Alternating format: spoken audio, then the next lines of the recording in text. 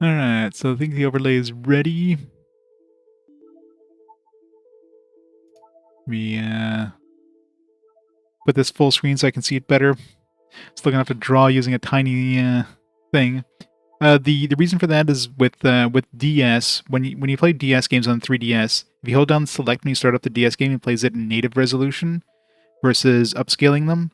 The problem with upscaling them is it's not native upscaling, so it looks really blurry. Like I'll show you an example.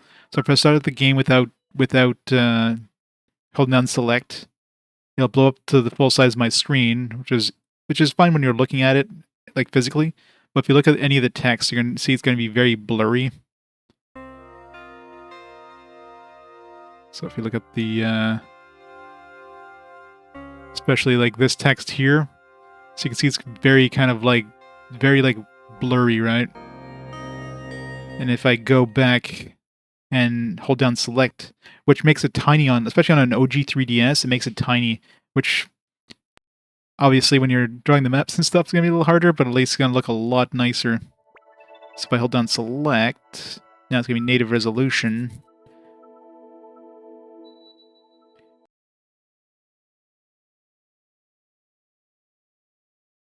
Yeah. And if you want to see what that looks like, so you can see the text a lot sharper now. So it makes a big difference. And really, if I go to the 3DS screen, you can see what I see when I go to... So you can see the big black bars around. That's what I'm seeing on the actual 3DS. So just big, like big black bars around each thing, but then this is native resolution, right? So when I crop it, of course, it looks nice and sharp. So I'm suffering so you guys can have a better viewing experience. All right. So I think we got everything ready. Do we have anything we can leave it at the title screen? It's still not 100% obviously, but it does seem like there's some sort of bilinear sharpening. Is that this point? Yeah, if I put bilinear, it blurs everything on the capture. We'll put point. Point's nice and sharp. Display type 2D DS upscaled. Oh, jeez. Oh, what did that do? Oh no. What did I do? Oh god, why is it? No. No, what did I do? Scaling. No, crap. I messed everything up.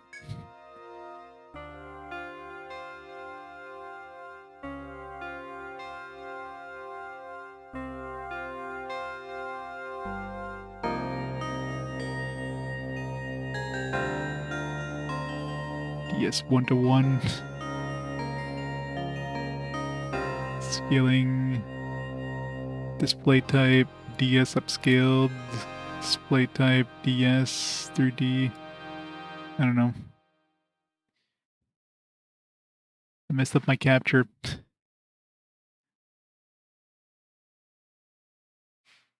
I don't know where it was.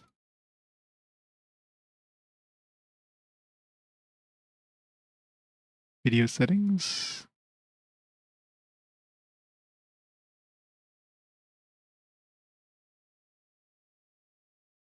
I don't know if I had like a I don't know if I had it set to like the perfect ratio or what, but I don't see an option to like force it to be a specific ratio, so let's see. I need a screen where I get like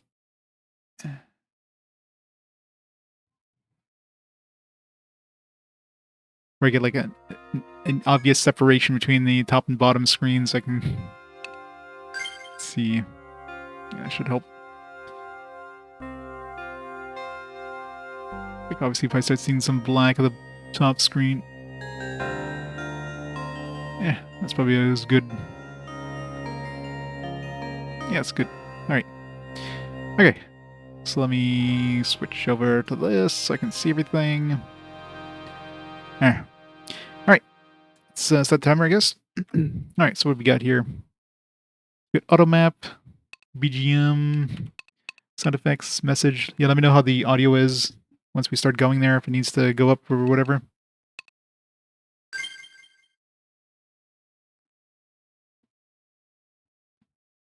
New game. One day, in the small isolated town of Etria, an underground forest was discovered. The Rada, governors of Etria, issued a proclamation throughout the continent. Any able-bodied adventurer was invited to investigate the forest and explore its depths. But no matter how many came to investigate the dungeon, none gained the renown they sought. As more adventurers tried and failed to conquer it, it became known by a new name, the Yggdrasil Labyrinth. You are the latest adventurer to journey the Etria in response to the Radha's proclamation. You have but one goal: explore the forest to win fame and fortune. Etria is at hand.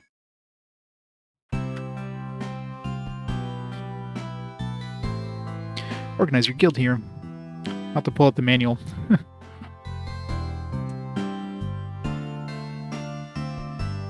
Which, of course, you know, you guys can view.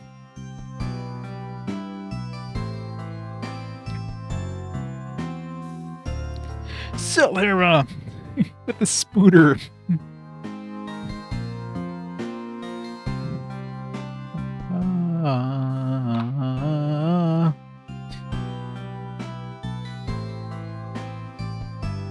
So Harry, thanks so much for the 28 months of Spooter Man. 20 months of awesome tier 3 support. Awesome. Thank you so much, Salhara. Welcome to Etrian.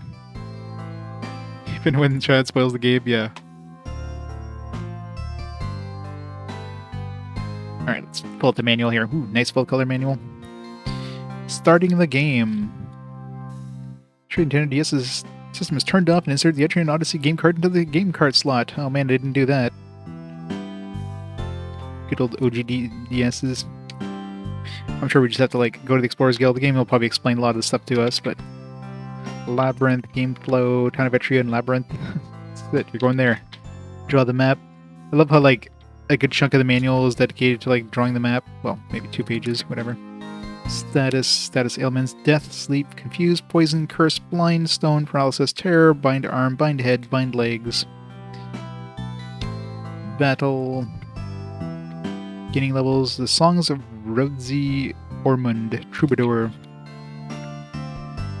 I love how like stuff like characters and story is told to you in song in the game. Hey, Salvation.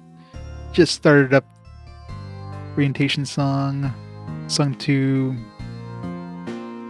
to novices. I don't know. Ballad of the Explorers. You got the Landsknecht, the Survivalist, the Protector, the Dark Hunter, Medics, Alchemists, Troubadours, Ronin, Hexer, a biography. So a bunch of different classes. We'll figure it out, I'm sure. Alright, let's get into it. To the Explorers Guild. Hail, noble travelers. Haven't seen you before. I think you came here to check out the Yggdrasil Labyrinth. And welcome, friend. Not many guilds lately admitting new adventurers. Those short-sighted losers care too much about the trifles to do only real investigation. You've got guts. You should make a guild entirely for newcomers. There are loads of guys just sitting on their thumbs who join any guild that take them. How about it? You want to go make a guild? Sure. What if they say no? Yeah, your mouth says no, but your eyes, they say yes. No. No. Damn it. Great, let's get started. Write what you want to call your guild in the ledger. Someday the world will know their name, so think carefully before choosing it. Choose a guild name, we'll call it RPG. God, this is so hard to do on a tiny keyboard. Enter. RPG quest, huh? Not a bad name. Now that you got a guild, you need adventurers to fill it. Of course, you can go into the labyrinth yourself. If you got the stones, then register your own name as a member. More adventurers means more options open to you, and less of a chance of dying down there. think about it for a while and make sure you register a variety of classes into your guild. Alright, so my main character is going to be like a tanky character. So, of course, it'll be me to start off with. Then Sunfall gets the second pick because, you know, Sunfall's been like pushing this one so hard. Then we'll go from there. Alright, what do we got? We got a Lange-necked Mr. Jake here calls Thursday dibs. Alright. Oh, where's the mouse? It's easier to see. Alright. Lange-necked, Master of Swords and Axe. Lange-necks can bear a wide range of weapons and armor in close combat. Balance warriors to the front line. Survivalist, fleet-footed in the ways of the forest. Their bow skills make them desired allies. So basically, Rangers. Protector. Alright, I'm gonna go for a Protector for my main dude. Holy Defender of the Weak. Protector's sword and shield are invaluable tools in the dungeon. Seems like the tankiest dudes. Dark Hunter. Pinpoint lashes. Their whips. Yeah, how do we get Ronin and stuff? I guess we can't unlock those till later. Skills wisely turn the tides of battle. Medic. Obviously we need a healer of some kind. Alchemist. Alchemist is the wizard. Troubadour. Support. Alright, Protector for me. I usually go for like a paladin kind of character. I guess we'll go with this guy.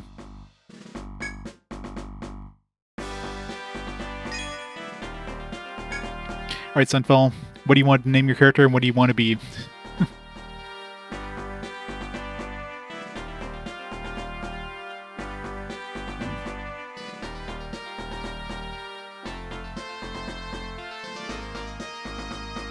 Redicus, yeah. Sunfall, Alchemist, alright. Yeah, this is tiny.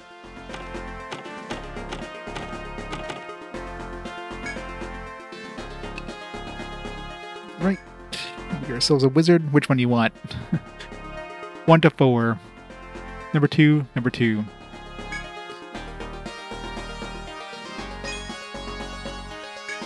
Right, Mr. J, you're next. I'll just call MRJ. Misty J. Mr. J.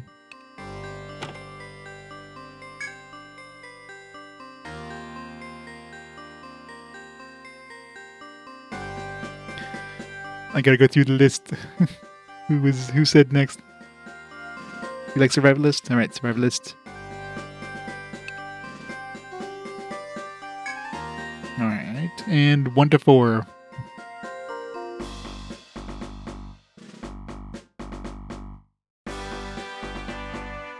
We need to save up the HD trilogy. Nice.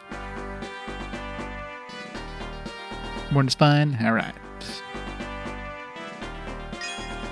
Alright, who's next? Let's see. Scroll up. Get over here. Breespit was next. Hey, Breespit.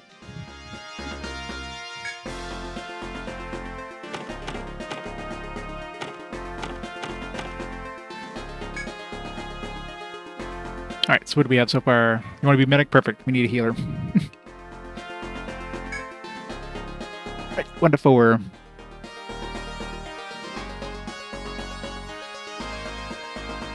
One. Perfect. Zero Dine was next. Oops.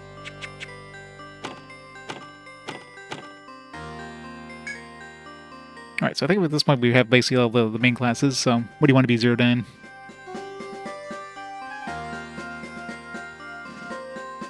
Dark Hunter? Sounds cool. Skills are best used in the front, alright. 1 to 4.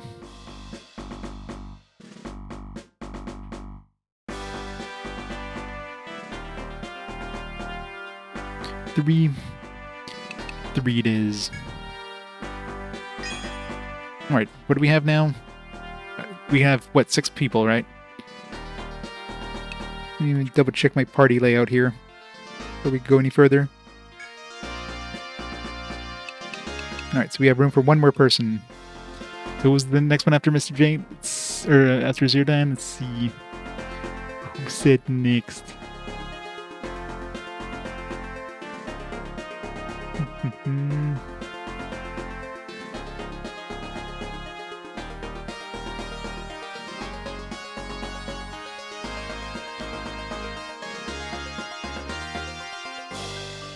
Yeah, Shiroguru looked like it was the next one who, like...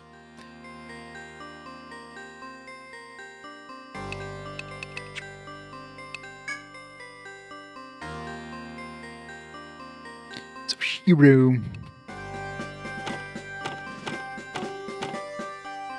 Alright, what don't we have yet? So we have a survivalist, we have protector, dark hunter, medic, alchemist. So it can be a troubadour or a Landerschnecht.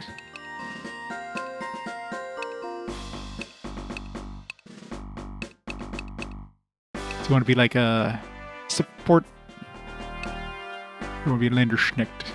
All right, let's make sure first of all. Okay, so this one can be in the back row. This one's gonna be front row. This one's gonna be front row. So we have 3 front row and we have 3 back rows. Yeah, that works perfectly.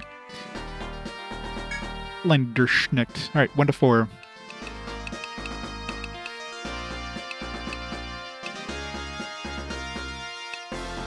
Three. Perfect. All right. Already get. Let's order this up. Zoop. Organized.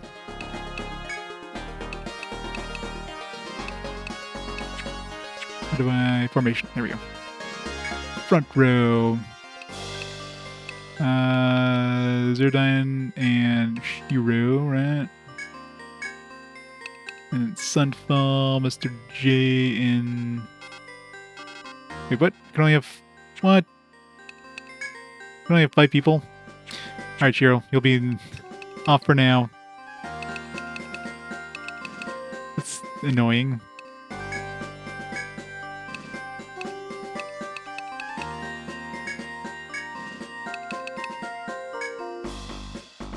Would land for the party. Simple and Brisbit are obviously going to stay in the back. Mr. J can probably go to the front. Guess we'll see how it goes. Mr. J was a...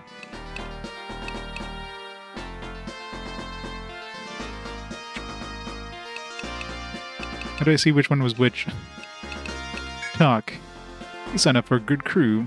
You didn't give it thought. You'll regret it later. Yeah, survivalist, yeah. Which I guess can go to back and front. So it's kind of like a ranger, right? So you can use bows in the back, or... I'll probably change Mr. J around depending on the situation. Yeah, the medic's in the back row, so that's not a problem. Yeah, we'll put Mr. J in the front for now. Oh.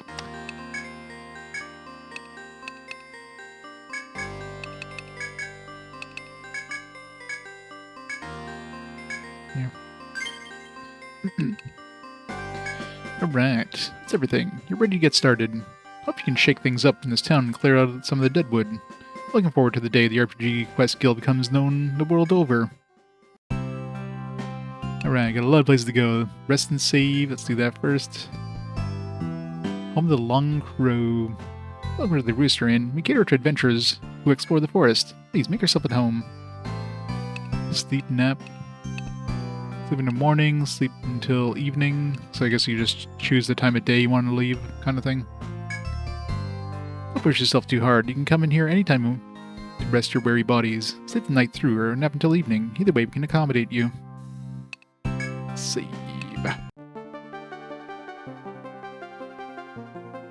Nice fast save.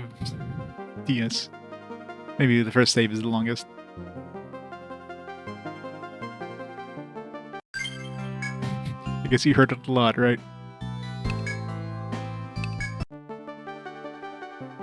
Oh yeah. Yeah, much faster. I guess once it creates the save thing. Step to Apothecary. Heal wounds. I guess when you die and stuff like that and you have status effects. Welcome to Etria. You stand in the town's apothecary where we heal the wounded and fallen. We also offer medicines to take with you. An ounce of prevention is worth a pound of cure. You're wounded in the forest and come back here and we'll do everything we can for you. You recognize that guy? No. Should I? Oh, from Trauma Center, yeah. I think I might have played Trauma Center, but like I barely remember anything of it. Back when I had my DS the first time there and had like a flash cart. I was like playing everything. A medic is vital when forming exploring parties. If you're going down to the labyrinth, I prescribe taking one along. You might be seeing a lot of them, yeah, probably. Excella Amrita Medica. Team TP. Restore 10 boost points, whatever the boost points are. According to their massive ego. Shileka's goods. Something for everyone. Hello, Shileka. Hello. Need items, weapons, equipment? I'm your girl. Are you the guild I hear about with only new folk? It feels like you are the best customers. I look forward to doing business with you.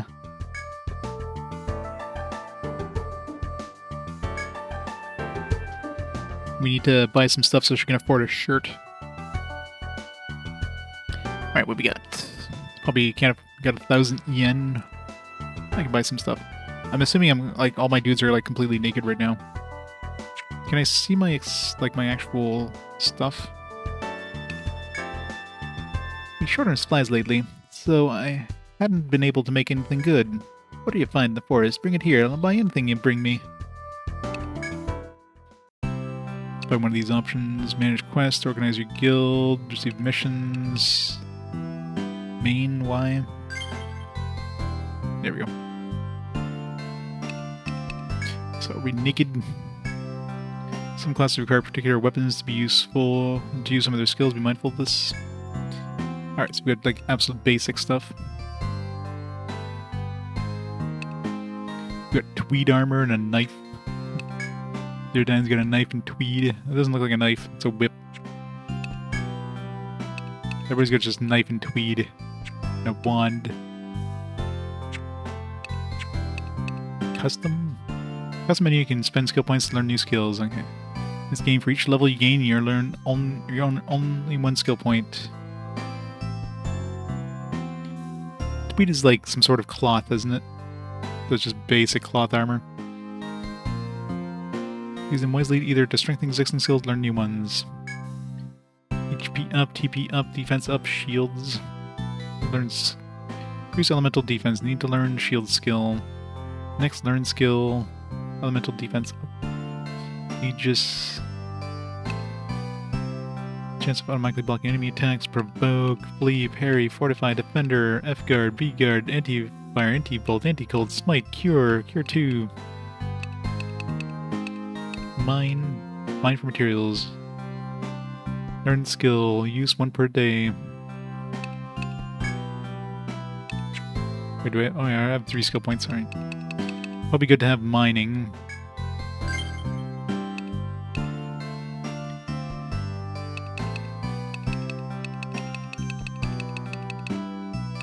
Probably want to have, like, fields.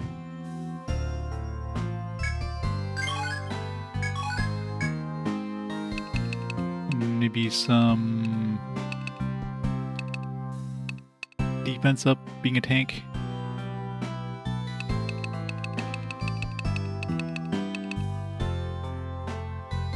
Shield skill that may take damage in the front line's place.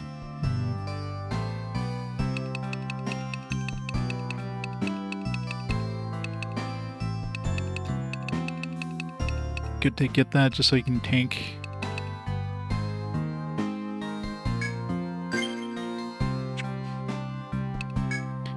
Down. Let's see, whip, shield, swords. Take gather points for materials, item points. Let's get all the stuff. Let's get at least 1 level of each of these things for gathering stuff, so. I'll wait till I get some items for. We already have mine, we already have take. Let's get shop. Already have that. Alright, fire, ice, volt, toxins. Guess we'll see what kind of spells we have access to first.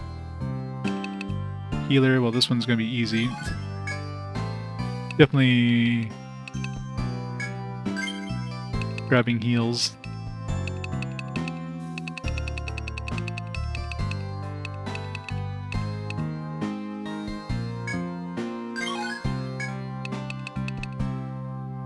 Small healing after battles, no TB cost.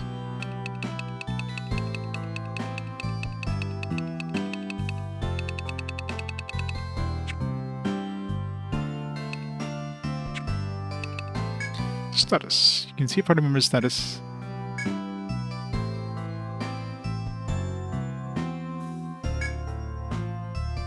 So many different skills. Do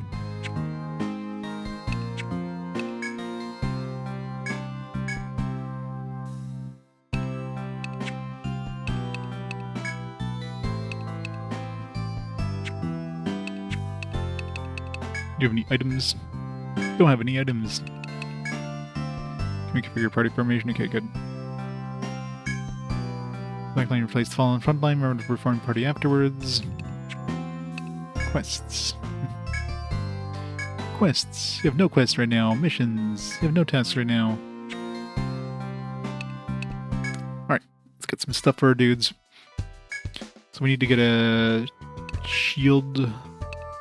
Let's get a targe.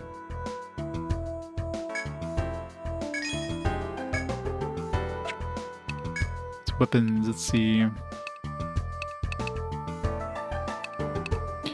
So we got D is the defender, right? So let's get that for the defender. Let's get a survivalist. Let's see. There'll be a wood bow and a light whip for the dark.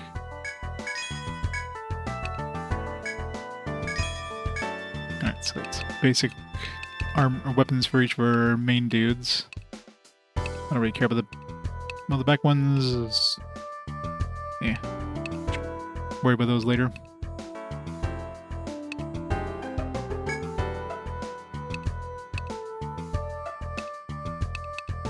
How many equipment things do I have here? Let's see.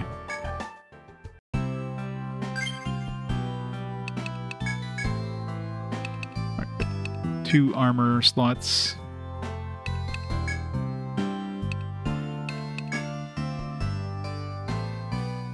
So you can't like tab between the different characters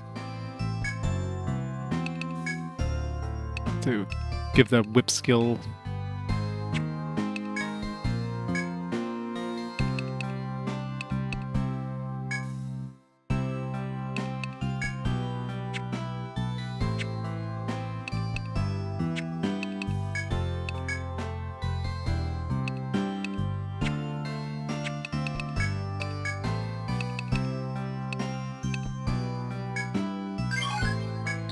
Viper.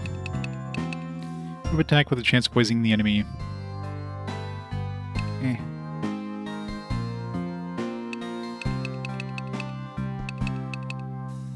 Let's increase the damage. Mr. J. Bows. True shot. Rifle piercing bow skill.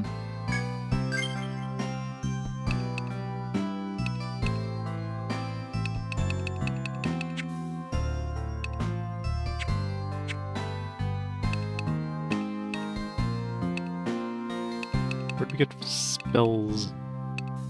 Or is it just automatic? I guess the spells are your skills. My big busty barbarian lady.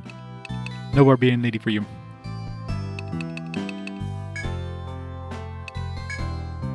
Oops.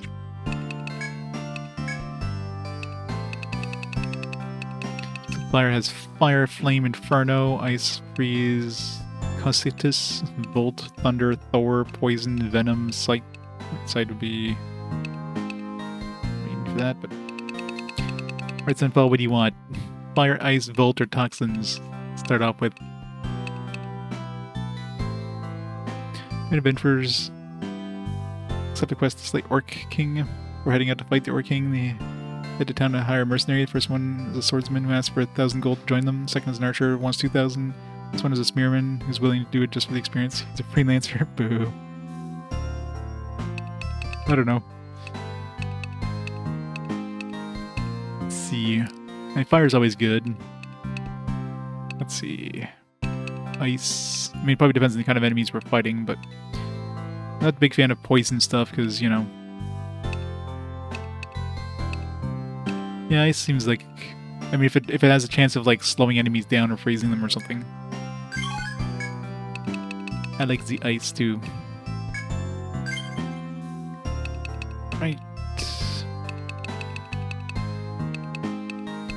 Give me some more TP, I guess. Probably good to have. Alright, so everybody's got their skill points skilled for now.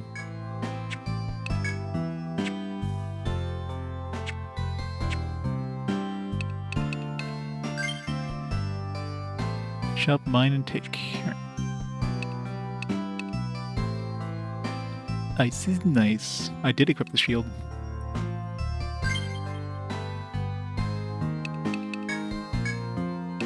Charge. Should get some more armor for the frontline crew, though. Might as well use up all my money for now. What do we have for accessories here? Hide built, 1 defense and 5 HP.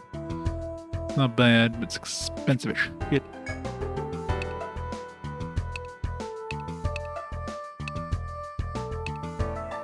And this leaf boot is probably the best bang for a buck. Some agility and defense for like 80.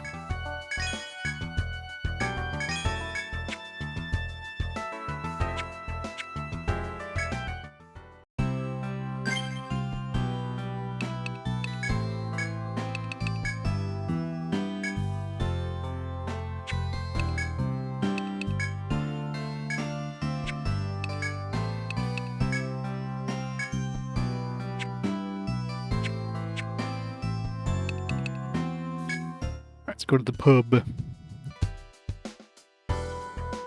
Welcome. I don't think I've seen your face around here before. You're new in town? If you're going to go down the labyrinth, you should visit Rada first. Every adventurer's got to go through Rada Hall before they're officially recognized. Sorry, hun, but my hands are tied. I can't give you any work until then. Once you're legit, come see me again, alright? I'll be looking forward to it.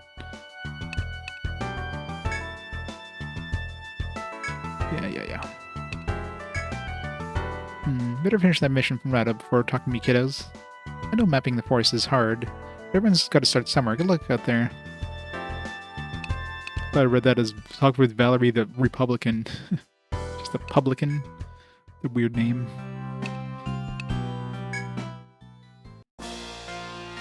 No soliciting. This is Rada Hall, home to the Etria's governing body. I assume newcomers that you're en route to investigate the forest. However, we don't recognize just anyone who manages to throw together a guild. If you wish to become licensed adventurers, first complete the mission we give you. New mission is available. Select accept missions from the menu to see the details. Adventurers Initiation. New adventurers must be tested by mapping the first floor. This font is weird. Meet the soldier on Bwinef. Basement 1F. The details. We gotta mop the first floor. Just come there with like a bucket of water and a mop. It's like, what are you doing, son? You're supposed to bring a map. Sorry, sir.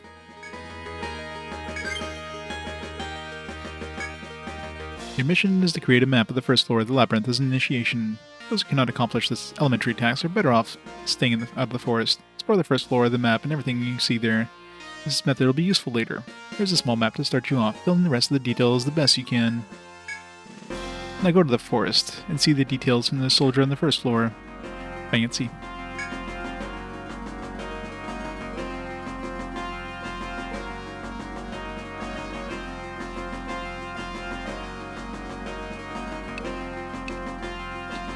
Monsters and items you discover.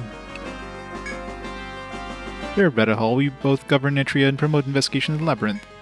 When the adventurers discover new beasts and objects, we are equipped to note their findings.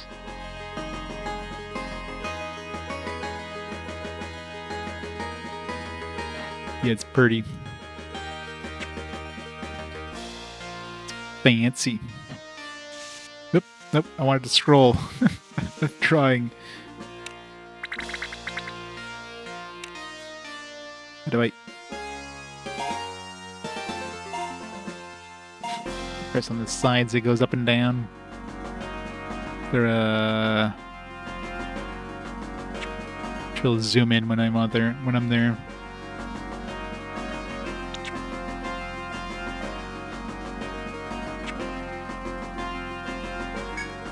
It would be a great help. Explorers of RPG Quest. If you could contribute as well.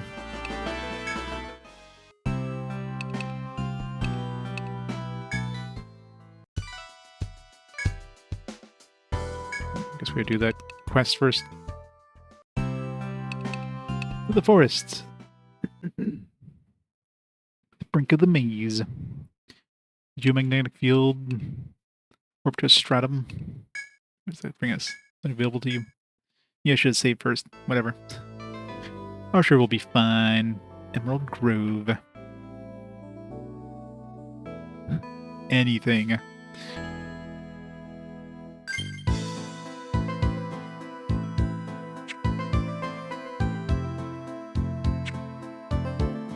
Go. Event, treasure, item, point, monster, door, pit, warp, stare up, stare down, memo. So fancy. Must check every square to make sure there's nothing there. The Yggdrasil Labyrinth. One task must be performed before challenging its depths. You have some skill adventuring. Some 3 skill points should be available to you. Spend them on the skills already done. Useful in the Labyrinth. Open the main menu with the UI button. Select custom to allocate skill points and think carefully before doing so. You may already be aware of this, in which case advice is happily unnecessary. Being so, then hesitate no longer to begin your adventure in this lush green forest. I'm guessing that's like an encounter thingy that appeared in the bottom right corner.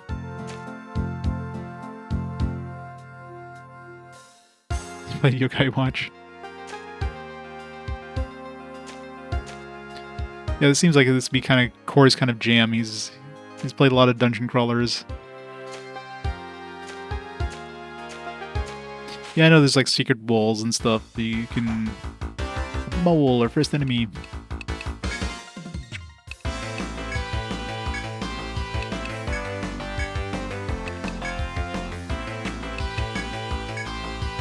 Is there like an attack all thing?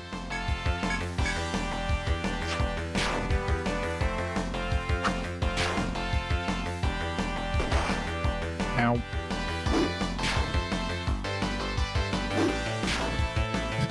Good job, Sunfall. 1 damage.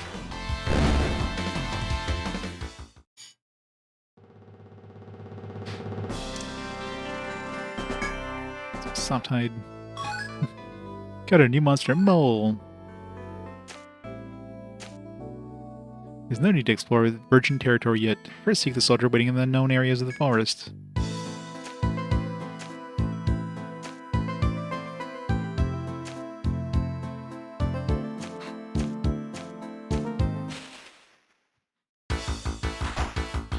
Tree rats.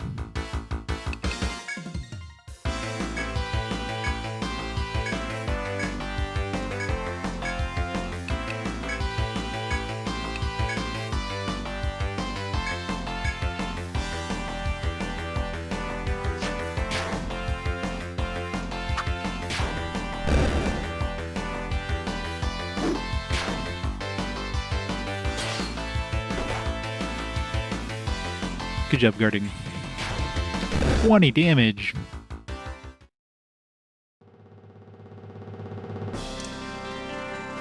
It was only worth 1 XP each. Or is that 2? I guess that was 2.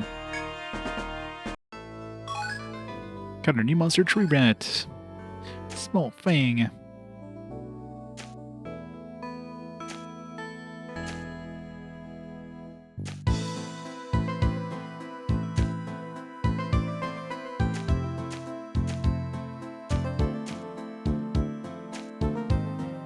No need to explore the virgin territory yet. Yeah. As you walk the narrow path, greenery all around, you see a soldier standing guard. You must be the new guys. Rada told me you'd be along. Welcome to the forest. A few questions for the soldier spring to mind, but you wonder if you shouldn't let him be. That's what he's doing here. The soldier answers your questions slowly. My orders are to make sure no one, you for example, gets in the forest without permission. If you want in, start the way everyone does. Take a map of the first of the floor we're on. So I'm sure they told you back at the Rada, everyone goes through the initiation. After that, the soldier points to the map in the forest. You hold in your hands. This game, you must draw your own map in the lower screen. Take care to recreate each square exactly. For sure I know how to draw maps, thank you. Oop. Looks like my food's here. Alright. This area inside the red border shows where you got a map. Finish that part and see me. So the labyrinth. Soldier looks around him once before answering. We call this the Yggdrasil Labyrinth. Pretty strange place.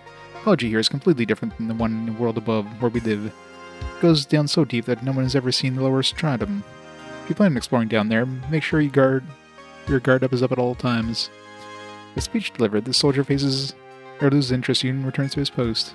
You hesitate, unsure whether to ask him another question, let him the matter drop. Instead, leave the soldier alone. Right. So what red area? He was mentioning a red area. Okay, that area. Alright. Alright, let me pause the time here for a second. I'm gonna grab my food real quick and I'll be back in just a second.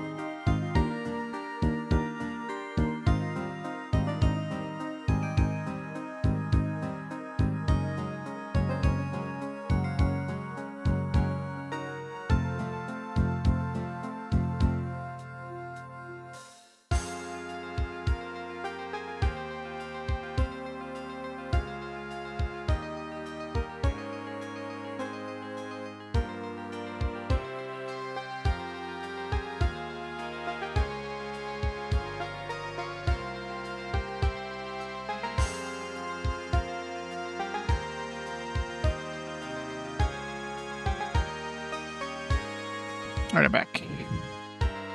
Alright. You had no idea that he couldn't get into fights before he talked to the soldier.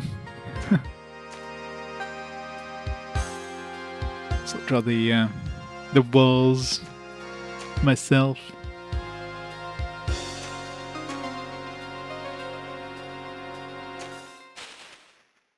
So we could do that while we're in battle too, right?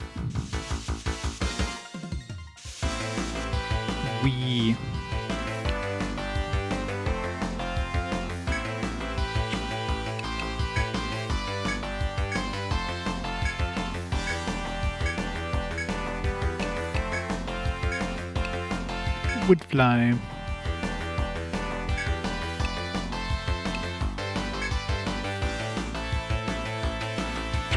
Does that slowly attack? I'll nom my food.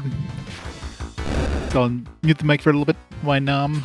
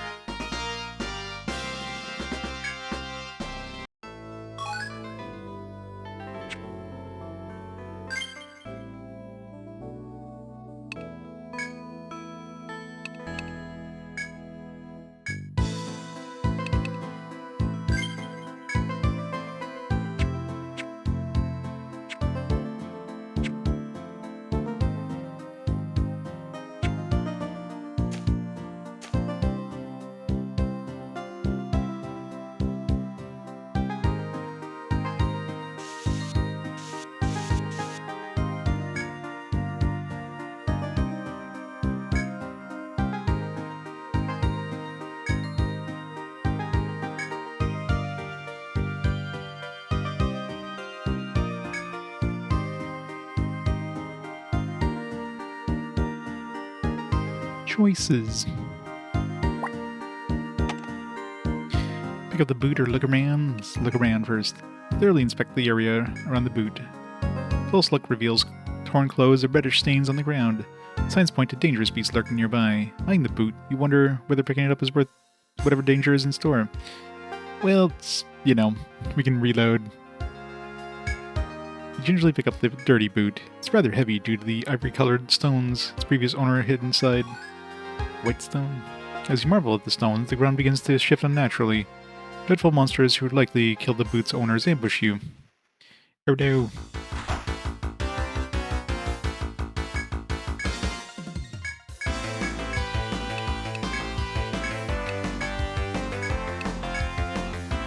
Back to nomming.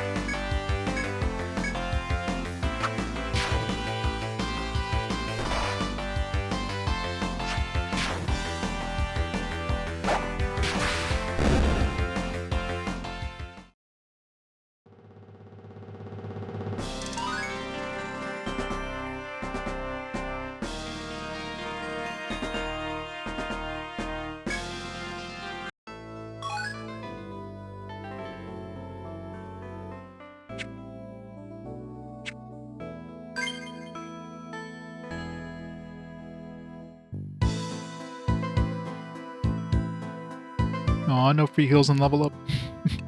If only.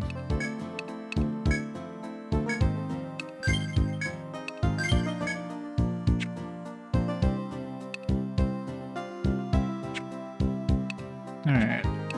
Let's see here where we're gonna put my points into.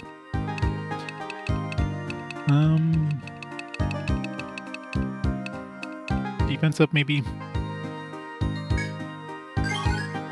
Provoke. Use defense and divert the enemy's attention to you. Yeah, I see that. Whip attack with a chance of poisoning the enemy.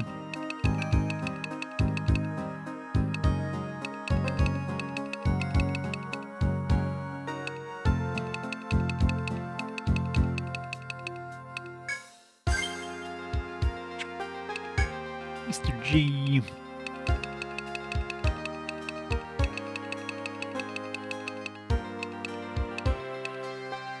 Master in battle. Let's give Mr. J. Well, Mr. J made it up in the back row, so.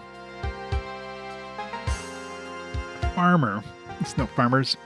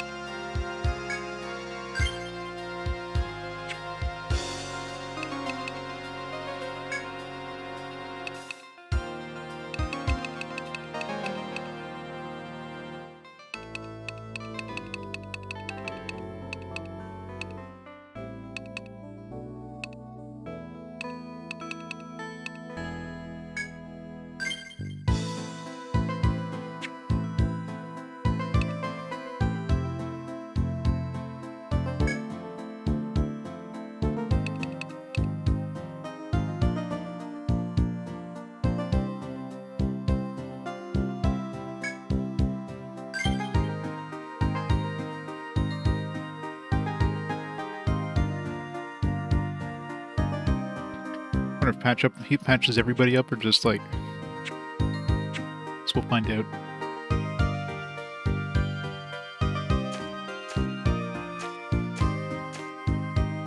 I can go back to town and like heal up my dudes before I go on. I wonder.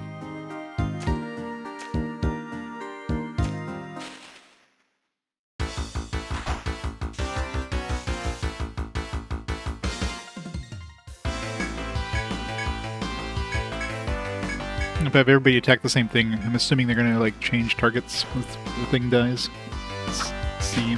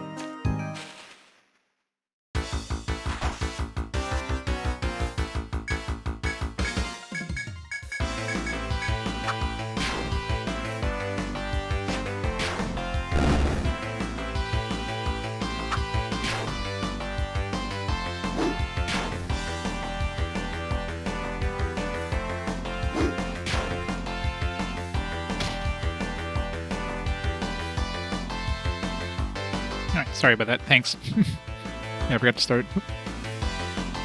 I was numbing. I see Sunfall's got some sort of paralysis thing going on, I guess. Some weird, like, electricity thing going.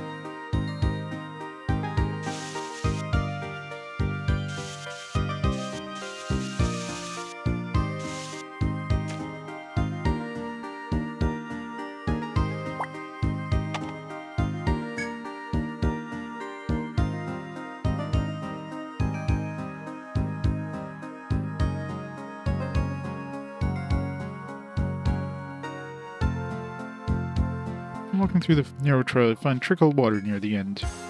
Clear, cool water seems extremely tempting after your arduous hike. You hesitate, unsure whether you dislike your thirst or to pass by the water. It's totally not poisoned or anything. Put your hand in the water. Reach out and put your hand in the spring water flowing from the rocks. The icy water cools your heated skin. Wonder whether you should try a sip or leave without taking action. Do it. Cupping your hands in the stream, you bring a sip of water to your lips. Clear cold water quenches your thirst.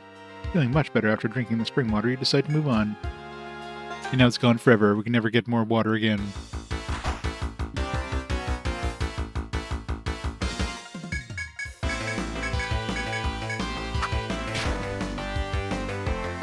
Didn't grip you?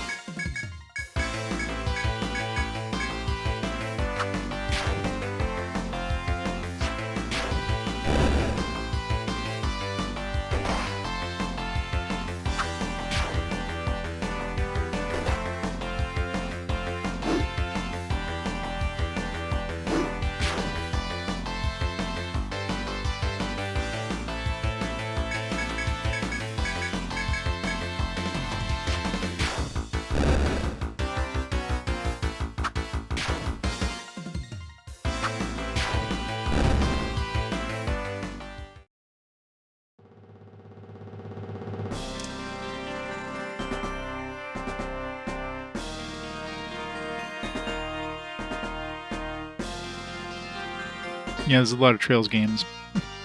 More if you consider the ones that are under the Trails name, like Legend of Heroes ones on the PSP. I mean, they're not Trails, but you know what I mean.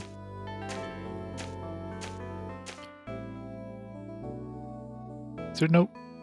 There's no strafing in this? A dungeon crawler doesn't have strafing.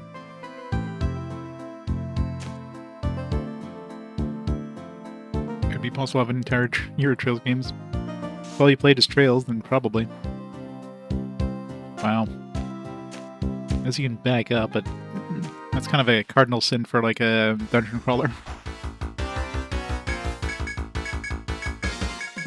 Yeah, Trails of the Sky games. Mr. J needs a heal.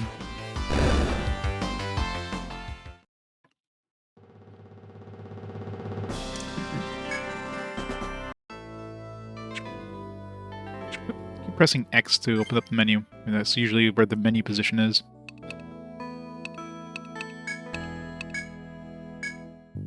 My last cure.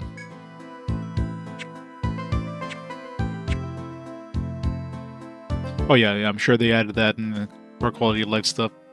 But of course I gotta play the OG first.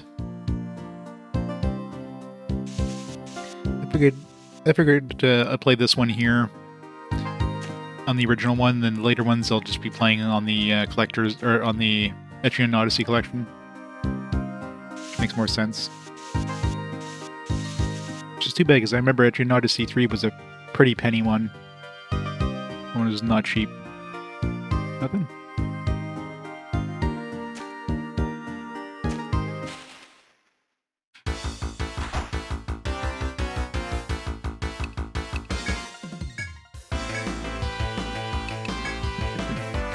Viper. Sure got ice. Yeah. It's been around forever.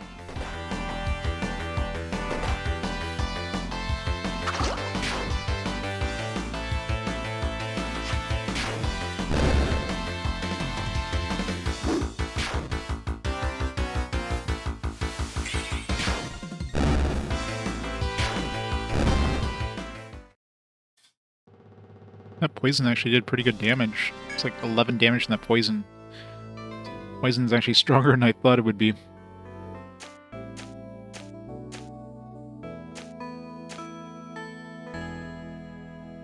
A weird crystal thingy.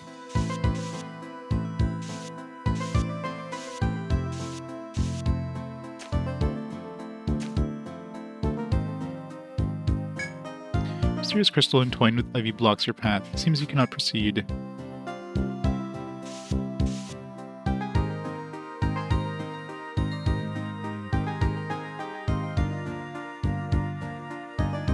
Let's put E, I guess. I'm trying to like which of these fits this?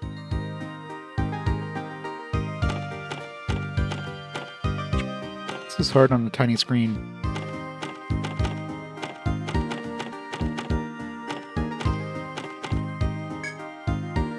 The cancel button is where the enter button you expect it to be, so that's why it canceled the first time. It's like, really?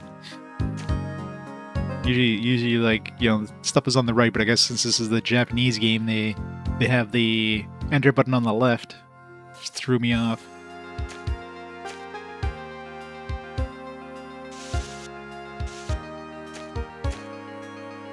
Am I still in the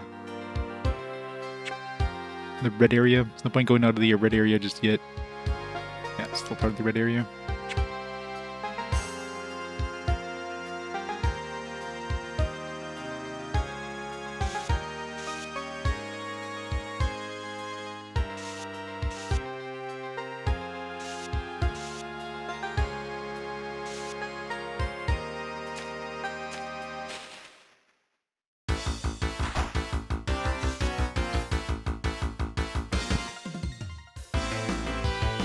Yeah, it auto-generates the floors, just not the walls. Crab. Clawbug.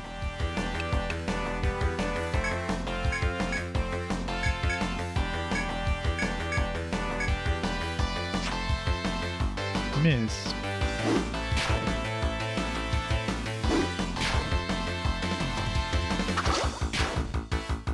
I'm sure that's something they probably added in later ones too, but... Ow! Well, how much is it going to cost me to revive?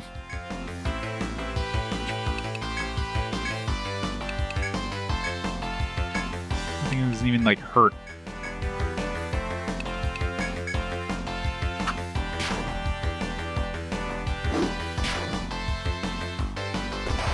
God damn it. This was a mistake.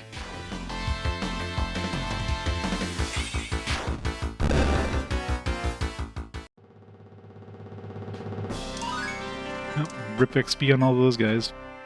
Alright, let's see how much it's going to cost me to to revive. Let's go back to town.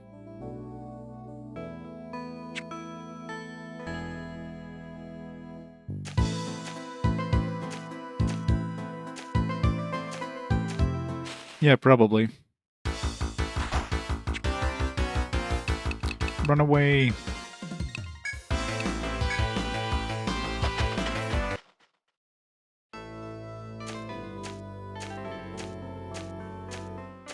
Assuming I can even leave this place. Maybe he's gonna force me to stay until I finish mapping this stuff.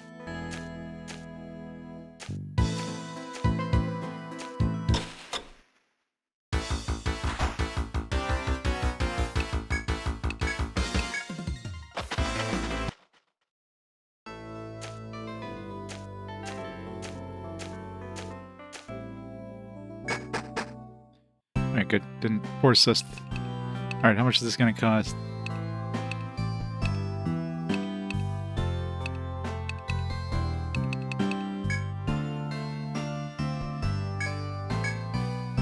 Alright, not bad. It's based on your level, I guess. It's probably like 10N per level. You can abandon your dead party members, yeah.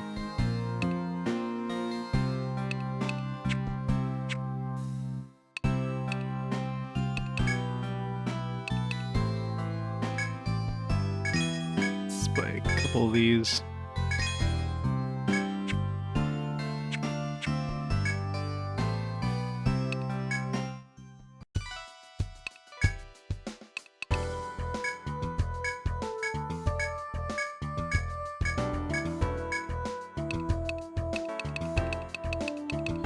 Keep these in case I need it for, like, quests or something.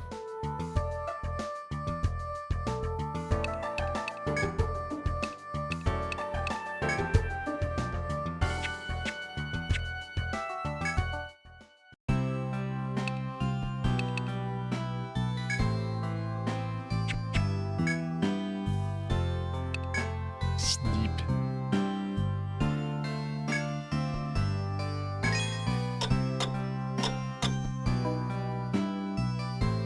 5 a.m.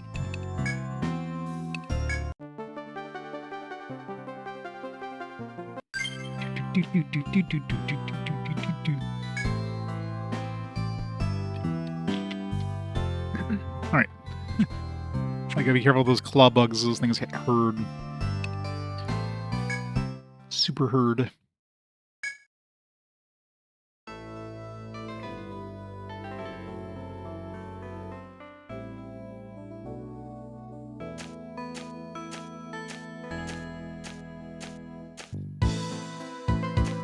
Kind of annoying that the map just shifts in, like, sections.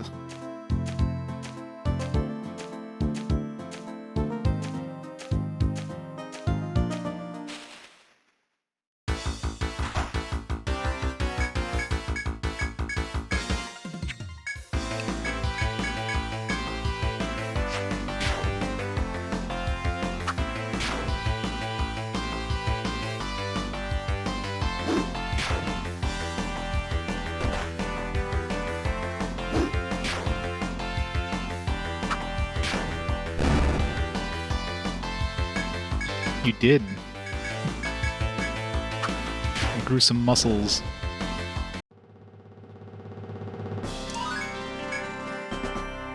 Yeah, that's right, we leveled up, so we need to spend our points.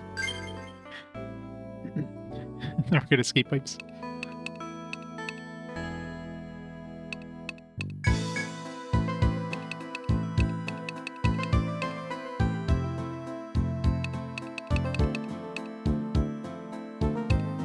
Alright, so this isn't like a guarantee. I thought it was like a guarantee, but it is not.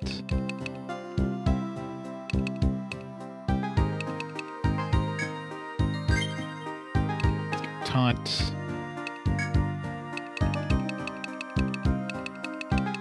Let's increase my whips. Gag. What I would think of when I think of a whip skill. Finding the enemy's head. Cups ecstasy. A skill that does incredible damage to totally bound enemies. Wait, so that mean I have to use gag, and then shackles, and then cuffs, and then use ecstasy on them? And then just like climax. Gotta use it in this order specifically. Geez, you're dying there. What a choice for a character.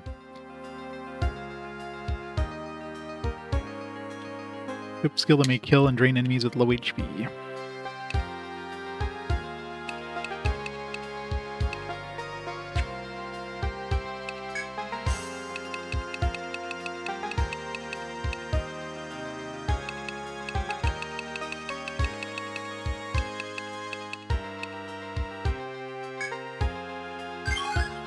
Sable.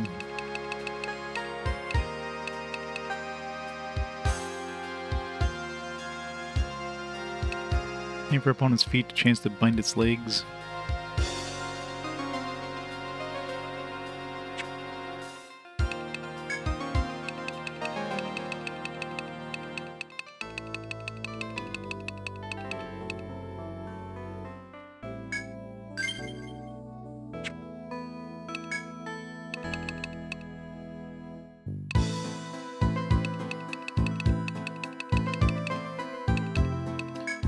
TP up on my medic.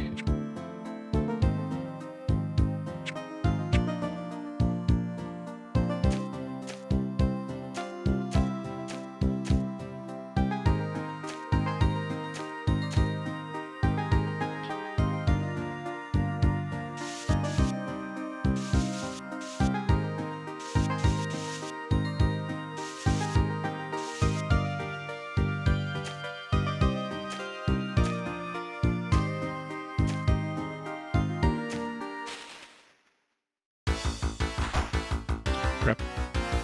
Claw bug.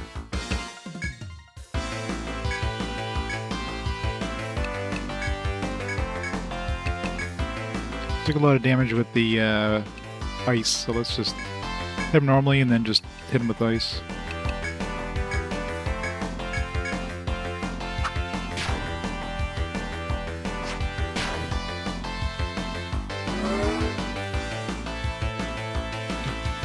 Good dodge, land.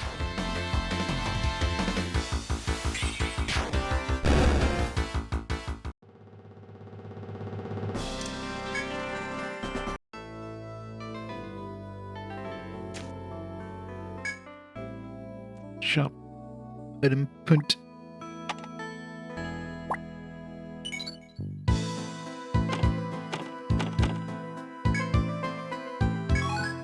Fun mugwort.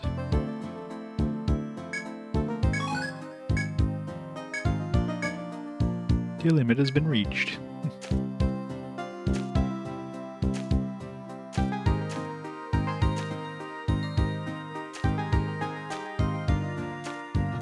It's like, yeah, all the enemies here are weak to ice.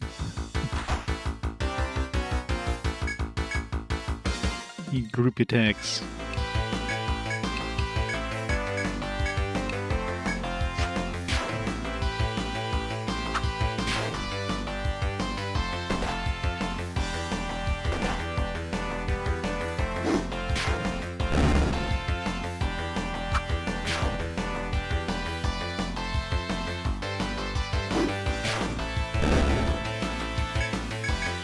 Of course, we kill the enemies after they get to an attack in every time.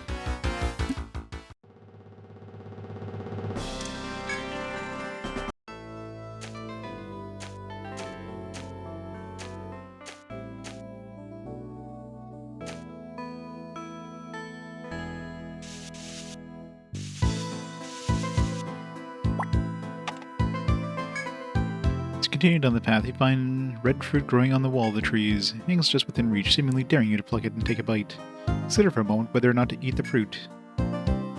I mean, obviously we'll be eating the fruit. Fruit's sweet juices slid down Lan's throat. Then recovered 10 HP. Sweet.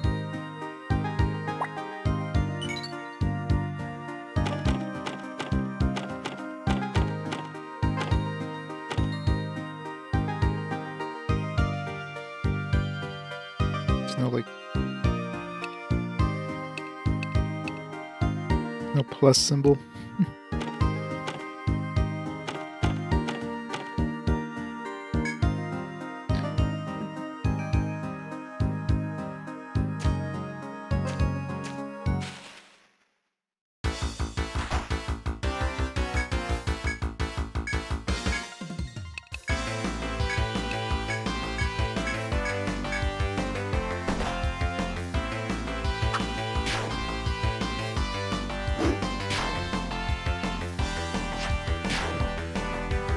Not enough damage, Mr. J.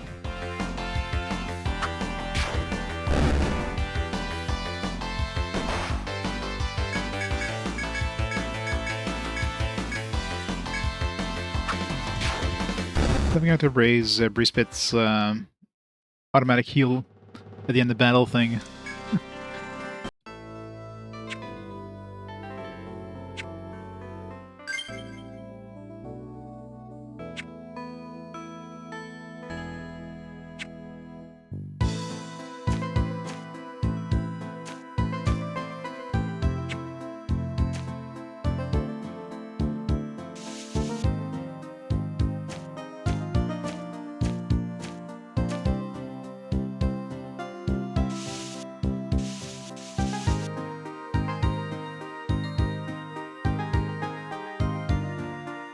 Yeah.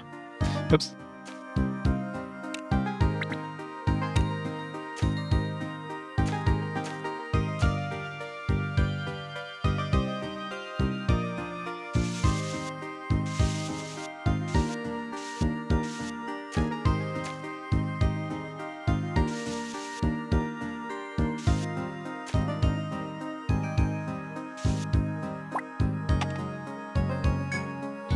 Step into a dead end of the forest edge, covered with brush and brambles. An old rucksack, seemingly abandoned by a past explorer, is laying at your feet. Totally not a trap. You're inside the rucksack and find a number of coins inside. 100 N.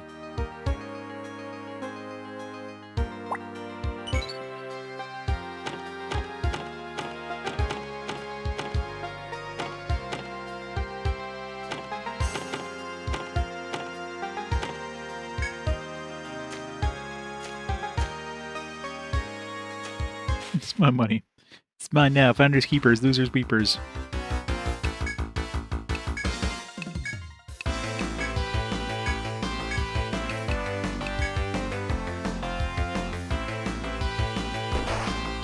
Ow.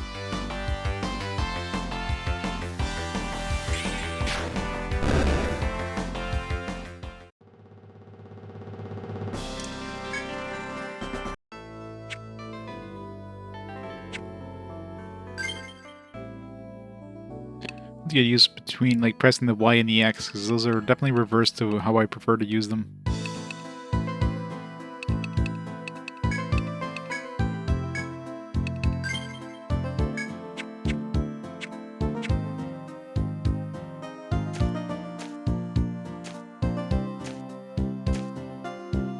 As you walk, you reach a clearing filled with blooming flowers.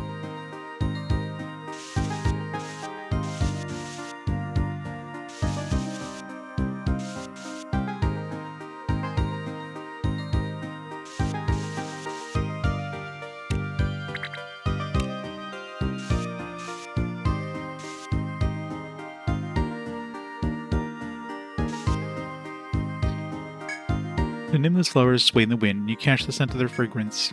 Contemplate whether to rest and enjoy the sweet smell or leave immediately. Sleep. Decide to relax in the fragrant clearing. However, you aren't the only creature in the forest lured by the sweet floral scent. Or you can react. A pack of woodflies swarm around you. Woodflies? Nay, these are extremely poisonous breed known as venom flies. Knowing that escape is futile, you brandish your weapons and prepare for battle. It sounds dangerous.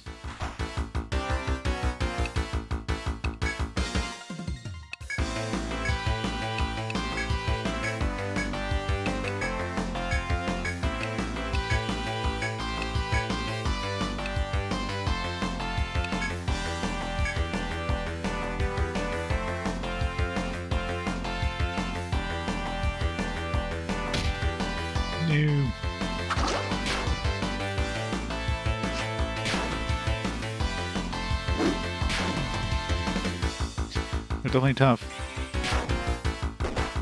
Ow, that poison damage in this game. What the actual shit?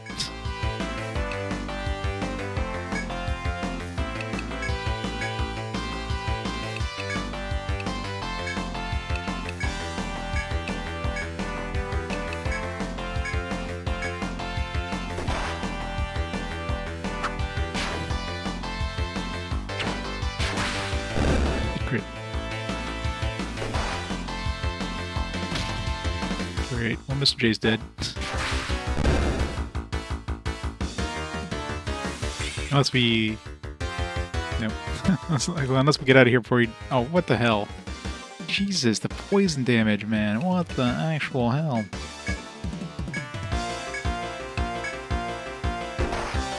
Freaking hell.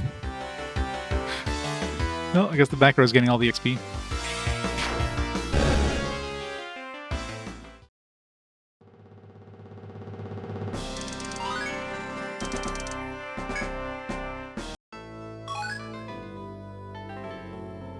Yep, that was fun.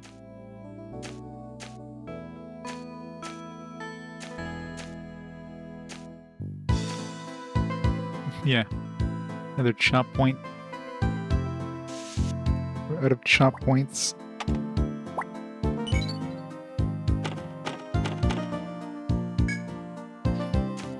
Yeah, let's get out of here alive. Run away.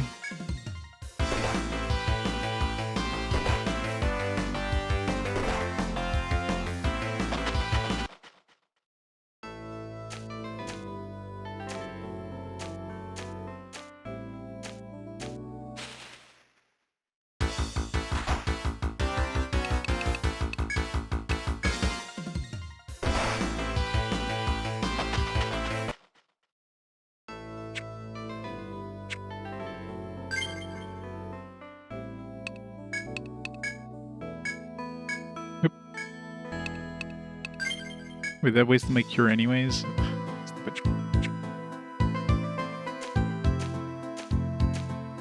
Try to cure a dead person, it's like, oh, you know, it did nothing on him, but you still cast it anyways and wasted your turn. Good job.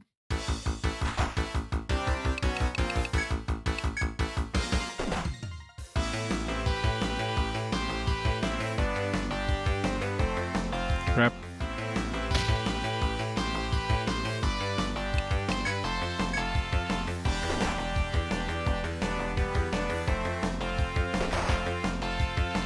This is going well. Shit.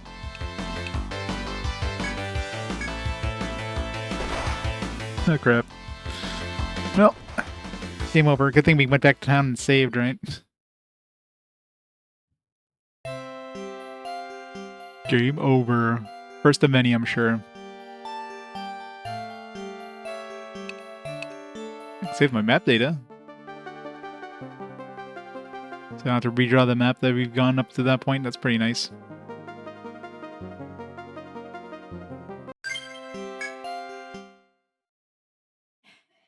I'm way too familiar with that music.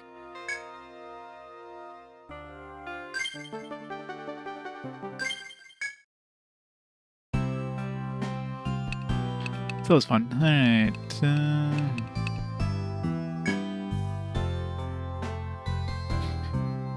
Not in this thing. I'm sure it's going to be going up triple digits by the end of this. Now the map is done, right? So even though like I died, I still have the map. I should go get that money at least.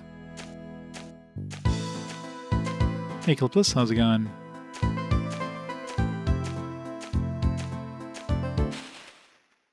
It did not. It's a pretty short game.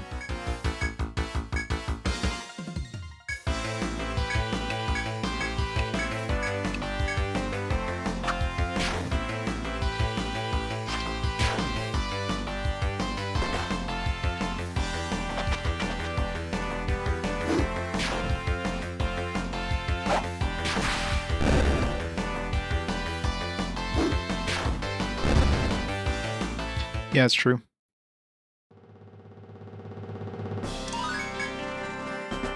Oh yeah, and we need to respend the points.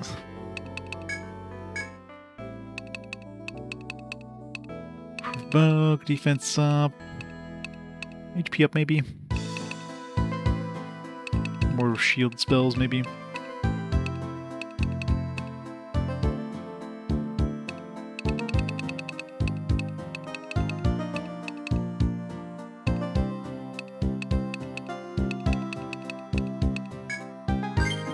Some HP.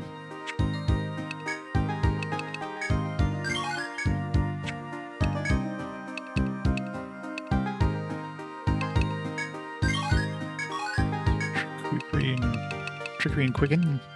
Lower the enemy's accuracy with the face of footwork. Motivates the entire party to sprint, increasing their speed.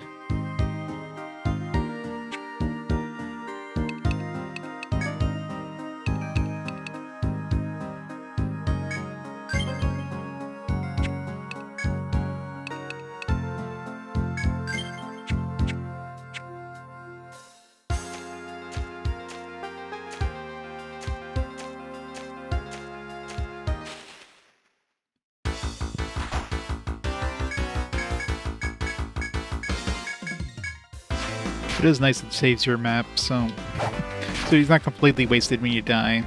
At least, I mean, you still have to go back and get the you know, the special points you got, but you don't have to like I kind of want to kill those venom things, but I kind of don't want to have to fight those again. Because freaking hell, those things hurt.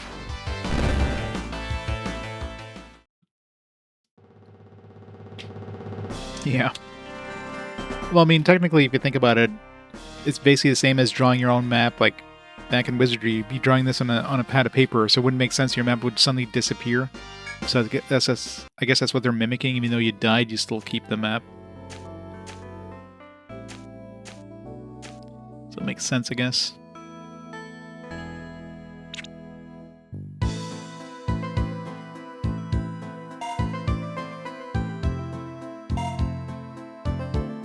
What's that spot?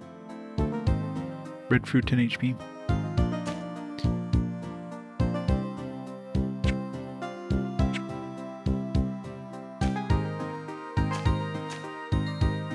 I don't know if this would be particularly aimed towards teens, though. This would be pretty hard for teens.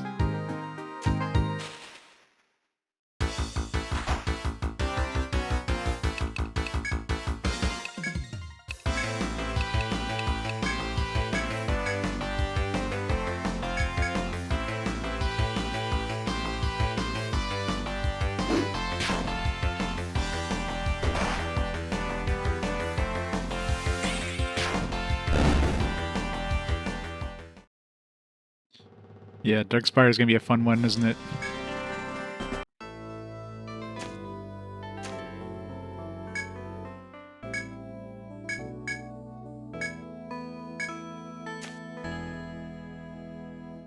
No, I was going to say, like, there's something that appeared on the screen there, but yeah.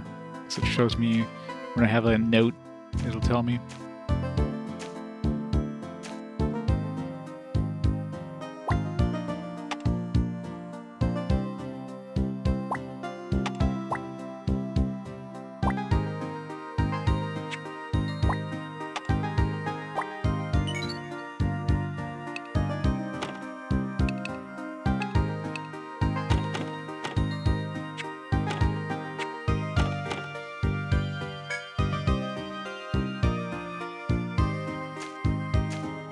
There, dead.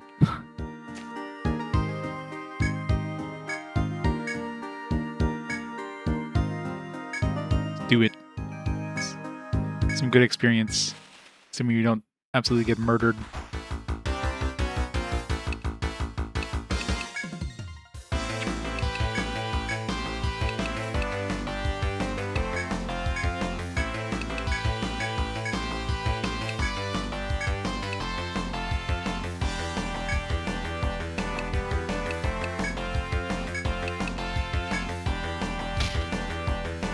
There goes our healer.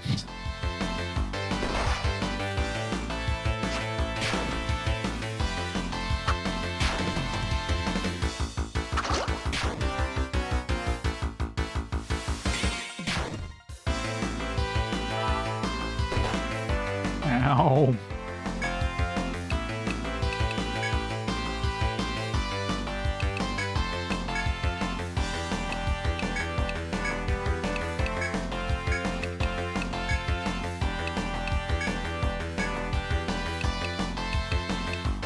I keep my healer alive.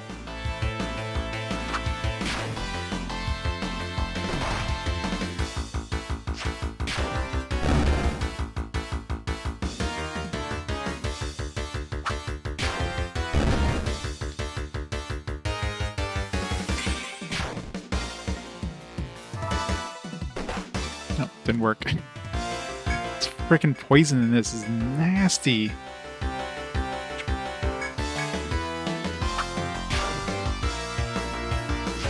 At least more people survive this time.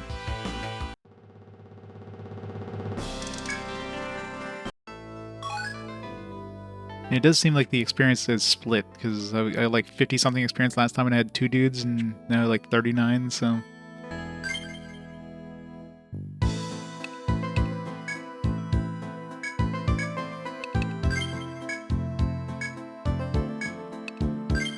Yeah. The land's dead, though. Does it really matter at that point?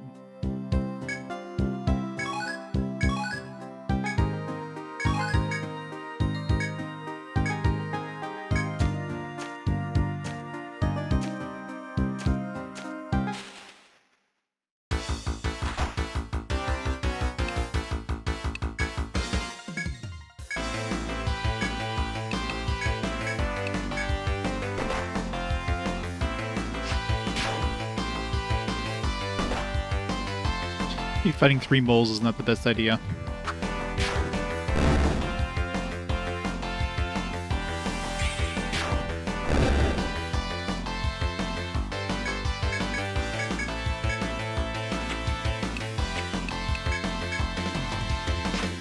I do notice it has cursor memory, so I have to be careful when I just mash the buttons.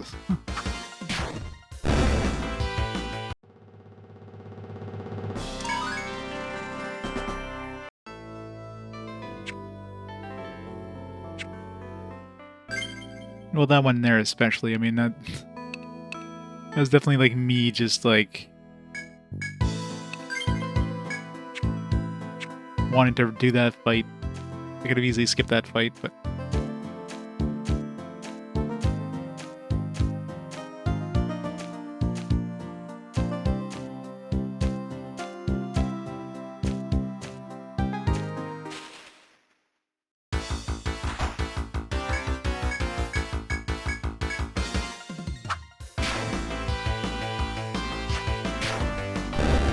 Yeah, it's true.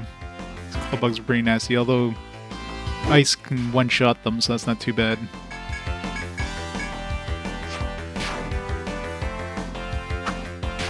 Or Lan Respit will be still behind, especially Lan.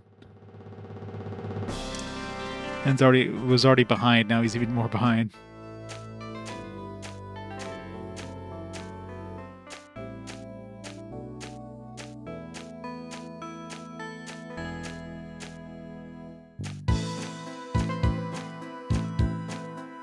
Got it here for another encounter. Just made it. Yeah.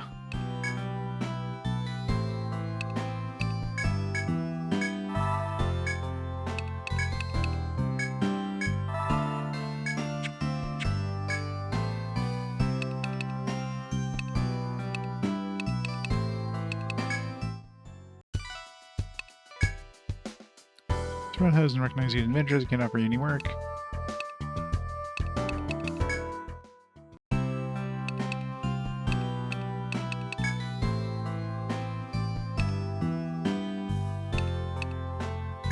Evening.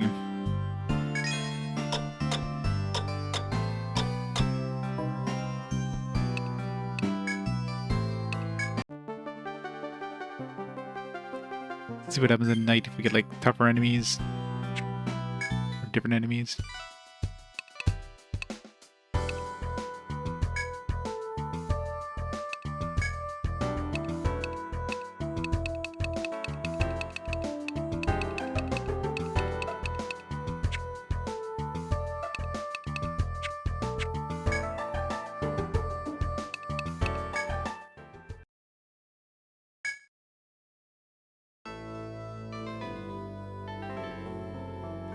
It's gonna be nighttime now.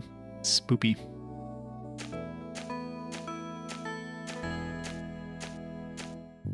Yeah, it's nice. As you stride through the forest, you meet the soldier still guarding his post. Once he notices your presence, he hails you cheerfully. Got your map all in order, have you? In that case, you've got my permission to proceed. The soldier stands on one side and waves you through, as if passing the torch to you. Not a report your success to Radha, but the thought of going deeper is also tempting. How about going to get quests first? It's more important.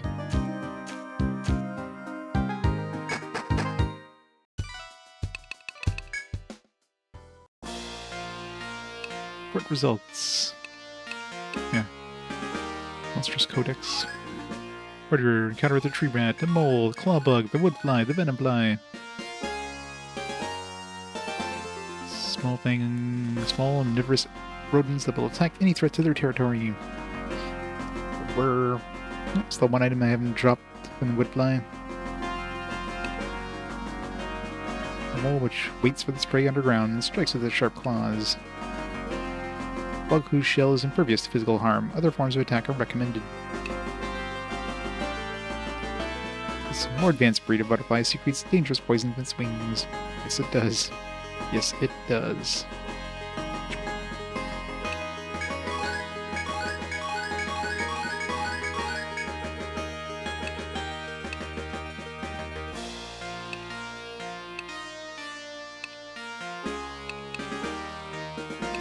What's the item? Adventure's initiation. Complete! You receive word from our soldier that you completed your map. Well done. We acknowledge and recognize your status as true explorers from this point on. You belong to the RPG Quest Guild, correct? Let me give you the standard reward. Give this to Shaleka's goods, and she'll sell you the necessary items for your adventures. Stuck up there and work hard to explore the labyrinth from here on out. 500 bucks. Nice. No new tasks. So you report on a few of the things you found inside the forest. As they say, even oaks grow from small acorns, so everything must begin somewhere. With high hopes that you'll one day solve all the forest mysteries.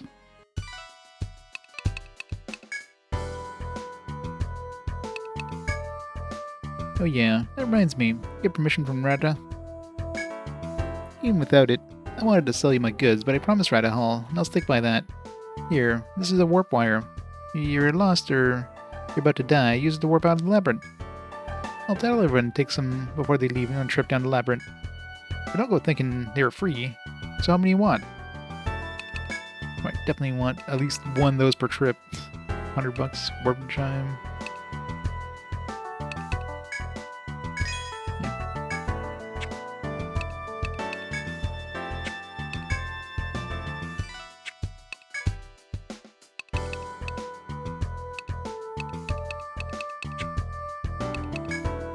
Some hide build, or one hide build, I guess.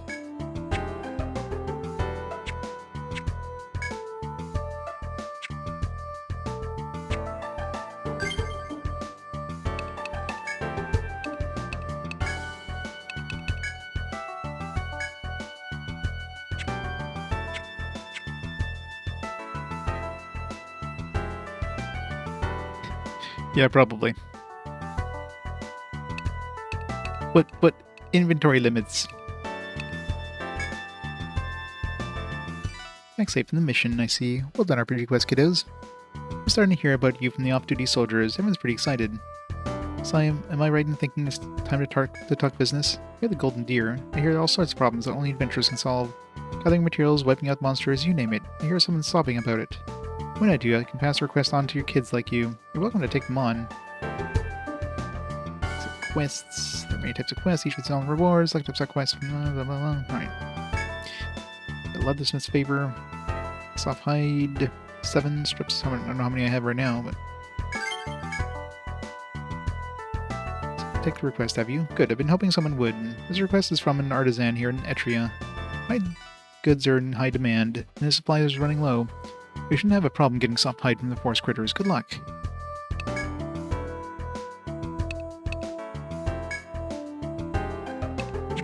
So I don't have enough yet.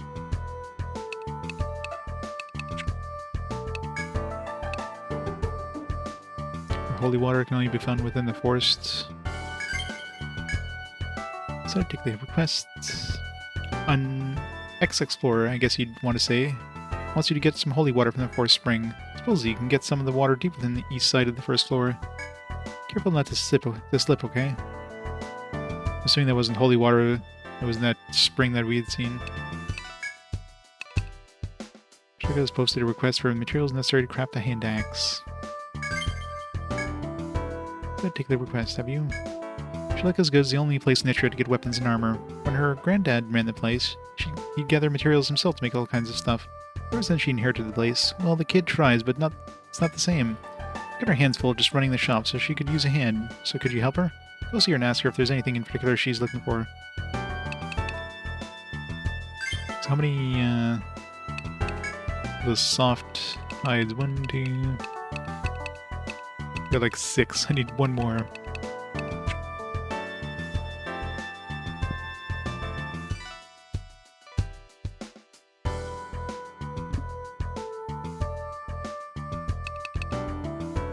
Buy 5 and forget, yeah. Pretty much.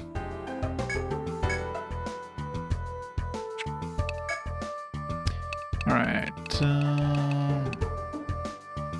Gag. Let's get gag.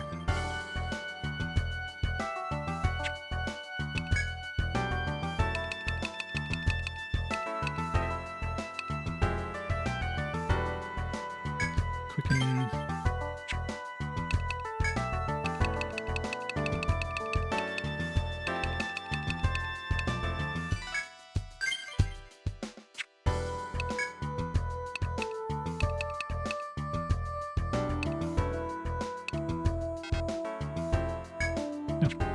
So we need to level up.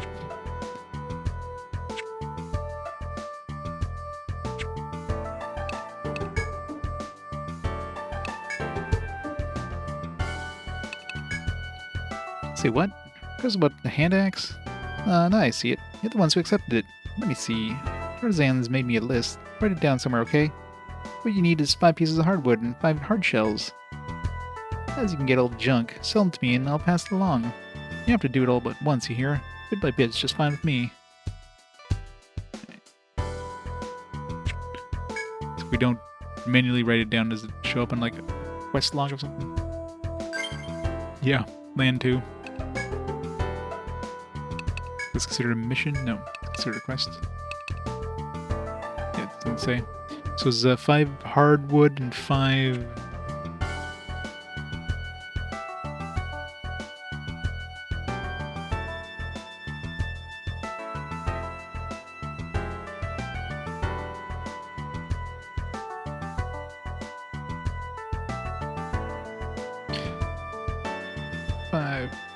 hardwood, 5 hard shells for hand axe.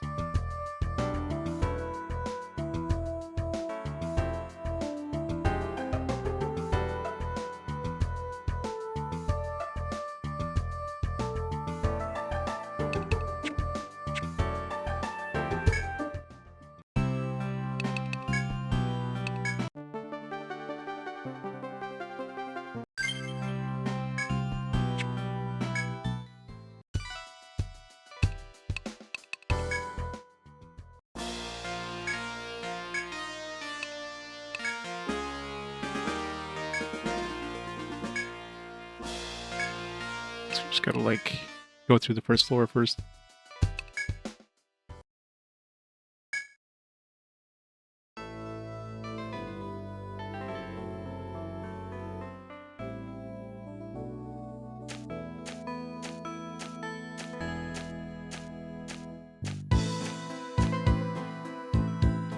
Where are you guys off to, huh? Looking for holy water? Never heard of it. Well, I know there's a place southeast of here at the flowing spring. Is that it?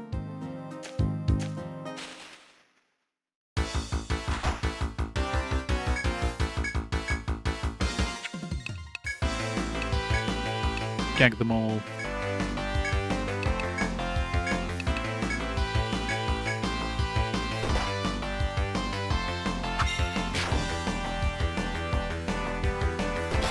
Don't know what sealing his head does, but Maybe it prevents him from casting spells if they're casting spells.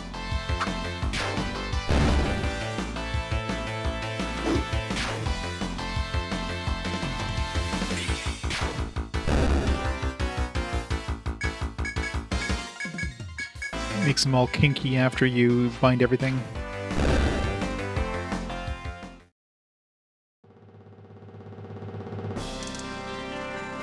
All that experience, all of it.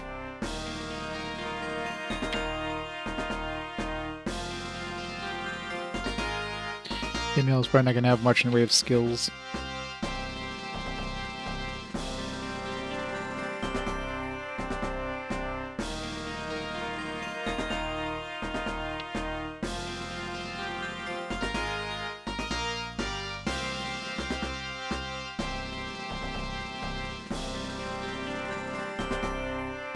Fighting skills can display the tide of any clash. Your blades carry affliction with every slash. Nope.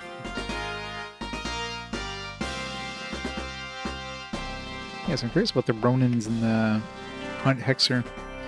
From foreign lands, the mysterious Ronin hail. Their skill with swords came also from Unknown Vale.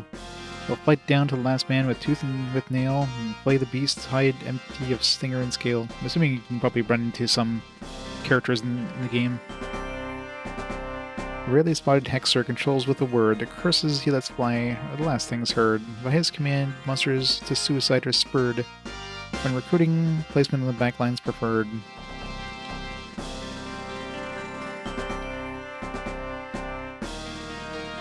So, I don't know. Level skilling, yeah, that's the worst thing ever. You get some like really weak ass like caterpillars at the beginning of the game, and at the end of the game, the weak ass caterpillars are like taking down heroes that can like take down gods. It's like, how's this a thing? Yeah. There you go. Obtain the requested subtides. You got a beast bone? I don't think I want to know. One of these crystal things.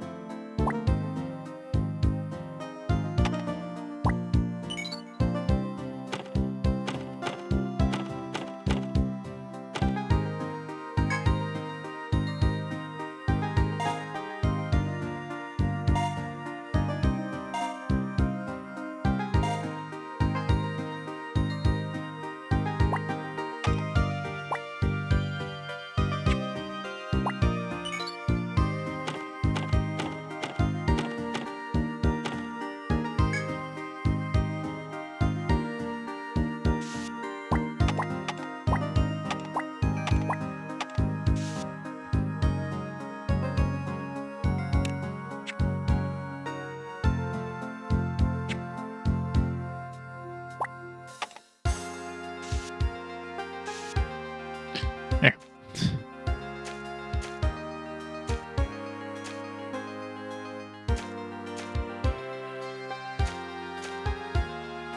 Okay, that just goes that way, so let's go back this way.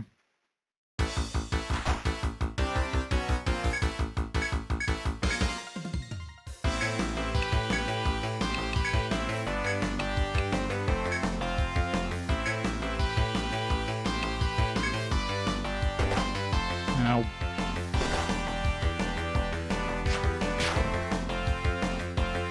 Can you give a 0 dyne the boot that gives me an extra, like, help?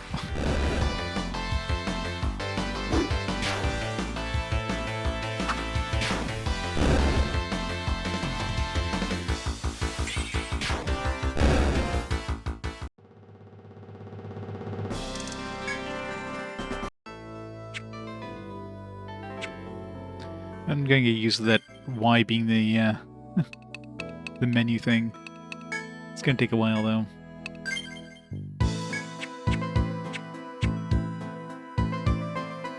There's a little bit of damage to the ice, dude. Just a bit of damage.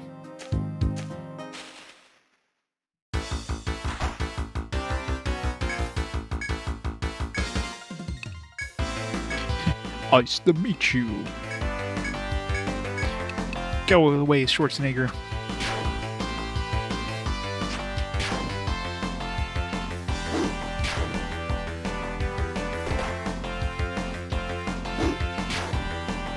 Good job, 1 damage. Okay, could somebody kill something? Jeez. Guess not.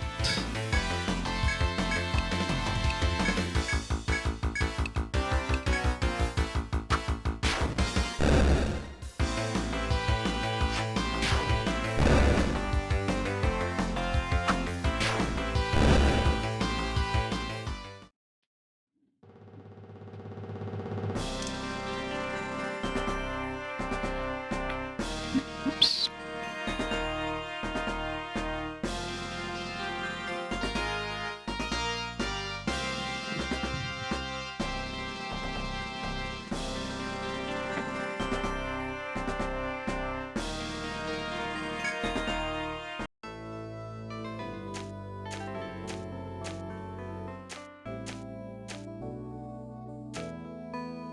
Dead end.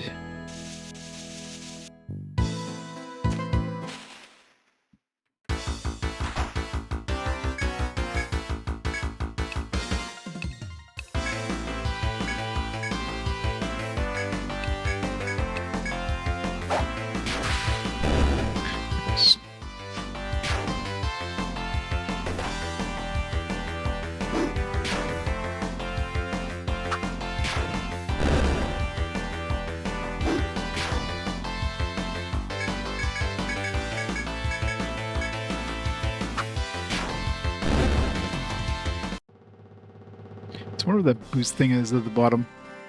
Let's see what the manual says about that.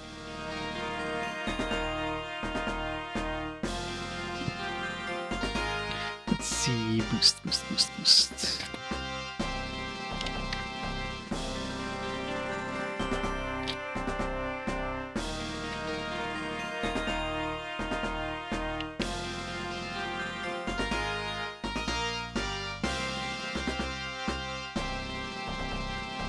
Boost points, well that doesn't tell me anything. Boost gauge, when it reaches max you can use boost command. The gauge increases whenever character attacks or is attacked. Boost. When the boost gauge is full you can use the boost command. Using this increases the damage dealt in your next turn. If using it the boost gauge resets to 0. The boost would have been good to have for those venom moth things. In hindsight. Which I'm assuming it resets when you die.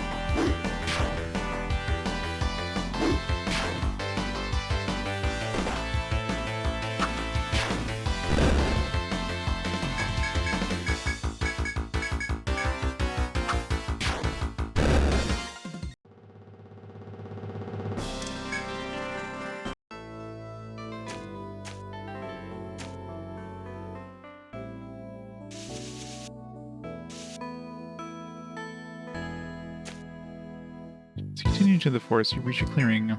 Storage boxes are lined up before you. Also, they were left by fellow explorers of the labyrinth. Then they too may be part of the treasure rumored to litter the labyrinth. Boxes sit ready to be opened, offering no clues to their nature. Mysterious boxes.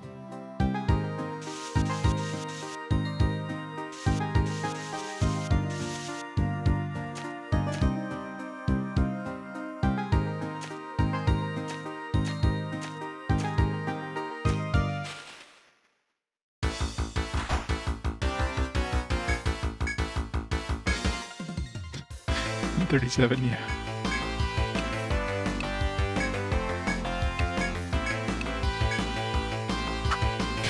Totally not sus. Here's Bornak.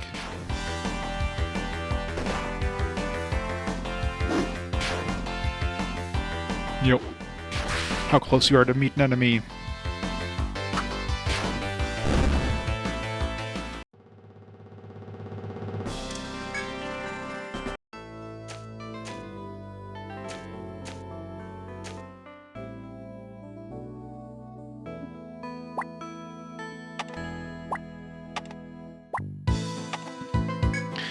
Large box stands before you. Obtain Medica 2.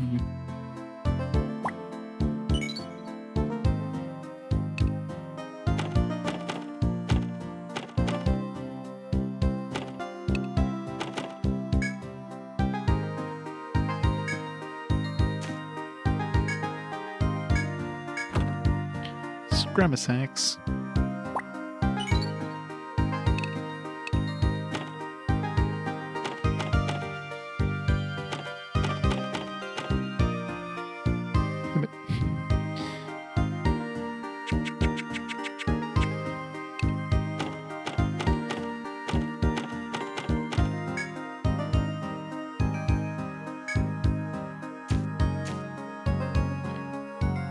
Issue version of proper chest icons for that, you automatically switch between closed and open. That's pretty useful. 200 EN.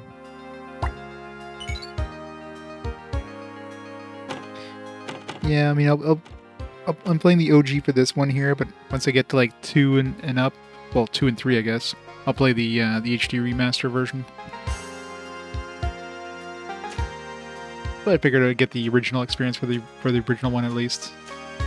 After that, it's like, all right, I got the original experience. Let's get some quality of life things added in.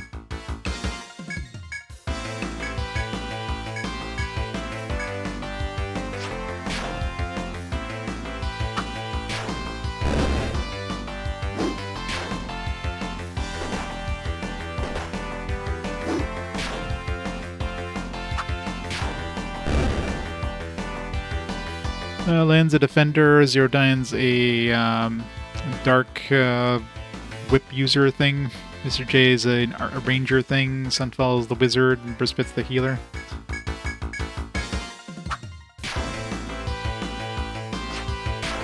Can you see your characters? Yeah, dungeon crawler thing is the popular thing.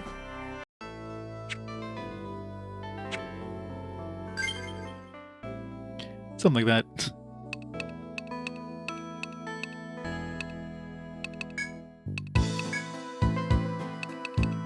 Alright. Let's keep getting patch up. I wonder how much it makes a difference. Because every level, every time we get out of a battle, having a little bit of patching up could be very useful.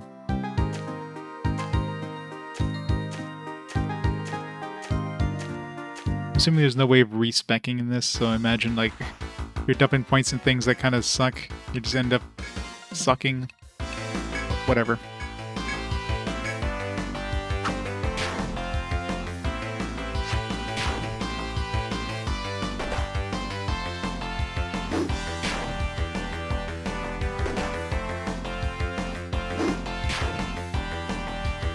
It's limited number of memos. Well, if I run out, is it like per level, or each level is its own thing? If I run out, I'll just, you know, go back and erase some. It's not a problem.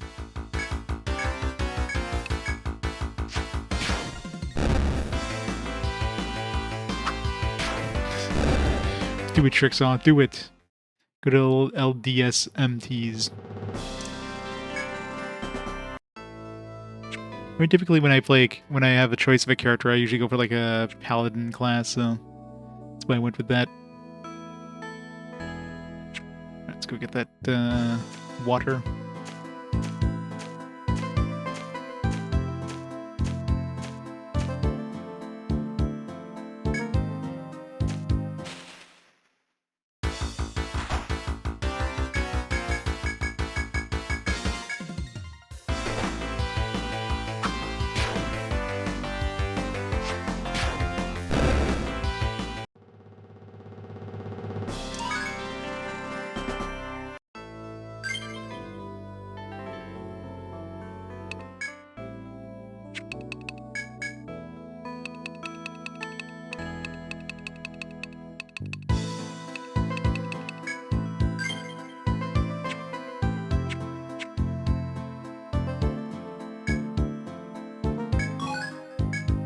Holy water.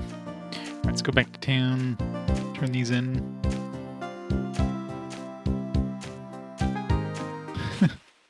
That would be kind of scary. It seems like he comes from above too, so it doesn't look like he's jumping out of the ground. It looks like he's falling from a tree. Hang in there, Mr. J. You got this.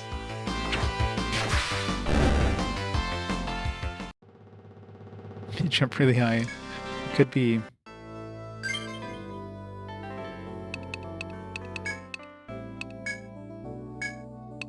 Oops. I think I need to boost up my my healing power too. Some more points in healing or cure. Too many abilities, not enough skill points. That's the problem.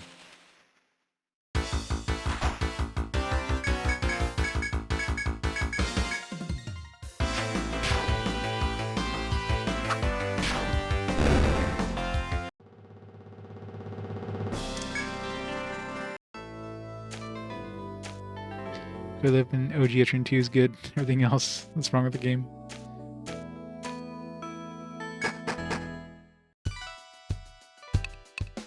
Alright, let's go turn in these quests.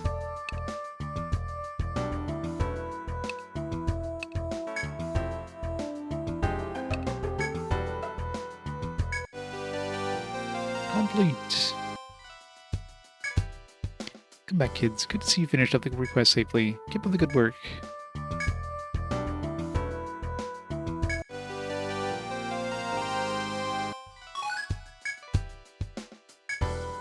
Anne said her grandpa discovered this stuff back when he was an adventurer. He was on the verge of death when he found it. The thought of it would be his last meal. When it happened, he suddenly felt revitalized and as if he made it all the way back to town. It was like everyday well water to me, but it saved him. No wonder they thought it was holy. Bet that girl will be thrilled to hear that you found it. Thanks, everyone. I think there really is something mysterious. There is some mysterious power in this stuff. Huh, nah, it can't be. Watch your reviver parties. Certain shop in Etrian has requested 1 measure of pyroxene from forest, useful in constructing wall.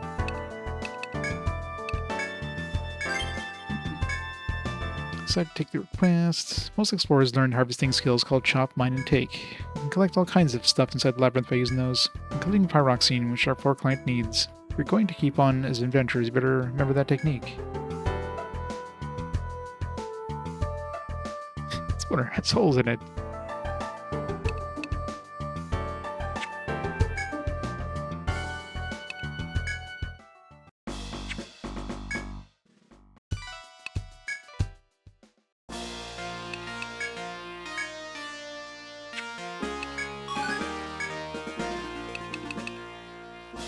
Relatively hard molsternum.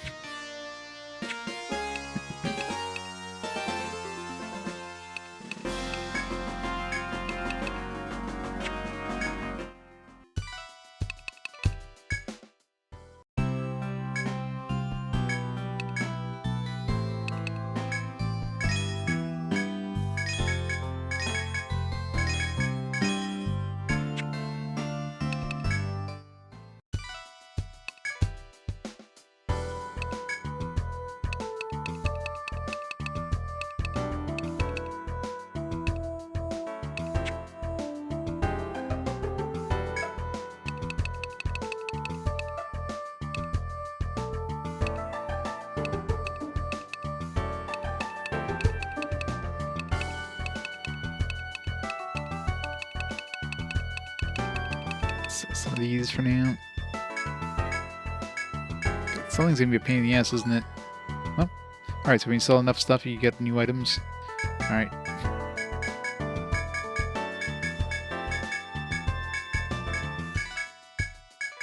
There's nothing for active quests, I might as well sell everything I can. Oh, all. Well, I don't want to sell all.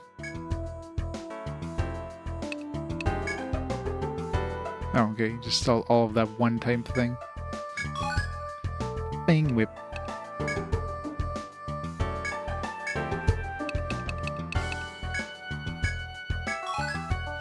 Bone staff.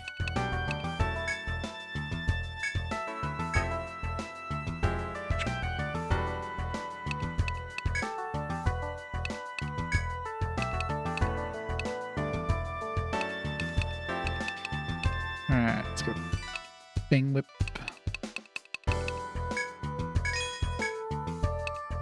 Bone staff.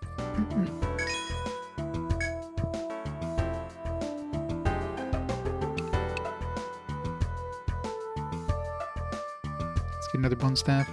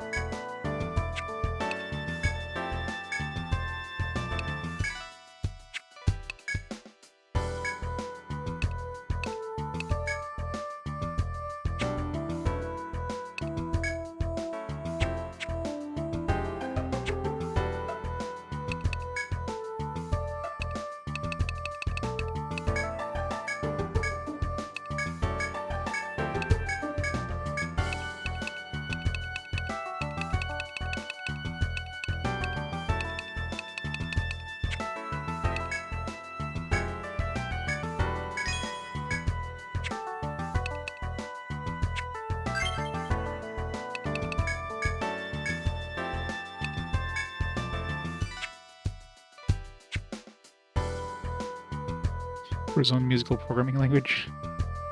It's crazy.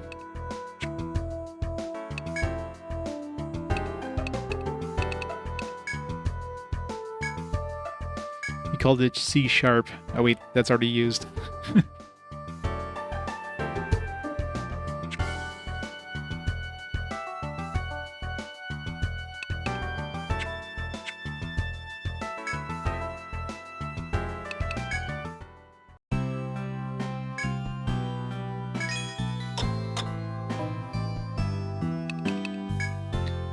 Alright, into level 2.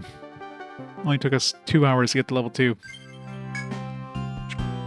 This thing probably has like lots of levels. I'm assuming those crystals are like going to be shortcut things at some point.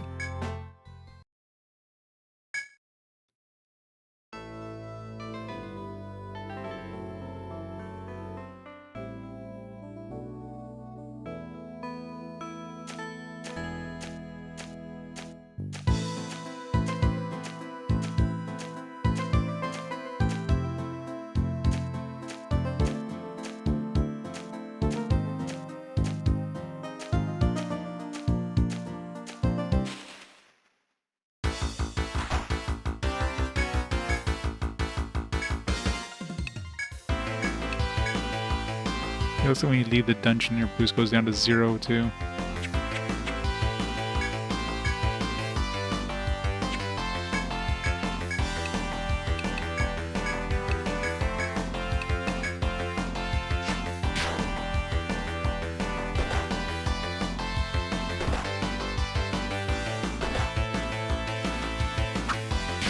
For the first 3 Etrian Odyssey OSTs, you have multiple discs. Wow.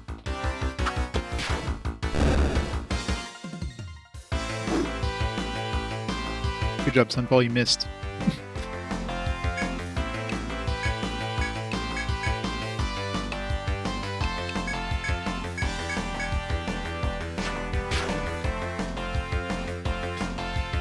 No excuse.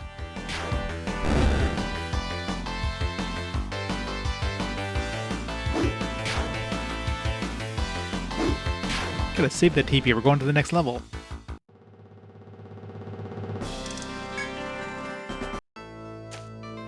Right, level 2. Down.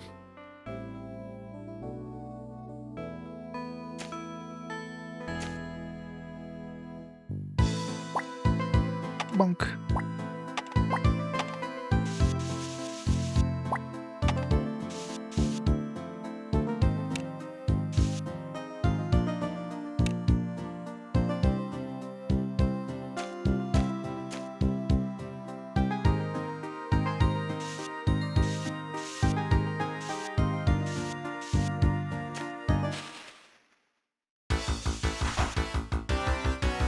Oh no, the Venomoths. Oh, I guess we're dying right away. Good thing we saved.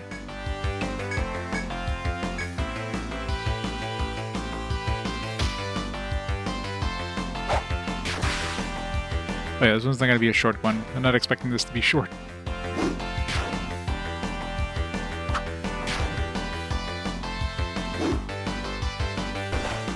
Why is poison so bad?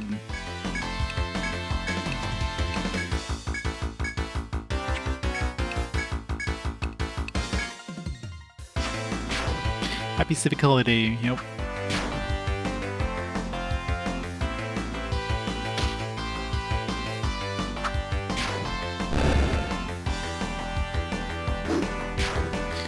Let's see if poison goes away at the end of the battle.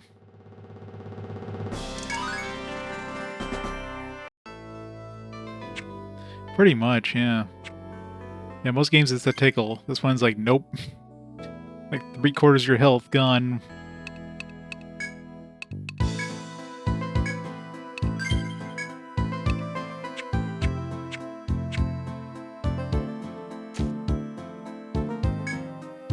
Continuing to the brush, a noise ahead draws your attention. An intermittent sound is coming from the brush. Something seems to be inside the tall grass before you. You're futilely into it, wondering whether to chance it or leave the sound alone. As party leader, Lan pushed back the tall grass with his hands. Suddenly, Lan felt a sharp pain in his hand. The noise seems to have come from a small snake. After biting Lan's outstretched hand, it slithered off into the forest and lost 5 HP. Great. Put yourself together and continue the adventure.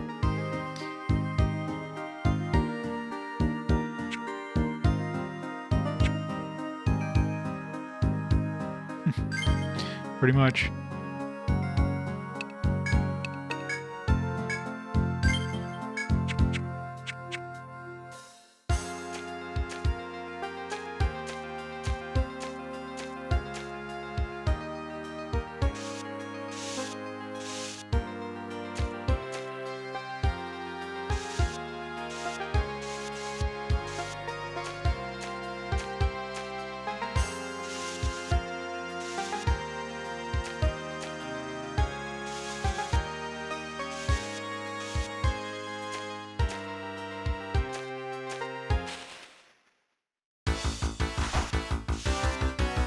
Since you can still like draw your map when you're like getting an encounter or whatever.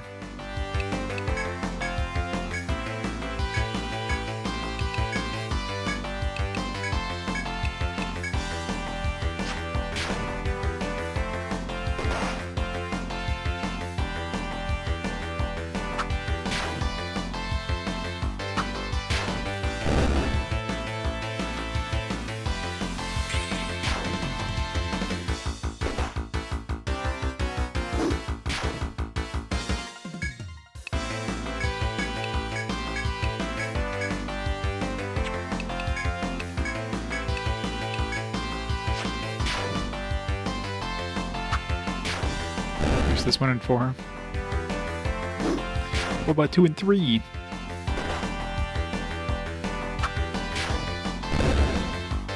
Well, didn't they add like some quality of life stuff to make the mapping like pretty much more automated in the remasters, anyways, or the HD version?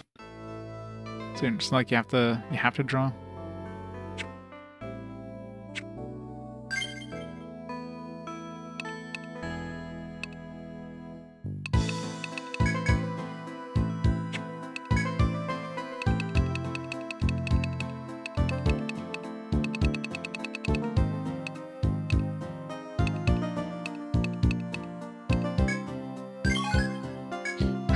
Available.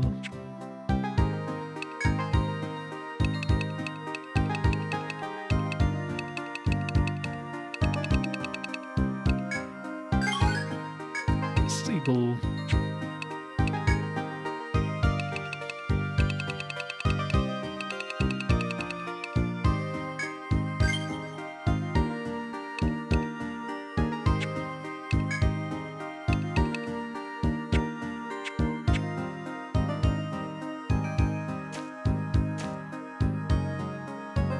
Talk.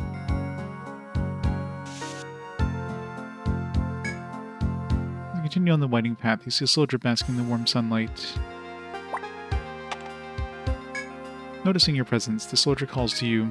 "Oh there, explorers I see. How goes your adventure thus far?" After a brief chat, it comes out that he is here to help those navigating the forest. Soldier offers to sell you any of his tools you find yourself in need of. Here's the item you believe you'll need the most from the following. Medicine, heal the injured, open to battle monsters. You inquire the soldier if he has any strong weapons. Upon hearing this, the soldier removes the sword from the scabbard on his back. Will this serve? It's a small sword, but I believe it'll do for your purposes. As for the price, since your license explores, you may have it for 500 ental. I don't know, 500 sounds expensive. Do you even have 500 ental? So speaking, stop knowing that your lies of payment will be fruitless. Disappointed, the soldier shakes his head sadly. You have no business to conduct, and farewell. Turn to your own business investigating the fort labyrinth. Yeah, I doubt the sword probably would have been worth it anyways.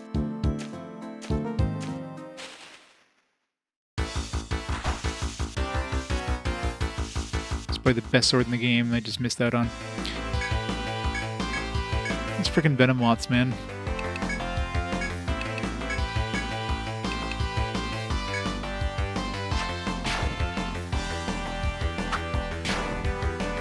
Yeah, it's just his extra sword. Got a really good one in his back pocket. All he needs is his fists.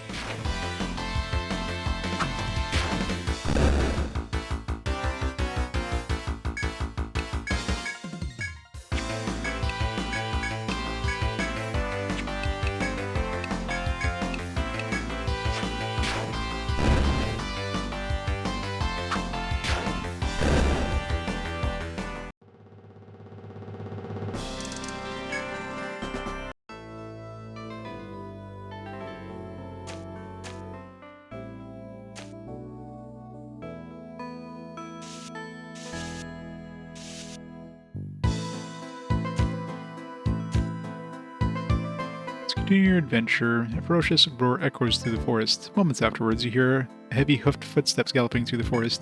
A dreadful enemy unlike any other you have seen is fast approaching. Out on the map is a type of enemy known as a foe. Formido Apugnatura Esquins. Alright. Yeah, just... No, don't even try, game. It's like, let's... What can we make as an acronym for foe? For every movement you make, he makes one as well. Consider any foes before taking action. Sounds fun.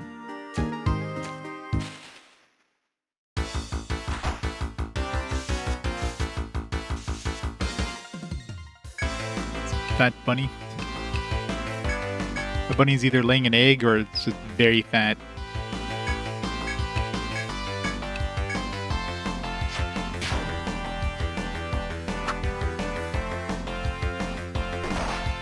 Ow. He's really happy to see me. Gives a new meaning to the term chubby.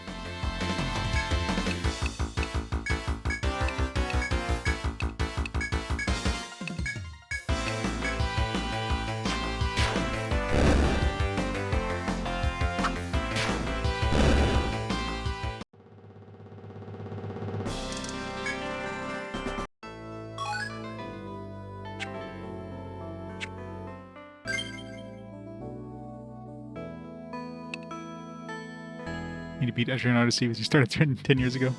You remember what you were doing in the game? Or how to play?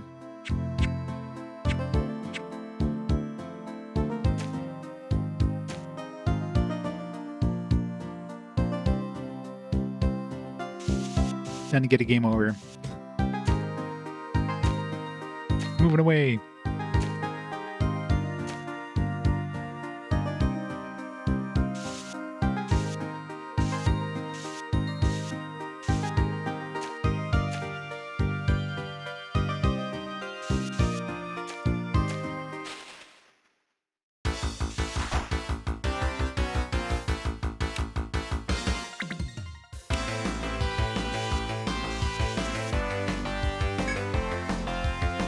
Fender.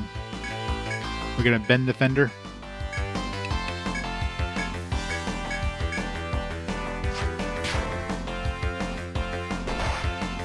Ow. Where's all these new enemies that just murder you in one shot?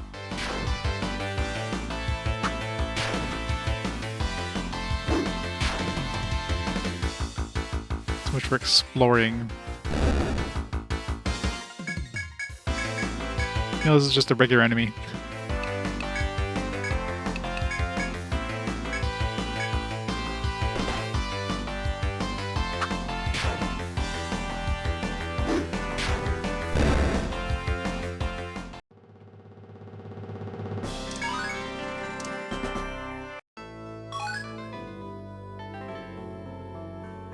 It was just like over there taunting us.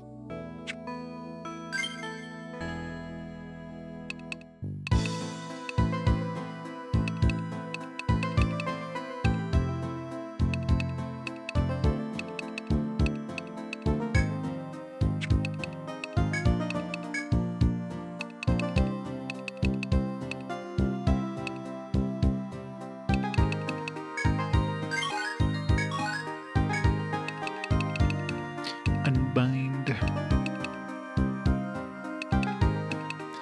Really need revive. Have to put a lot of points into healer, I guess. To have a chance. Yeah, pretty much, right?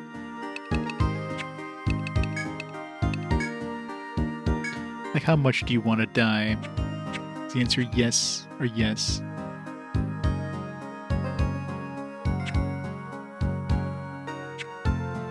The skill is grayed out in terms of like customizing. Okay, there we go. That makes sense. TP regen. Okay, I need TP up above level 10 for that. Healer above 7, cure 3 above level 3. Healer above level 5. So everybody's gonna take a while. Cure up level 3. CPR.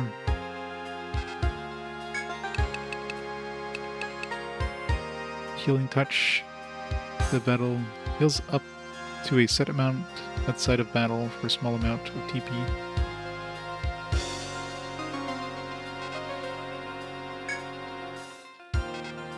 Healer above level 10 heals up to a set amount outside battle for a small amount of TP. So I guess it puts everybody up to like 25%. But only cost me 4 TP. Yeah, it would be. Caduceus. Heavy step attack. Regen.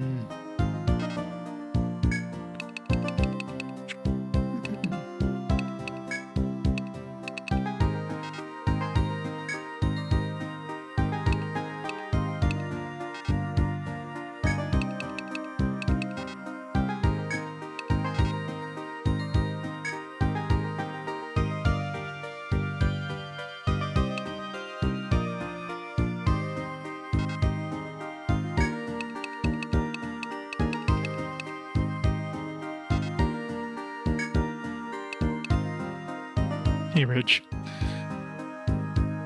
We've already got some bench warmers. Our Japanese game's always afraid to give you exact numbers. That'd be too easy.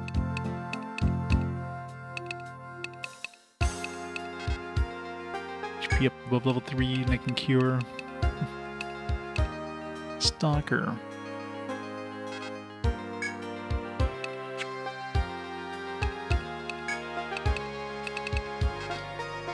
Get my TP up to level 10 so I can get some TP regen. Yeah, it's always the problem with these, especially when you have so many choices and you have so little like in the way of like customization. Can I just advance time without moving?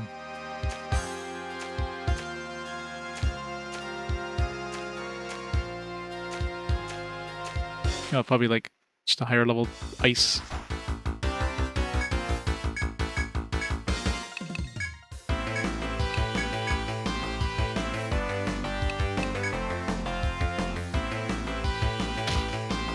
Damn it. At least poison doesn't stick around until after battle, so if you can kill these guys in one turn, then you don't have to worry about it. But that's not gonna happen. So rip 25 health. Jesus.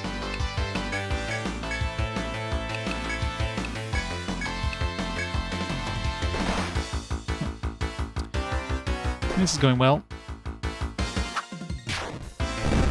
Yeah. Seems pretty standard what I noticed.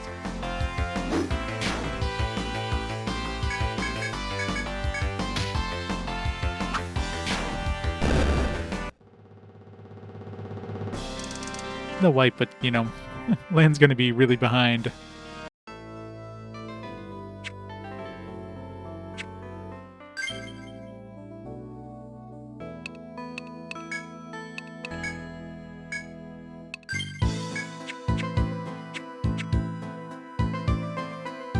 No worries. Yeah, I've seen that already. It's gonna be a very common occurrence. I do have that wire thing, but I don't want to spend... Maybe I should. You have the wire thing, maybe I don't want to spend that thing.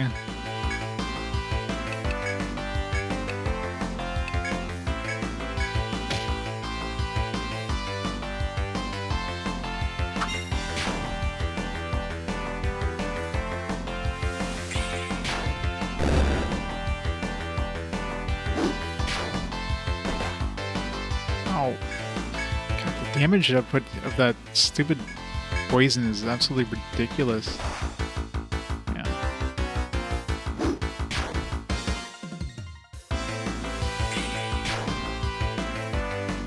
Yeah, pretty much.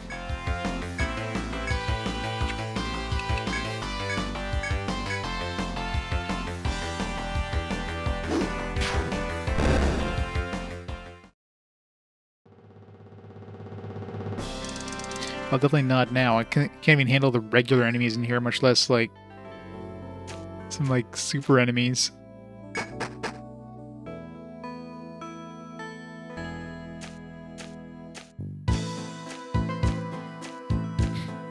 Never.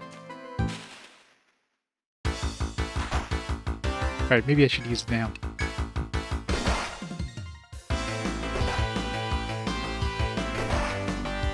Sunfall's got this.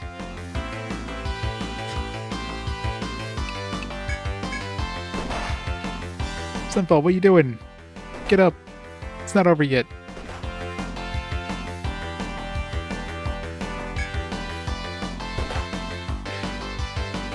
Oh no. That was fun. Save your map data. So at least you don't lose this. At least now I can buy that sword. I'll make sure I have 500 bucks.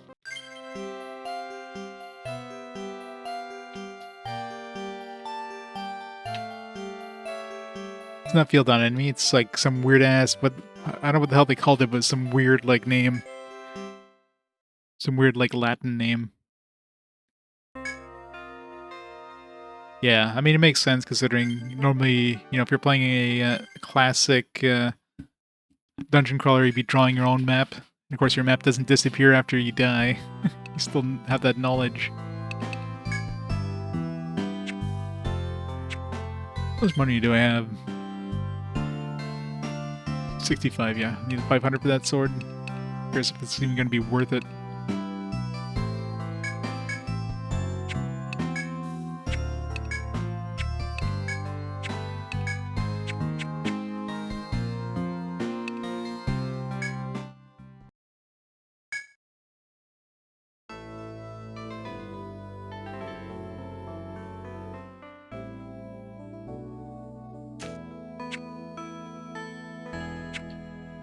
Yeah, but like I said, they're basically just they're giving you like a digital version of drawing your own hand-drawn map. That's pretty much what they're doing. So that'd be kind of rude if they just took that away from you, because then people would just have to pull out a frickin' pen and paper and do it legitimate, like on actual pen and paper, which would defeat the whole point of giving you that option, right?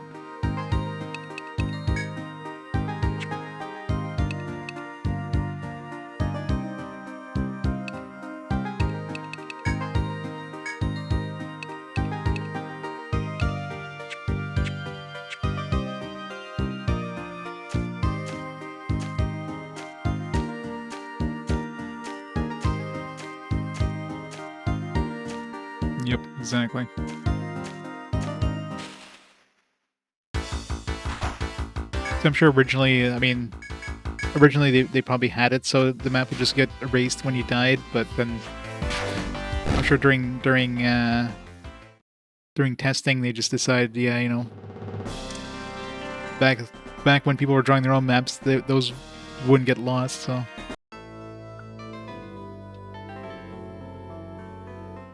Yeah, I've been kind of doing that too, putting notes everywhere, but I can see there definitely being a limitation of some kind at some point where it's like, alright, well, you can't fit all this in memory, you gotta start deleting shit. Should have to tattoo your map. So...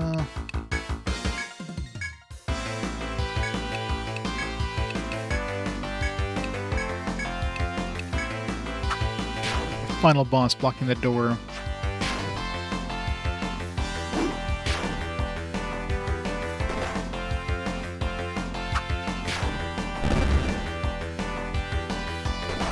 Of course, Sunfall goes after the claw bug.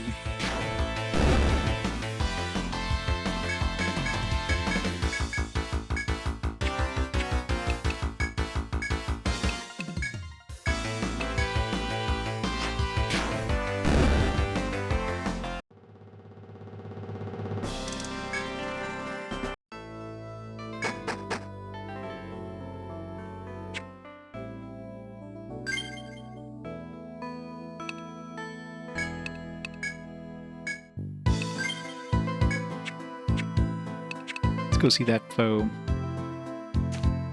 Alright, so don't do this thing, because it's just gonna do damage to me.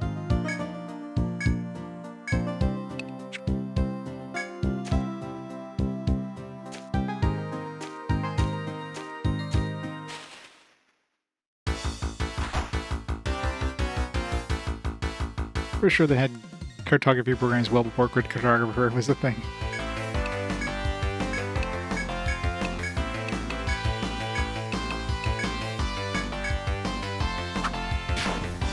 Fat bunny is fat. Ow.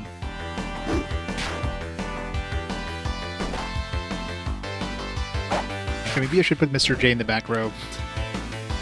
He has a bow after all.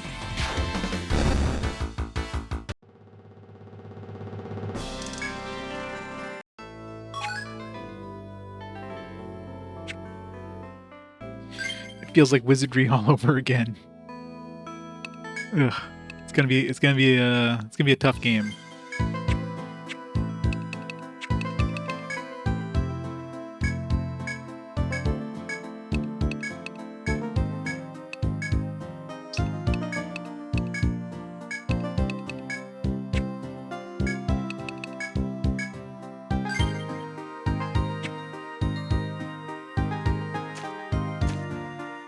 They're not meant to be used. They're meant for emergencies. That wasn't any sort of emergency.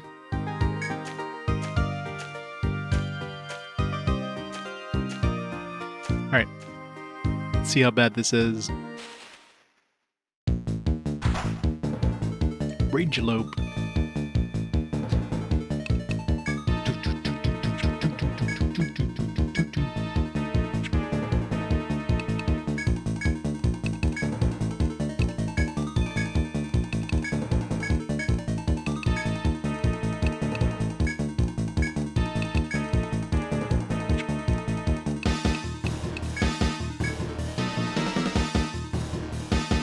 Good first turn.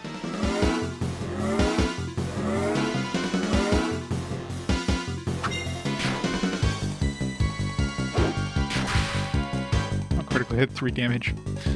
Great. 20 damage with ice. Yes, this is gonna be a fun thing. Poison him would be amazing.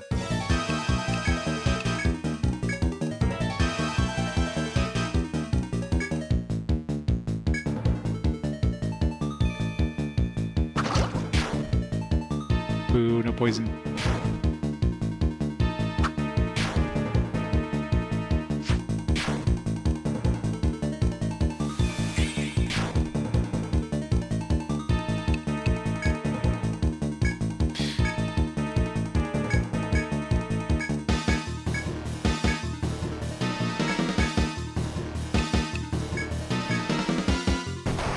Ow. Well, that was to be expected. Oh, we poisoned him. A little too late, but...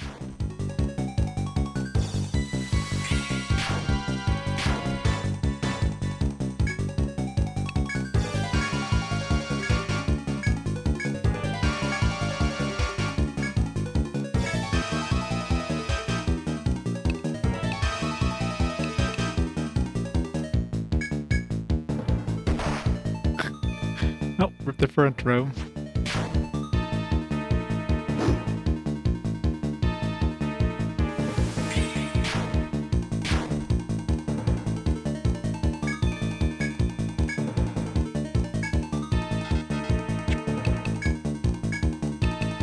Defend. Yeah, definitely not. Maybe in like 5 more levels, I might have a chance.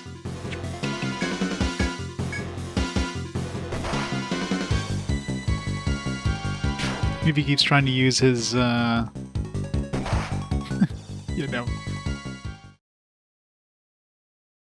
It's 25% damage in this battle on your own. Alright, so stay away from the foe. I didn't have any map data.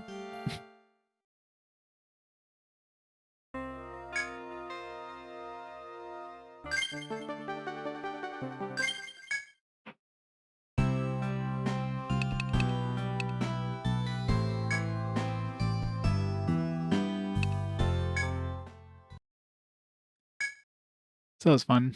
Alright, stay away from foes until, like, I don't know, at least 5 more levels to even have a chance.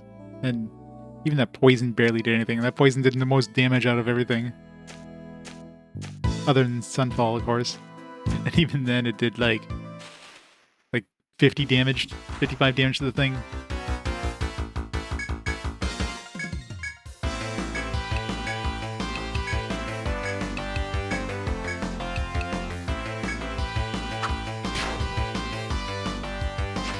You're Markham. It is happening.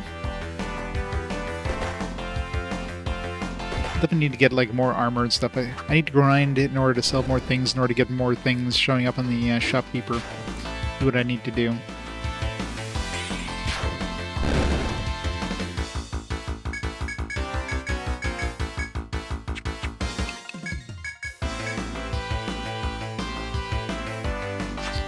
It's about the grind, yep. It definitely is.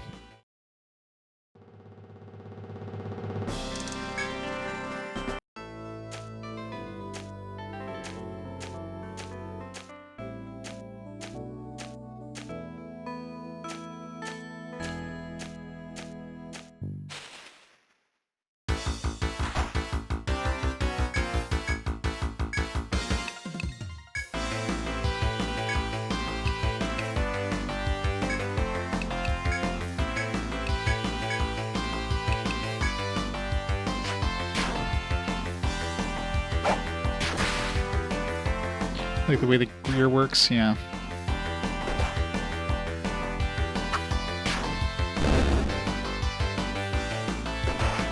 Ow. Sunfall couldn't have hit him with ice first.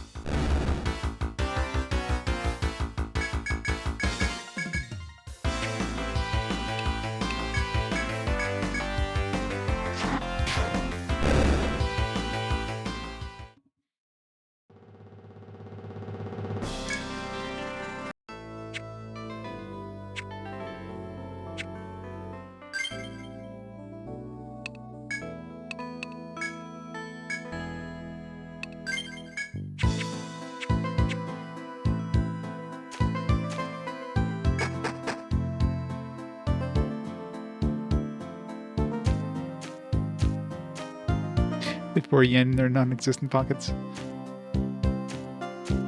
Well, the way I see it, usually when that kind of stuff happens in games, I figured that you're actually just looting whatever materials they have on them and selling them when you get to town. It just gets automatically converted. So you're not actually picking up money, you're just picking up, like, stuff that ends up getting sold for money. Yeah, there's no strafing, which is kind of a weird choice. Since they had... Yeah, the shoulder buttons do nothing as far as I could tell. It's like, what's the point?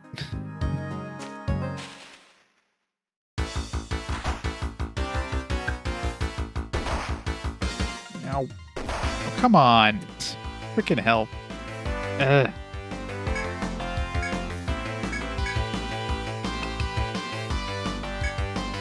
No, not even second characters, which is even more annoying. Like when you're like in the menus and stuff, you want to go between characters, you have to exit the current character and go back to the previous character. It's like, why? Or go back to the next character. You can't like cycle between them, which is kind of annoying when you're like picking up a bunch of new stuff to equip or going through your skills and everything.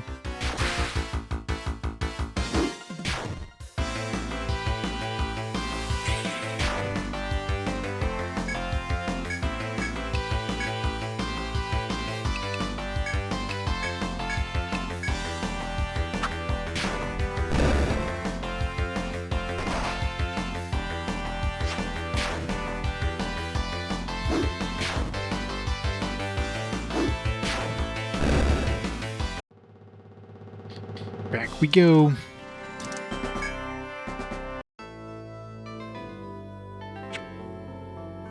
Everything decided to murder land. Murder land day. Everybody's invited. Don't want to use my thing.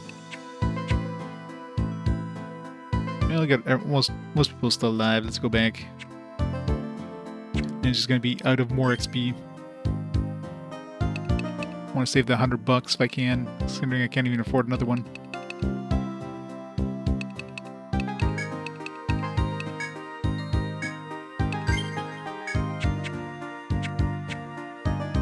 Yeah. My tank's gonna be the lowest level in existence.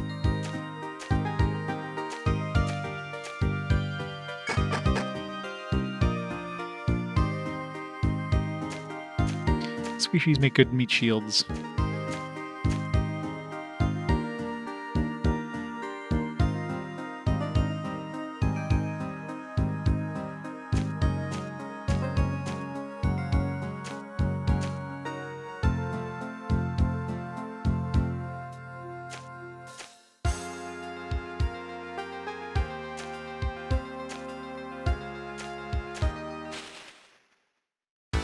New guard. I am dying. I'm dying so much. I'm doing all the dying.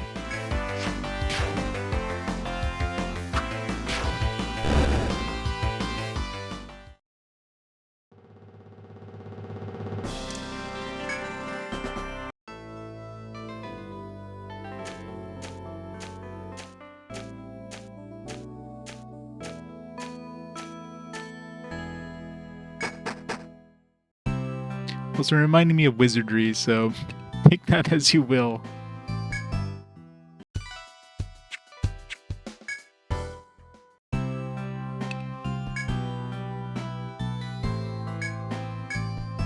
All I know is that I know where most of my money's gonna be going.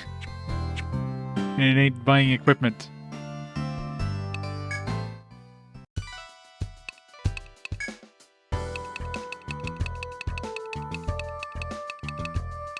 Just sell this mugwort for now.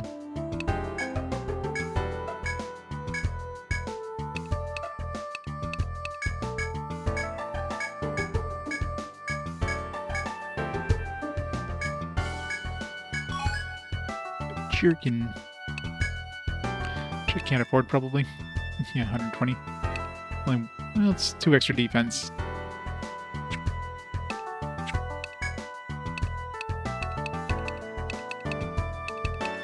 Still one of these Medica 2s. Still this white stone. But screw it.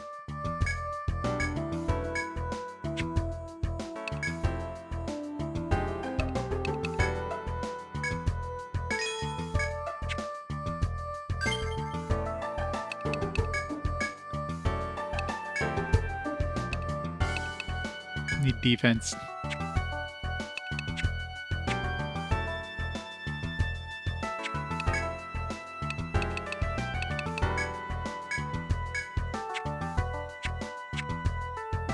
Yeah, it's gonna be hard until I can make enough cash.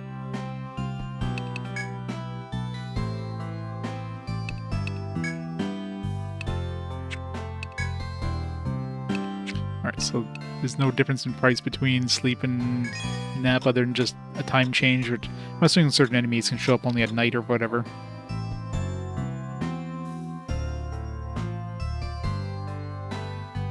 Yeah, too bad you can't redo quests.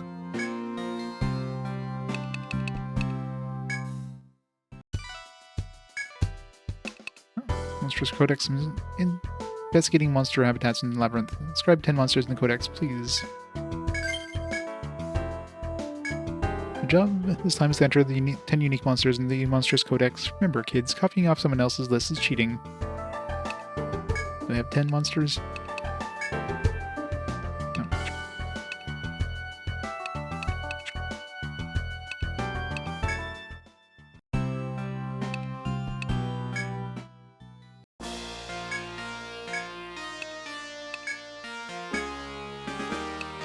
Not even close. Got 5.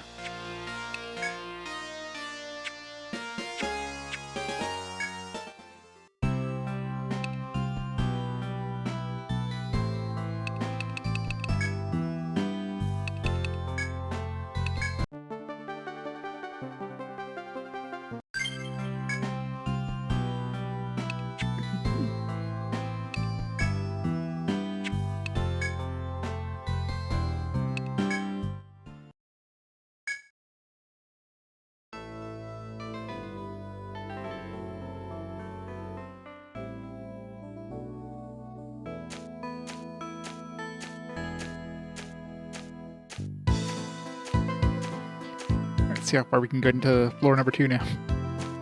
Eventually I want to get the 500 bucks to buy that sword, but yeah, that might take a while.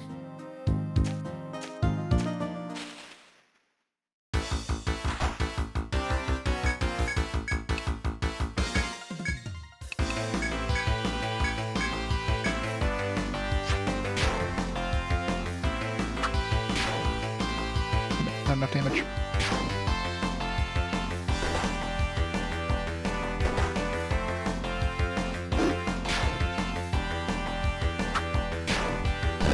Like Fantasy Star 1. More like Fantasy Star 3, since none of the dudes are animated.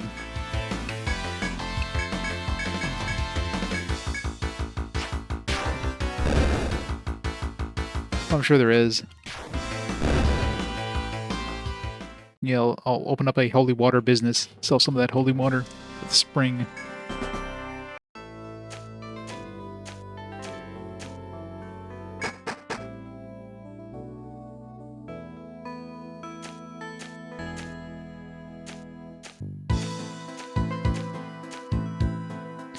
Yeah, I think Fantasy Star was my first Fantasy Star. That was, of course, the best one.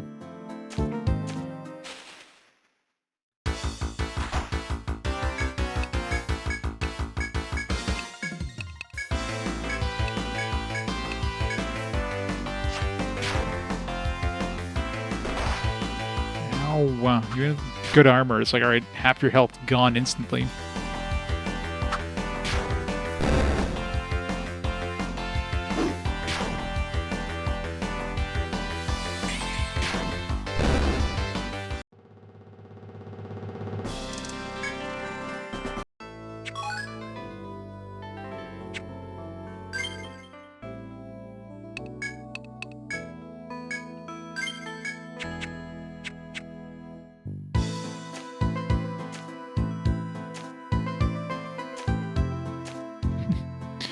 Grip. So alright, made it further than we made it before.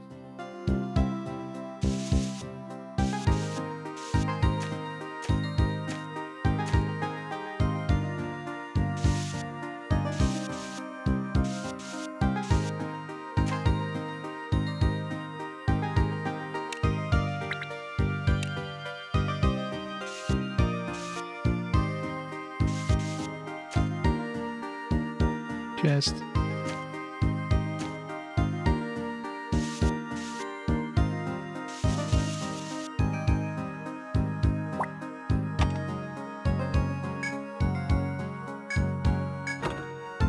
Warp wire. There we go. Now we have 2 warp wires. Happy?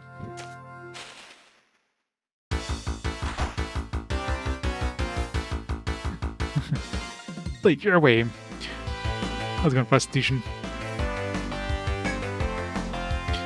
Fire shield never use. I totally will use them.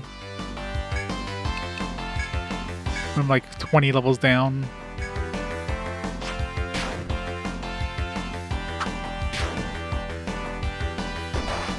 Ow. Good thing that mold didn't finish us off.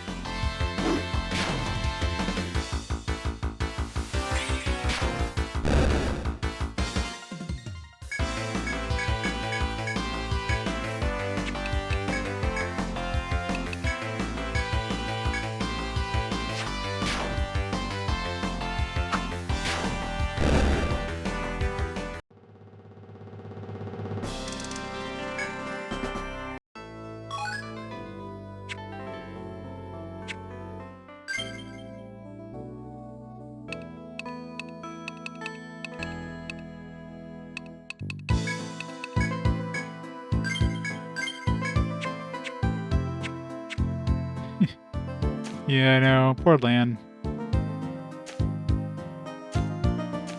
He's trying to do his job protecting the party, but he just takes way too much damage still. He's not a very good tank yet. Oh great, 2 rabbits. 2 bunny wabbits.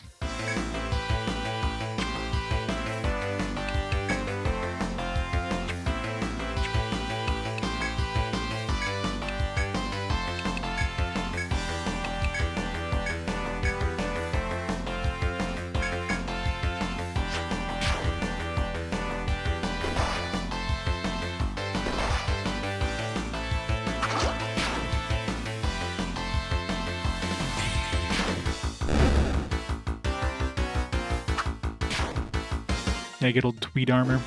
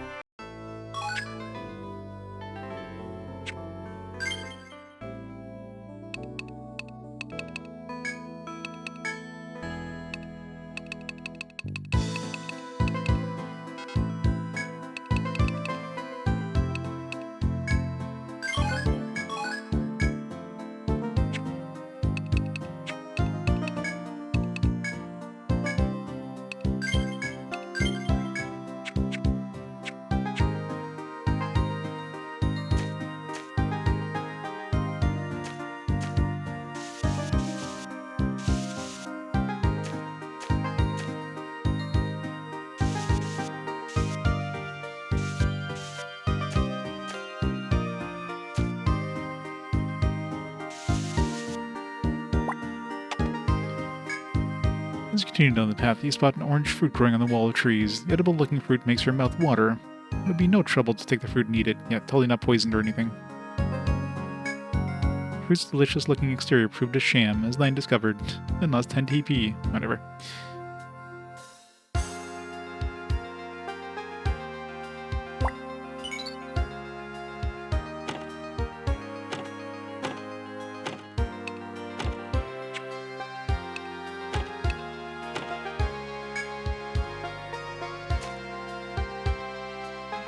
Minus 10 TP.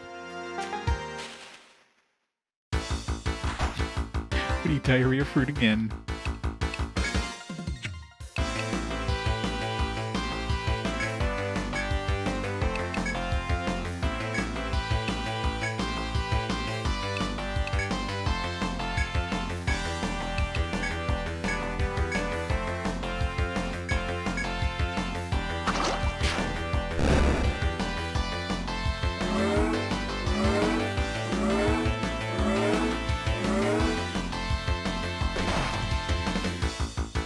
This thing hits so hard.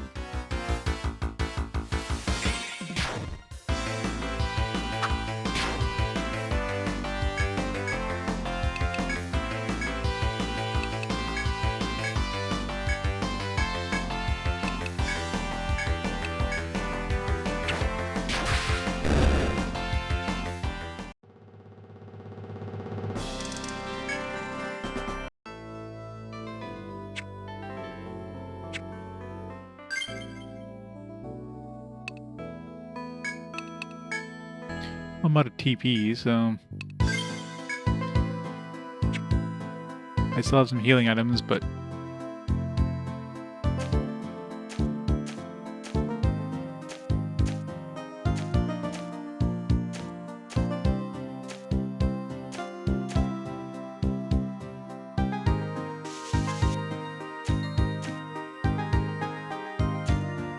alright, so we're done exploring this section. I'm able to sneak past the foe. But should go back and... especially since we're out of TP with Brispit anyways.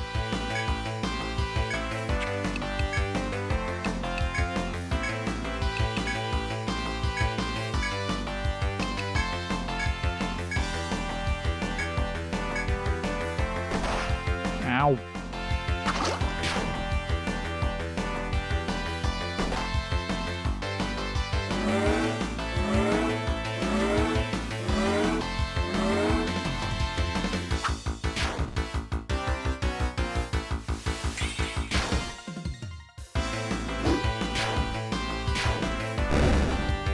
Hey, the poison actually worked.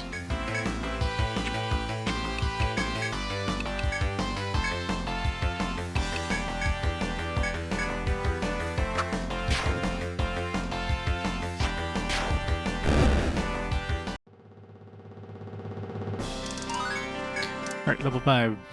We surf dived enough to get to level 5.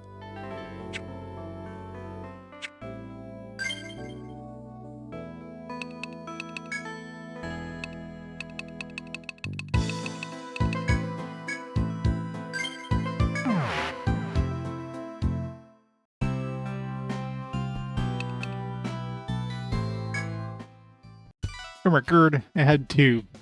That's the only reason.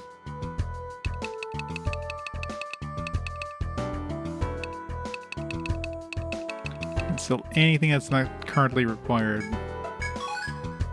An ammo bow and that is not an ocarina. I guess that's for the troubadour.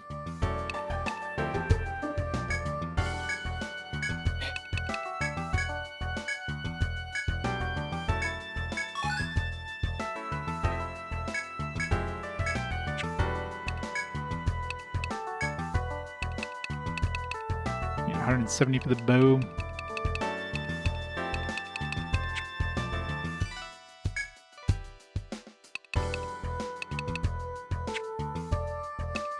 Man, they're not really not gonna give me a lot of money, are they?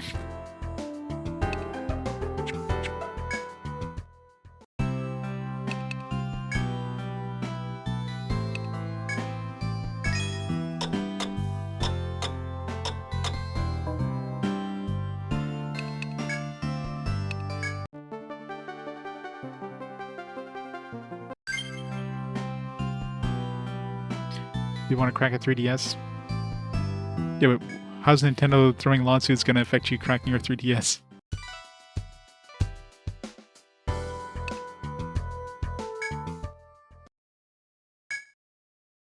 It's like they're gonna go and sue you for cracking your 3DS. First of all, they'll have no way of knowing. Yeah, the online stores are closed, so it's not like you can't like get your 3DS banned on their store when it doesn't exist anymore.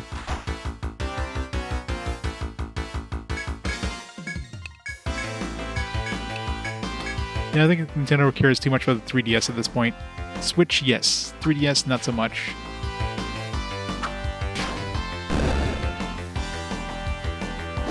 Yeah, going online with any cracked system is always a very bad idea.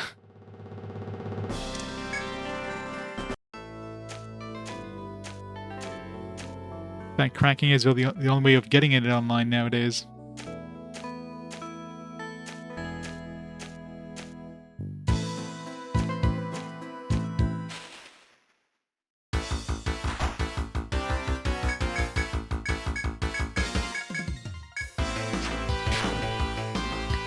Hardware shortage, yeah. Considering those things were everywhere before, it's crazy to think how hard they are to find nowadays. I wish I had picked up a new 2DS when I had a chance. I was gonna pick one up at some point, and I'm just like, nah. When am I really gonna need it?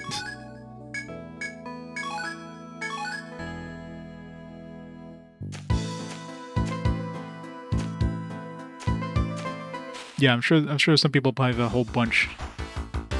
Or new 2DS XL, yeah, that's what I meant.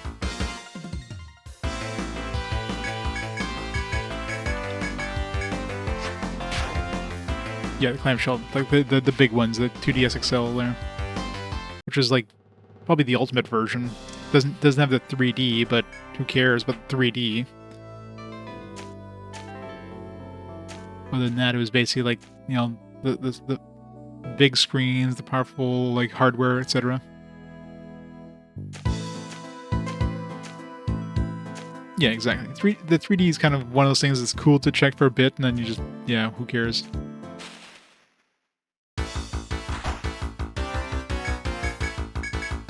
Bunch of Japanese 3DSs, yeah. Yeah, and the problem with 3DSs is that they're region locked for some stupid reason. Up to the DS, there's no region locking, but with the 3DS, yeah, for some reason they decided to throw region locking in there. Of course, you know, if you crack it, it's not as much of an issue, but still, it's not just simple, like, plug and play, right?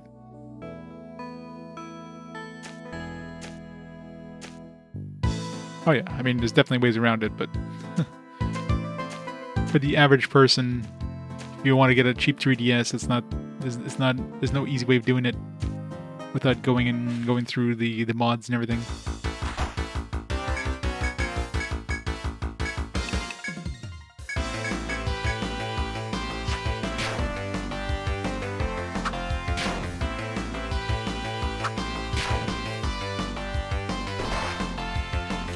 Never lucky. Always attacks right before Sunfall does.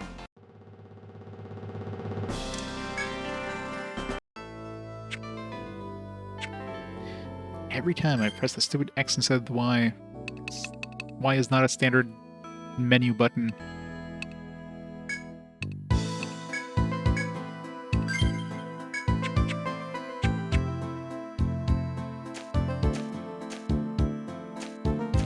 Oh yeah, for sure. Yeah, nobody's looking for one nowadays unless they're like, they're going to be hacking it.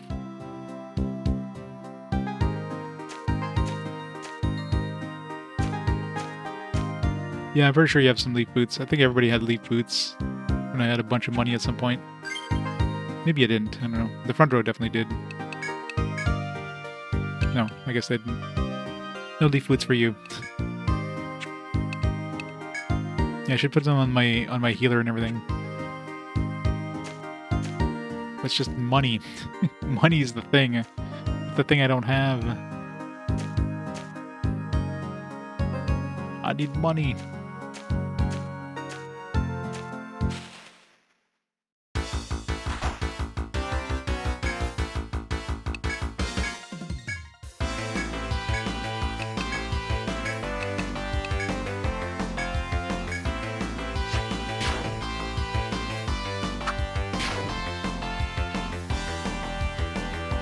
Poison mist.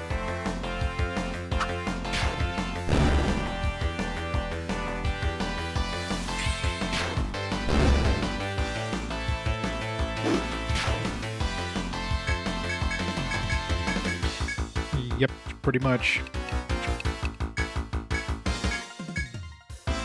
And these kind of games, it's probably always going to be an issue.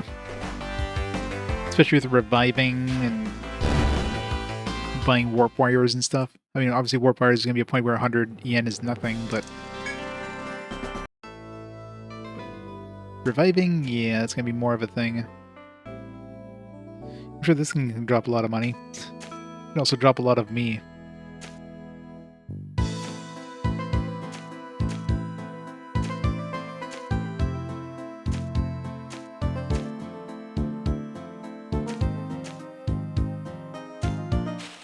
Crap.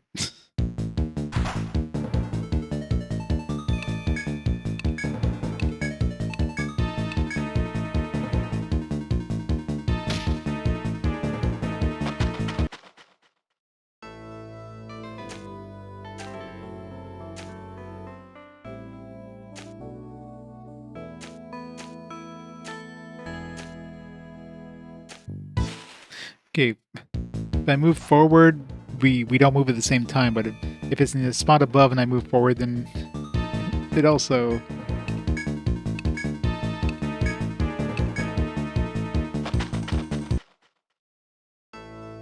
I do not yet. Is there a way of, like, advancing time without moving? I don't think it's gonna help me at all, but...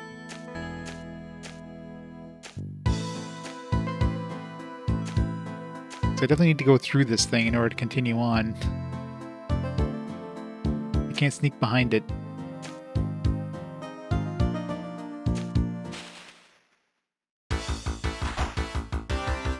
So we're just gonna be grinding here until we're, like, powerful enough to handle them.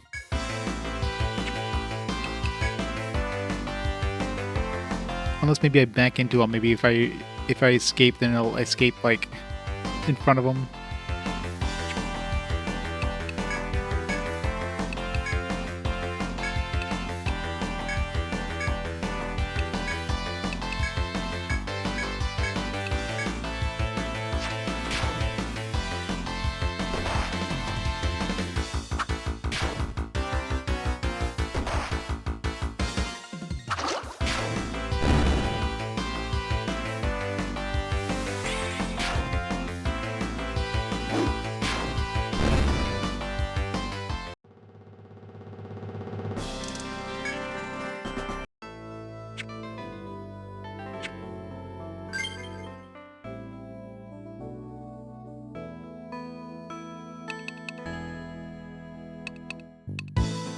Walk in front of a wall and die, yeah.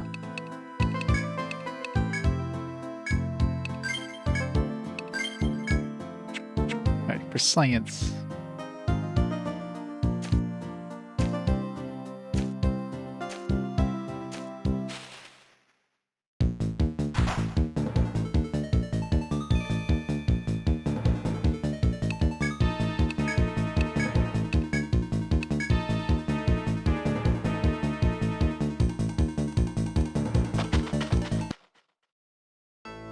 No. Didn't think it would, but I had to try it.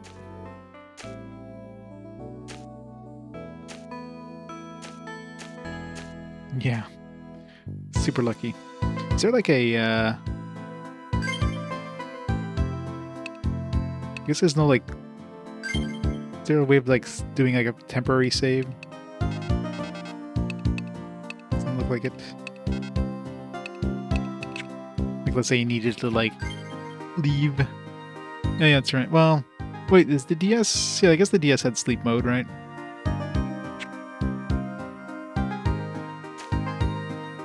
The 3DS definitely does, but... Yeah, makes sense. I forgot I'm playing, like, on a DS now.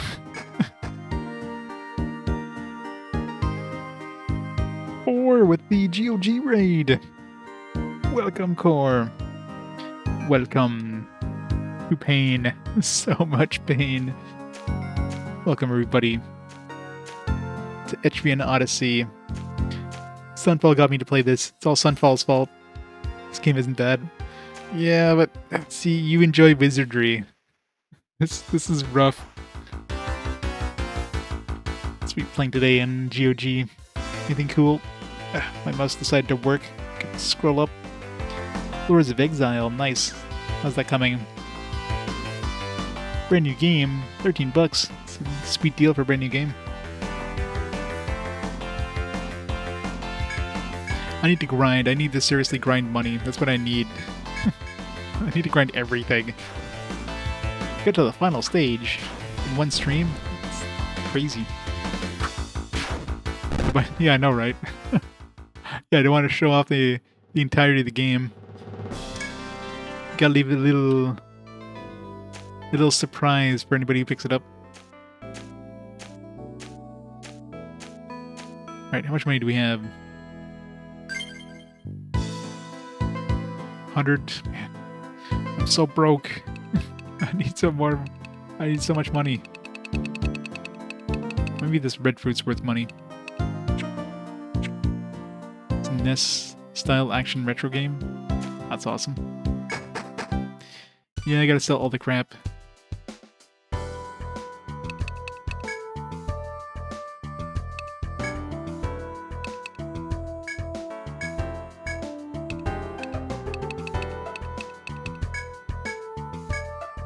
You should go, if you sell something, can you still go to the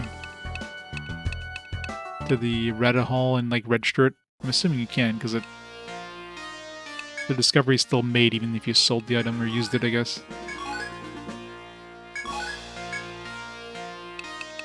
Hair tail, fluffy rabbit tail.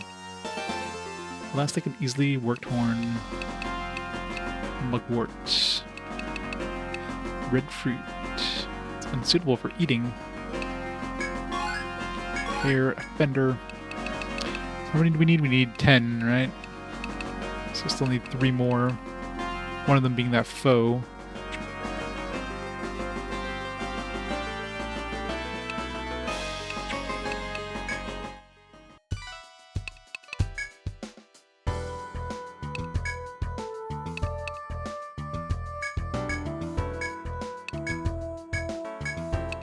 Still need 2 more hard shells for that one quest. Plus some hardwood, which I'm assuming we're gonna get by,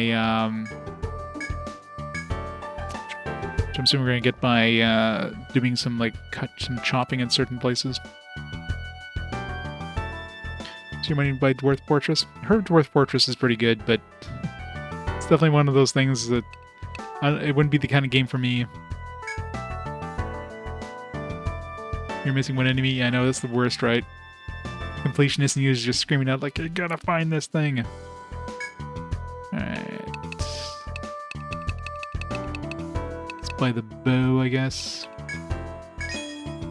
Can't even afford to sleep now. I don't think I can. Whatever. Everybody's mostly at full health anyways, so...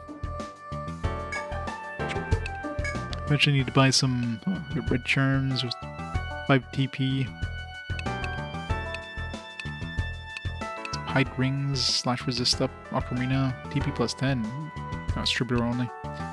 Never mind. 240 for that red charm. Leaf boots, 80 bucks. Yeah, I guess leaf boots aren't too expensive. Except I'm broke, so...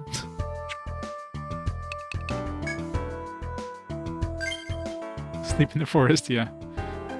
End up inside the belly of a monster.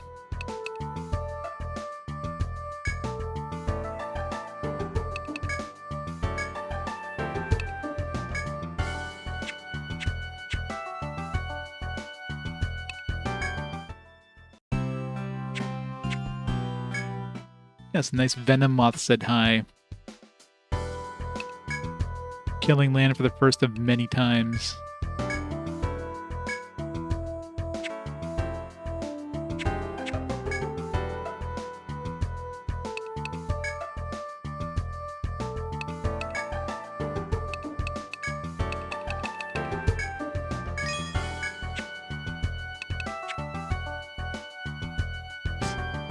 People sleep, one doesn't sleep. And then the second person wakes up and is like, why is there only 4 of us here?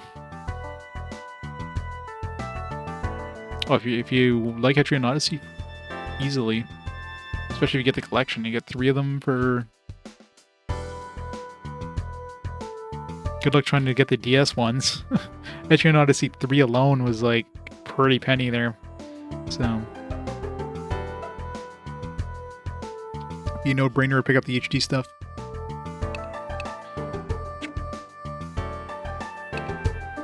Let's see.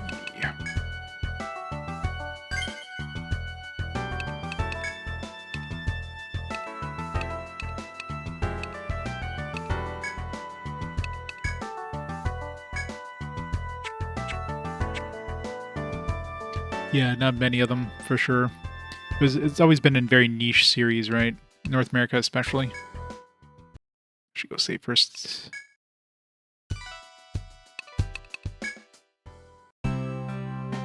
Yeah, likely I picked up all the Etrian Odyssey 3DS stuff. Like I got all the collector's editions for them.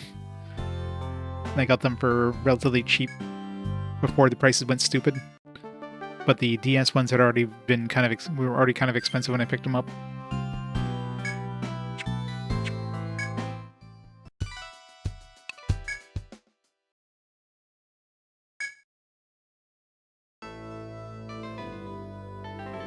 Yeah, especially if I'm playing on an OG 3DS with like native resolution mode, because man, drawing on the map is tiny as shit.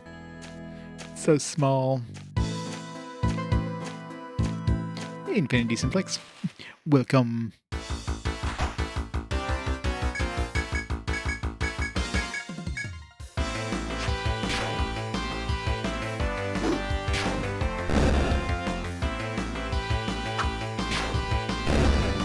Jink is good, except when it doesn't. So close to leveling up again. God, I wish I had Strath.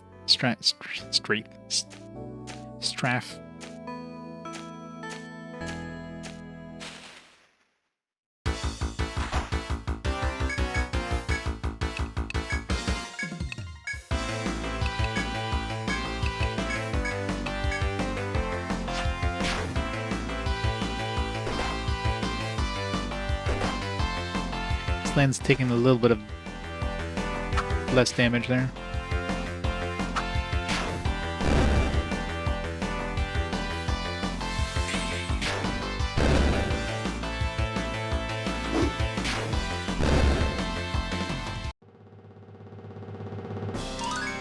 Double level up.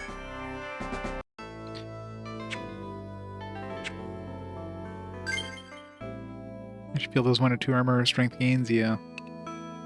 I mean, you gotta pretty much do it a little bit at a time, because it's about the only thing you can do.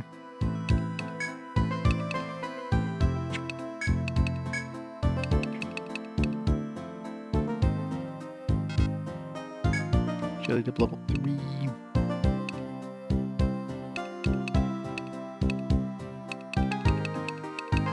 Multi-hit. Bow's level 5. Oh, I had a point I totally forgot to spend last time. Whatever.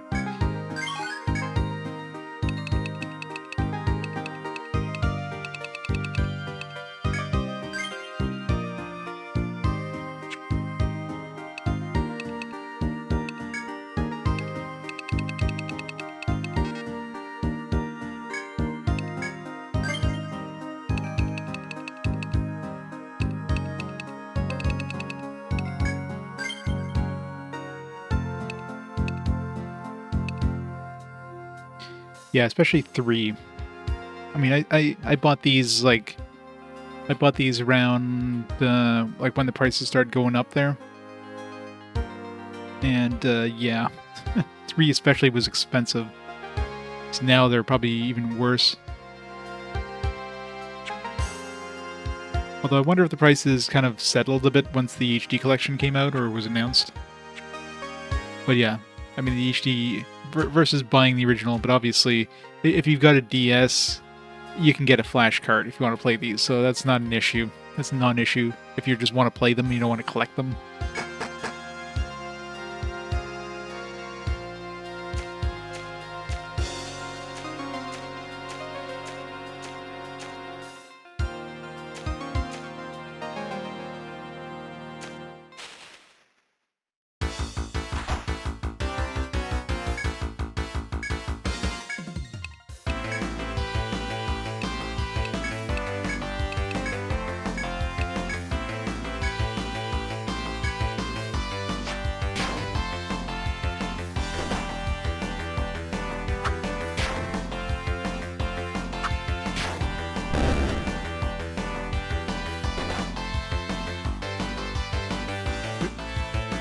Love when poison misses.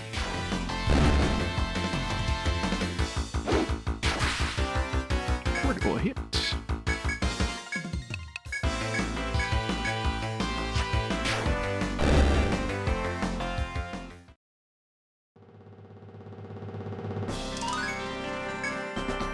Zero down, level up.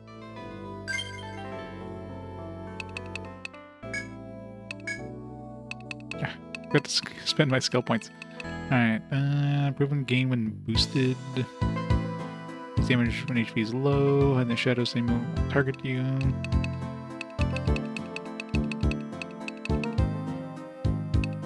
I mean, this is all like sword stuff, and this is all whip stuff. Might as well keep getting the whip stuff. Damage poison rate up.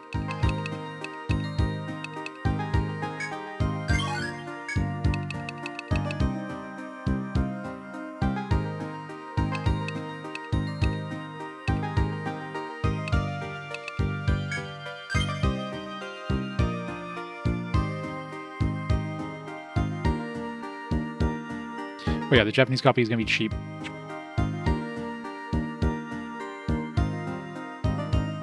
$150 sounds lower than I expected for Etrian Odyssey 3. But, because I mean, that was around the price it's been for a while, so it hasn't really gone up.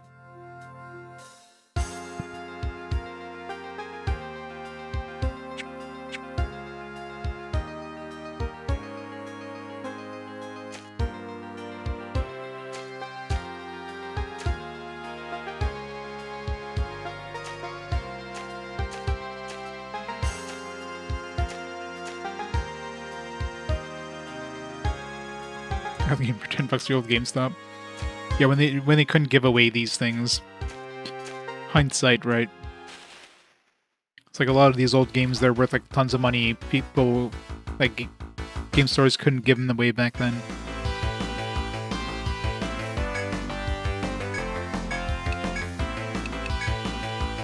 Running low on TP on Sunfall.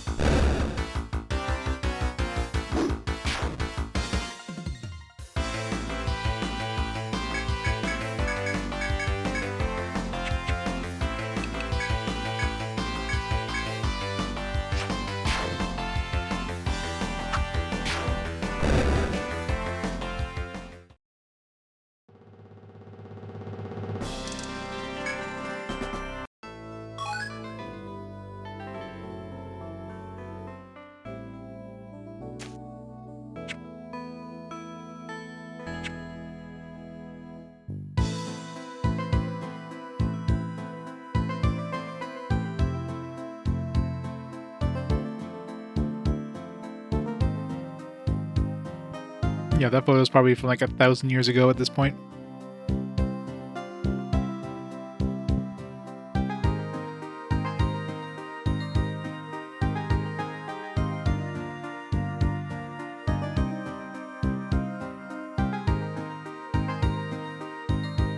From a weekend? Jesus. It's crazy. I mean, just the cases alone are easily worth that. There's the Hobbit in there, Mario Party 4, Luigi's Mansion, man. Lord of the Rings, Gun. Good stuff in there. Usually when you look at a thing with GameCube games, $1 each would be like just full of like NHL EA games.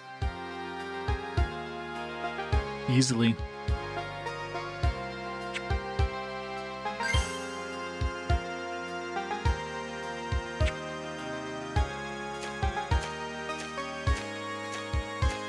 And sometimes you get people who just aren't aware of the value of things. There's still chances of getting good deals at garage sales, but definitely not like the way they used to be. Garage sales and thrift stores. I mean, thrift stores will look things up, so they know what they have. And a lot of people nowadays, I mean, everything's like a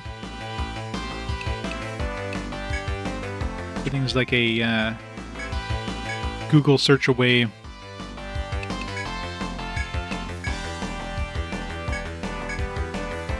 N64 prices, yeah. Anything with carts nowadays, yeah, good luck.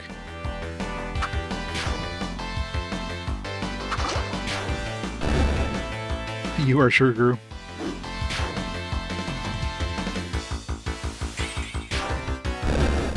Unless I lose somebody permanently, which I'm hoping that's not a thing in this game.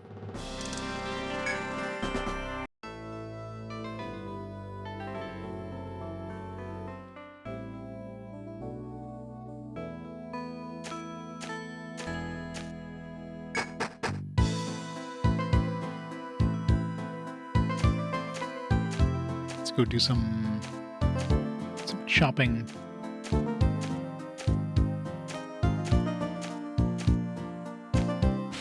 Let's buy you equipment. I can't even afford equipment for my main team. Sunfall doesn't have enough TP. Oh. Escape. Wait, where does Sunfall... Wait, did the... Oh, the cost went up. Shit, when I leveled it up. It's like, wasn't that... I had 8. I should have been able to cast that twice. Oh well.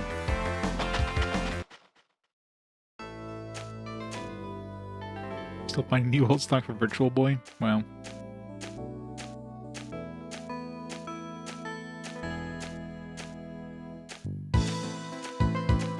I mean, I'm sure there's probably boxes of, like, old shit in some, like, warehouse somewhere that people can run into. There's probably so many of these kind of things out there that... when they, like, clear it out at some point, people see what's in there and it's like, oh, this is worth money.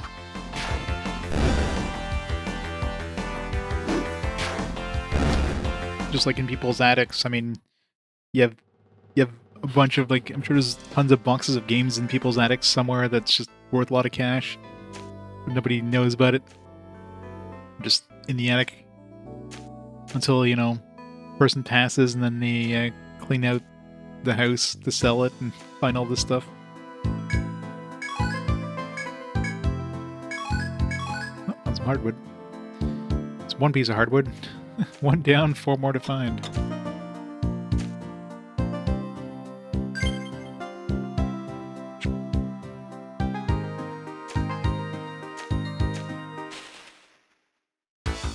Will rip our company's tank, yeah.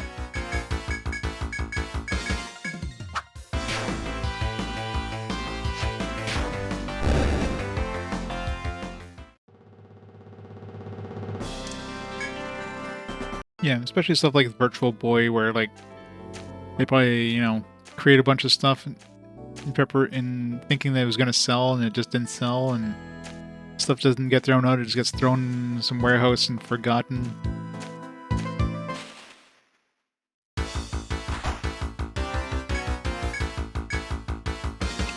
Oh yeah, I'm sure people aren't storing it, like, on purpose. They're not like, oh man, I'm gonna hold on to this stuff, see if I can get some value out of it. It's more just like, it's just lost and forgotten.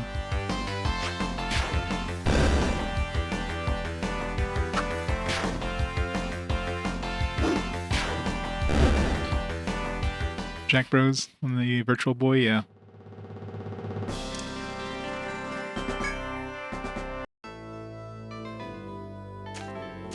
IBM PS2 computers, yeah. Well, those were that's less of a surprise considering those things were, like, used everywhere in businesses, right?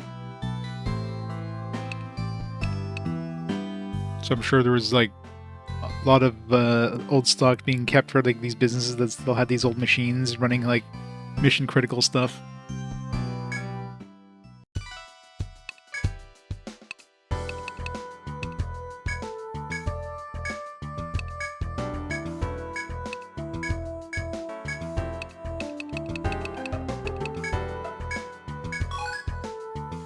Bone axe.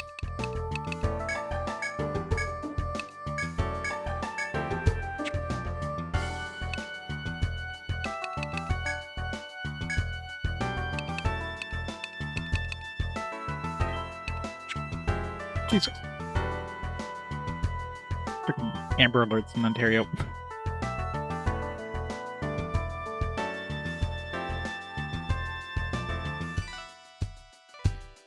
Phone's going like maximum alert power. Yeah, floppies. I'm sure there's a lot of computers out there that still use floppies. But, like, how many companies are still making floppies? There's got to be some still making them for those small applications, but... There's probably some more Jerkins.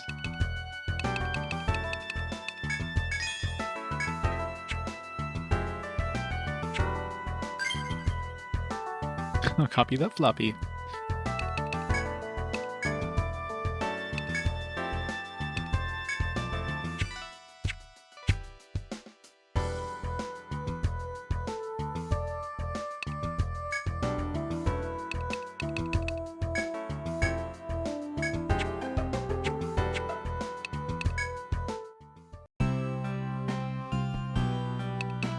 This garage, well, Disk rot is less of a concern if you're like in a, you know, hermetically like. I'm sure stuff like Pentagon's probably keeping them in pretty good, like, sealed archives or whatever, but they changed nuclear stubs from using 3.5 or 3.25 inch or 5.25 inch floppies to using SSDs. That's a big step up.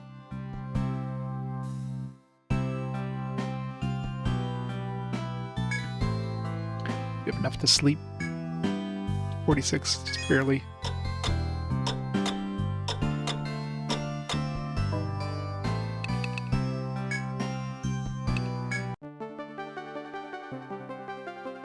Alright, let's go try that foe again. See how bad we die. In 3 hours, we haven't gone to, like, far into the first, the second floor.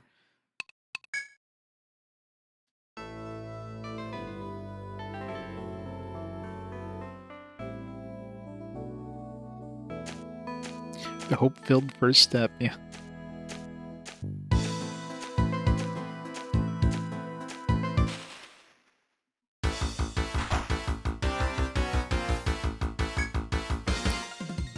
I'm gonna use floppies for everything. We have a handful of people with the clearance to go through and modify and copy stuff on them.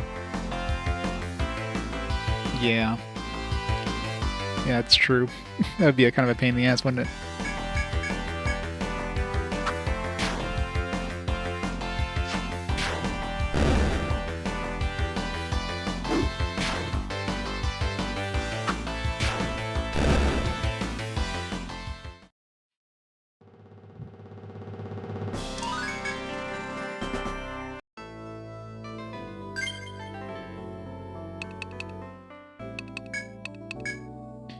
Right.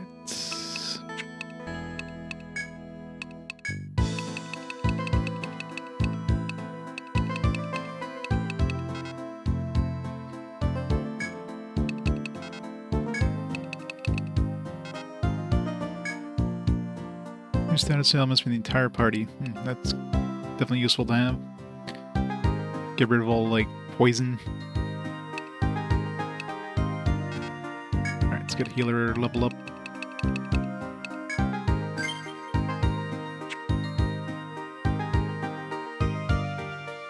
Floppy disk aren't floppy. Well, they were floppy inside the hard shell.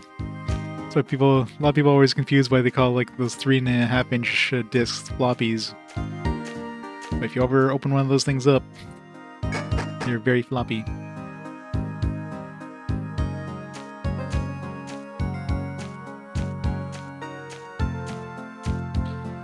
Good naming convention. Floppy disk and hard disks. Pretty much what they said on the tin.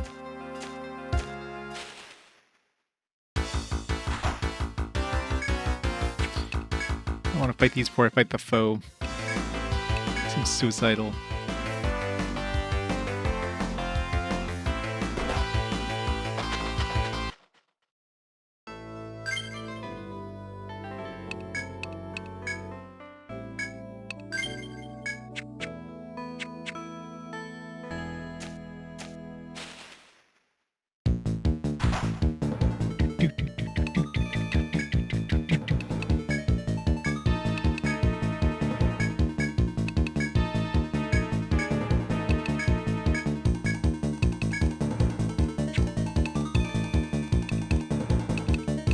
I can't preemptively know who's going to get...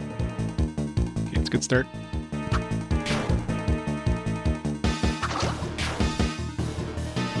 Ooh, we didn't poison him.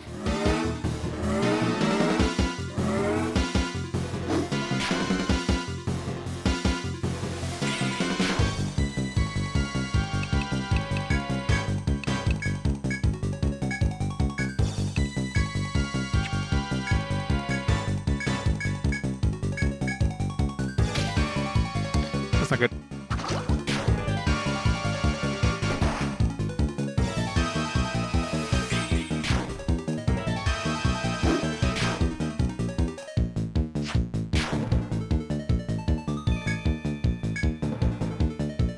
Did you get poisoned? I didn't notice.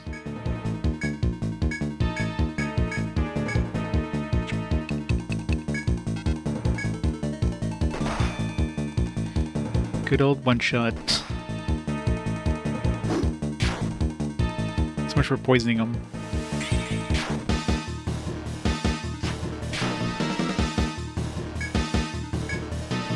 Just not even half dead yet.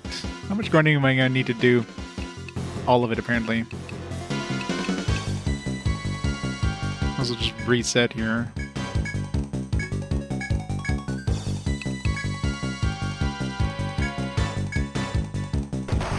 Never mind.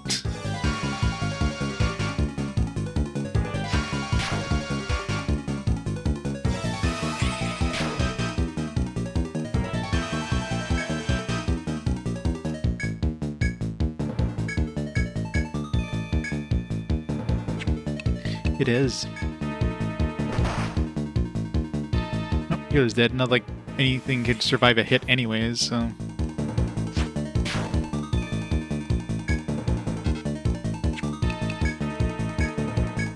Yeah, we're not even close to killing this thing, like...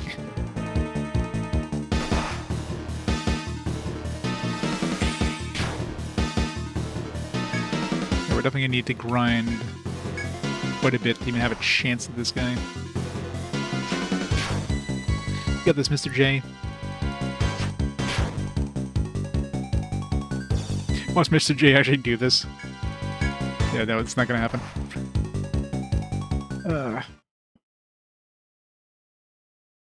Yeah, definitely a few more levels. This is gonna be grindy as shit.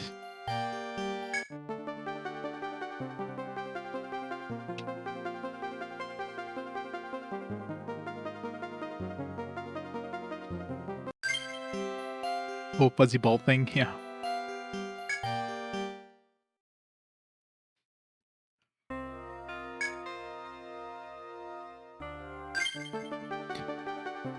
Yeah, this game's gonna be grind central for a little while. Oh well.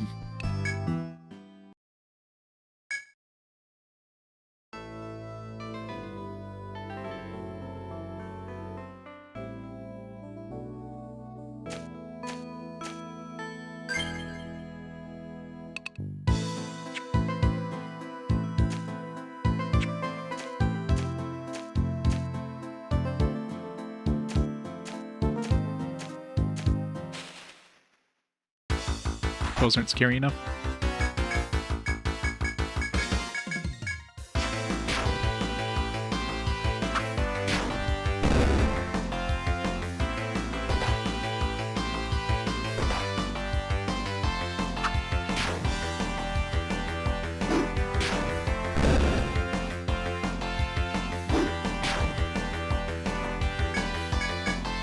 First hopeful step. Hope will not happily here, yeah. All the grinding. That's all it's going to help you.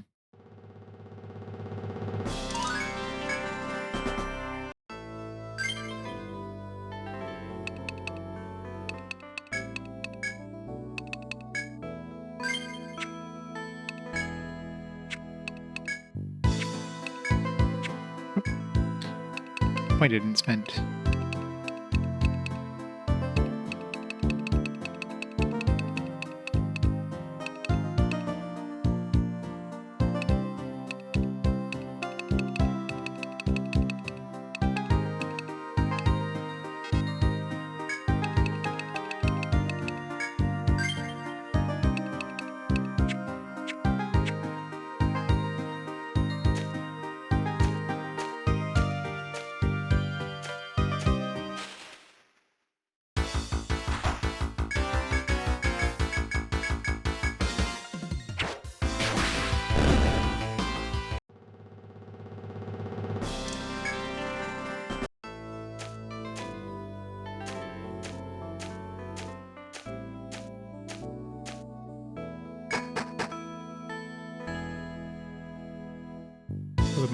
The Mass Effect remaster is over 100 gigs, man.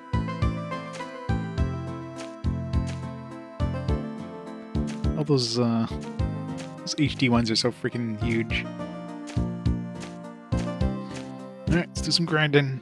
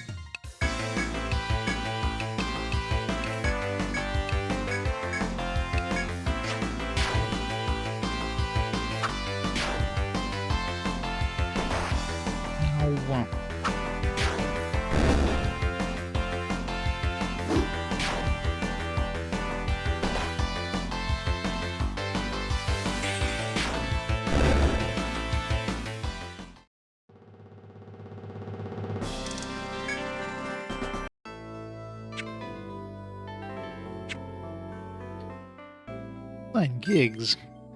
God, imagine a game being 9 gigs nowadays. It's not like some indie, like, pixel art game.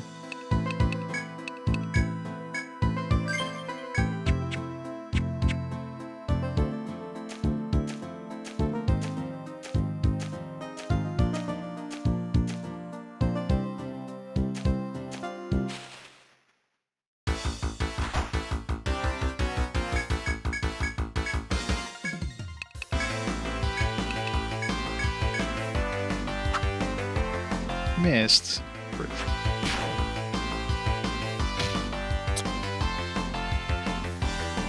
Sorry, Sunfall. You're dead. There's nothing I can do to save you. Well, you probably won't die in one shot. So it'll take like 25 damage or some shit. God damn it. Damage of poison is so stupid.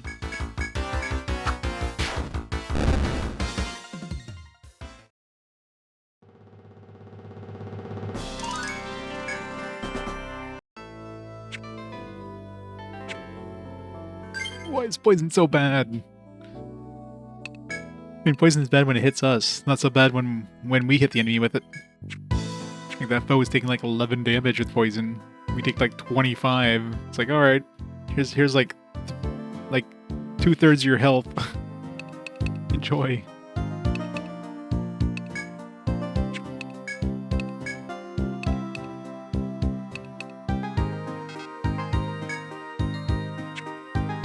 We leveled up.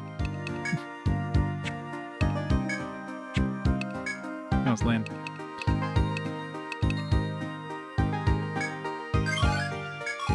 And parry.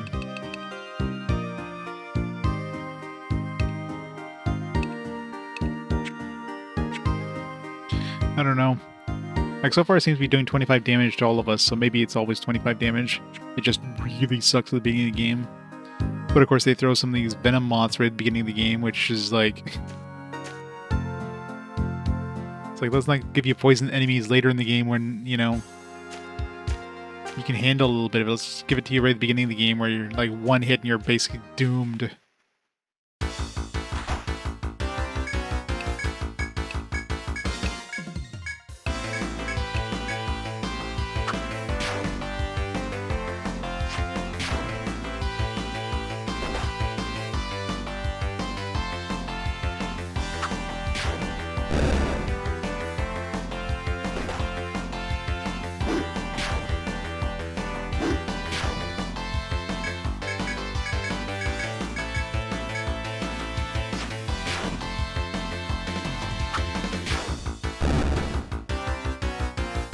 Yeah. And I'm sure compared to like some of the later stuff, poison is the least of my worries.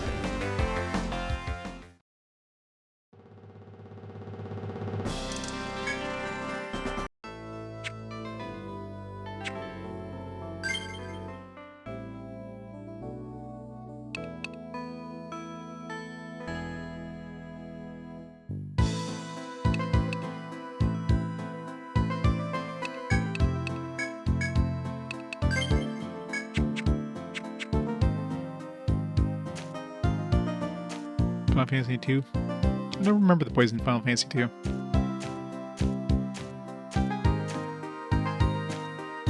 I mean, the majority of games, poison is just like an annoyance more than anything.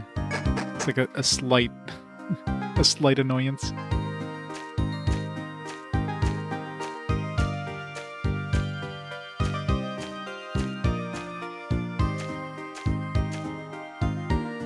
Yeah.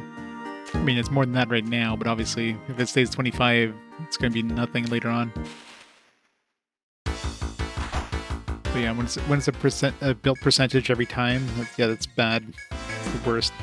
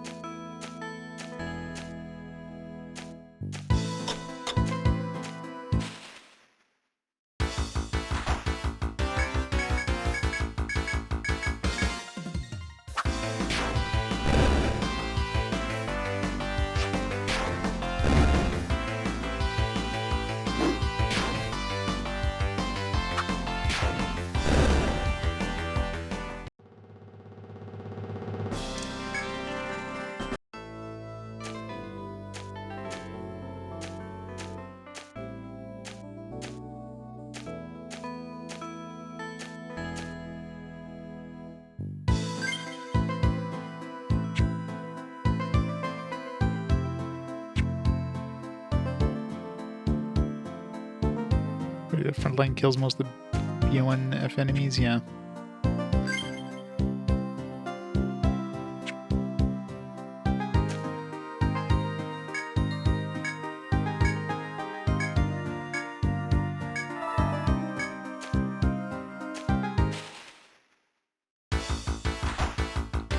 Except for these guys.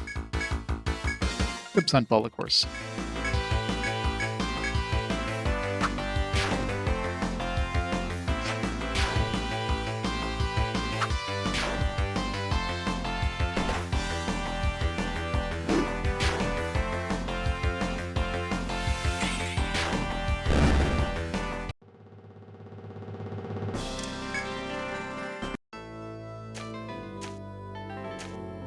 Game is genre defining. Well, I don't know about genre defining. I mean, it's basically wizardry, but with a more approachable, I guess, coat of paint.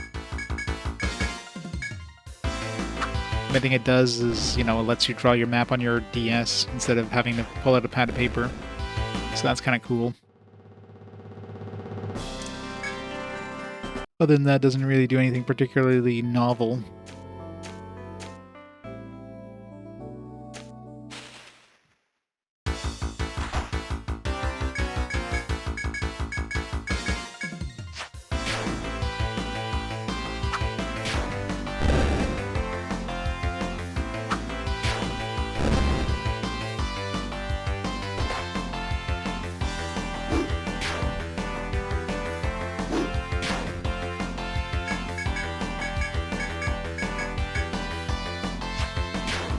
Pretty sure the Soulsborne would beg to differ there, Reg.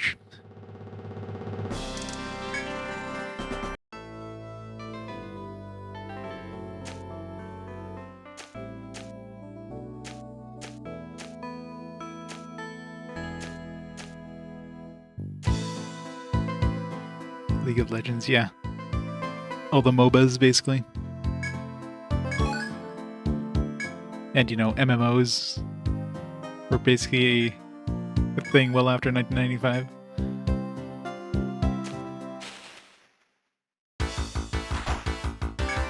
Minecraft.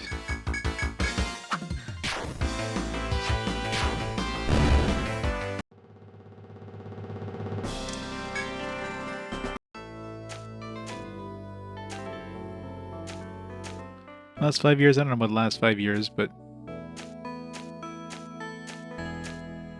I think it'd be like indie stuff. Create like new quote-unquote like subgenres.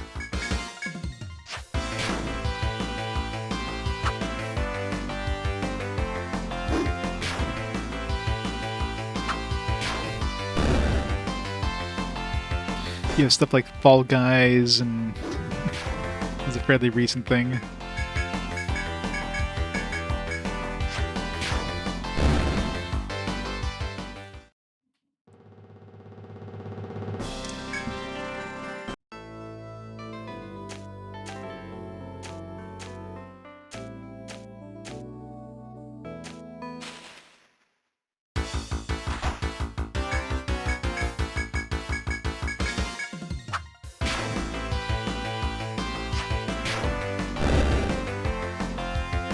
Yeah, it basically evolves the genre. Whale's Voyage. Definitely divined something, alright.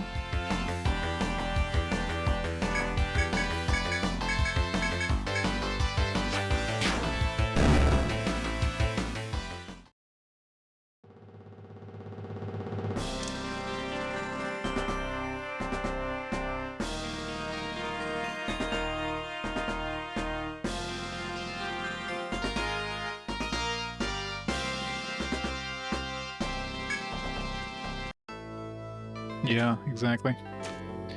Like Wolfenstein was genre defining, and then Doom was genre defining, and then Quake was genre defining.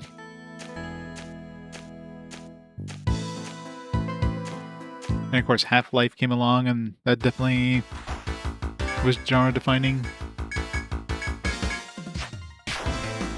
Pac-Man Quest, Bite and Kaito's Origins.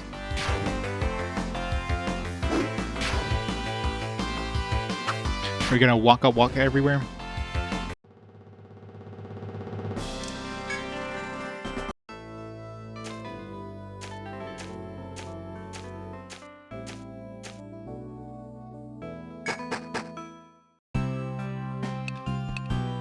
Let's go sell some stuff.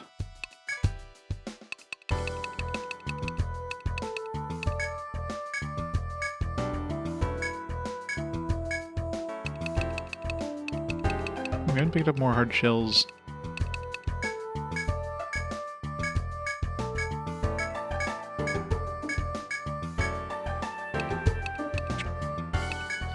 Alright, what can we buy? Another shield.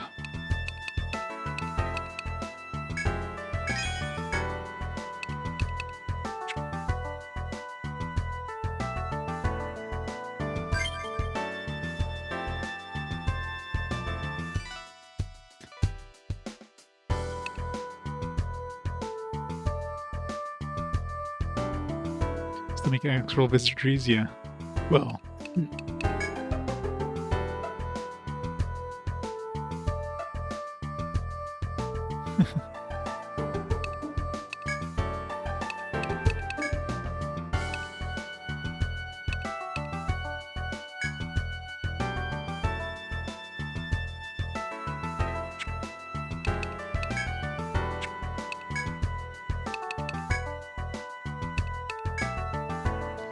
A little bit of defense.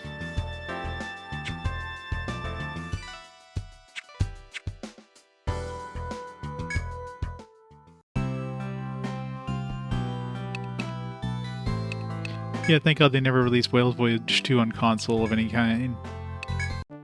Thank God.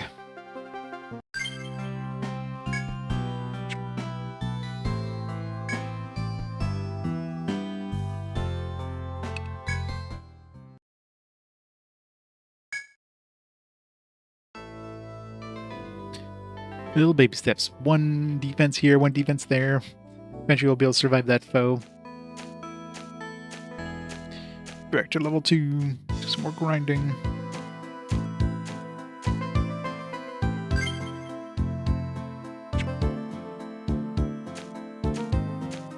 Yeah, the more stuff you sell, the more things get unlocked. Which is good, because you need the money that you get from selling to buy the stuff anyways, so...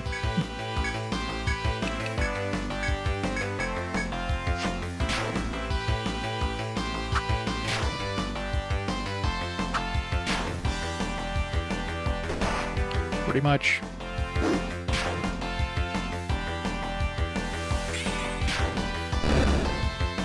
Then you have a limited inventory, so you pretty much have to sell, otherwise it's just gonna get clogged up.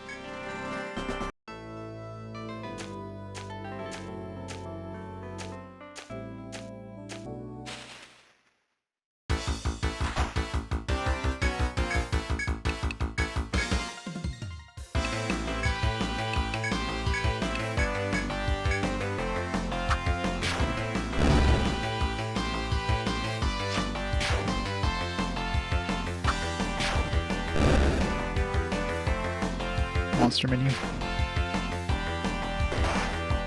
Ow.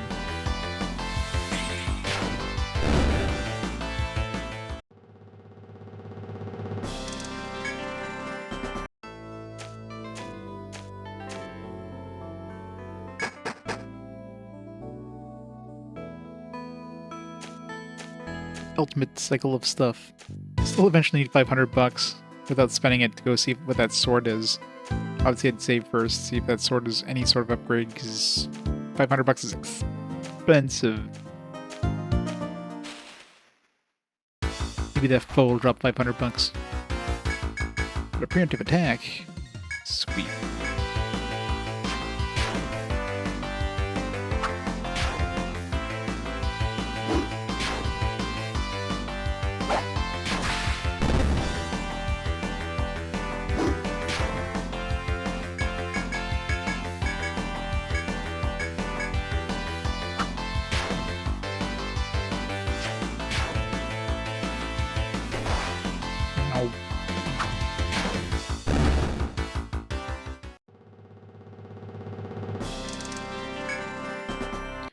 So close to leveling up again.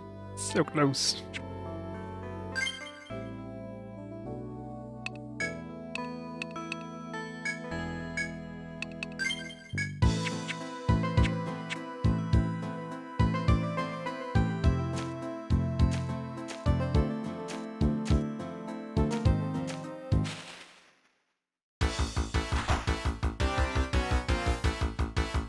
Yeah, those venom moths are a pain in the ass. Especially if they hit you with poison.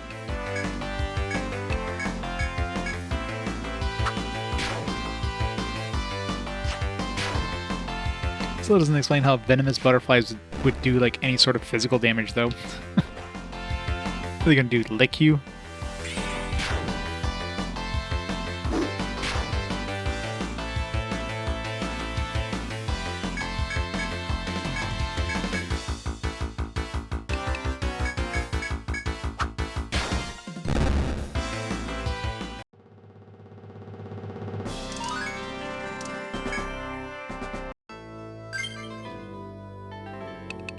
Alright, let's see. Get more TP up, I guess. Need more magic. Scavenge. Increase chances of an enemy dropping an item. Eventually need TP regen. Need level 10 TP up.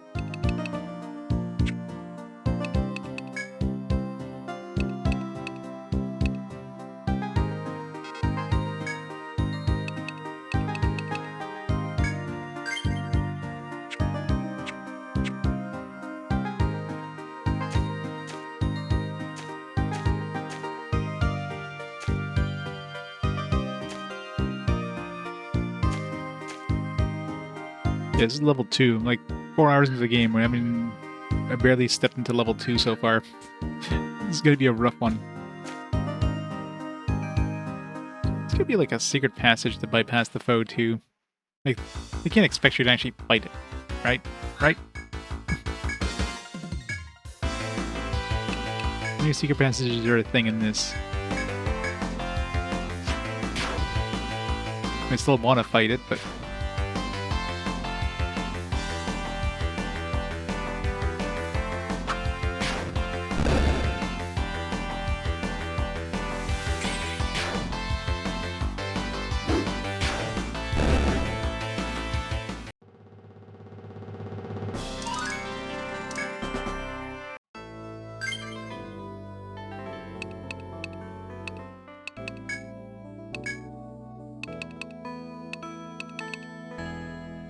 There's the improvement, gain when boosted, fury, increased damage double when HP low, cloak.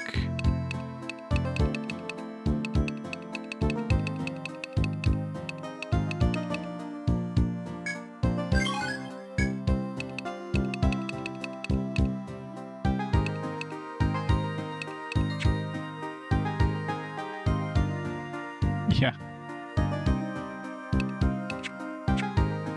Probably a 100-floor dungeon.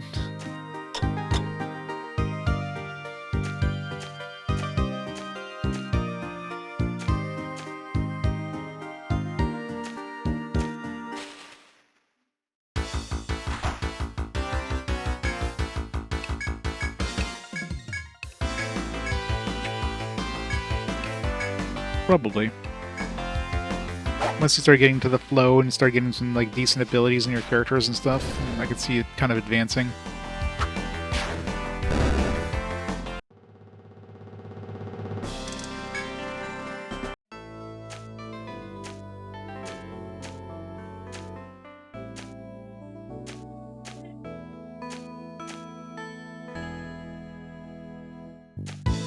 There's a secret passage and I don't see it.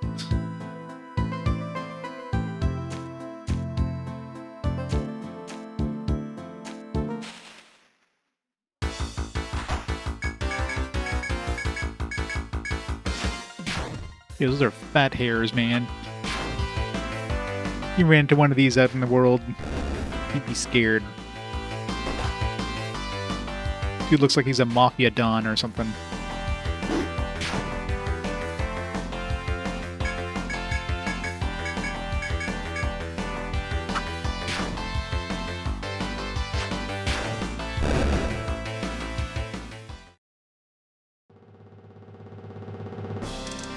It's a floofer you can't refuse.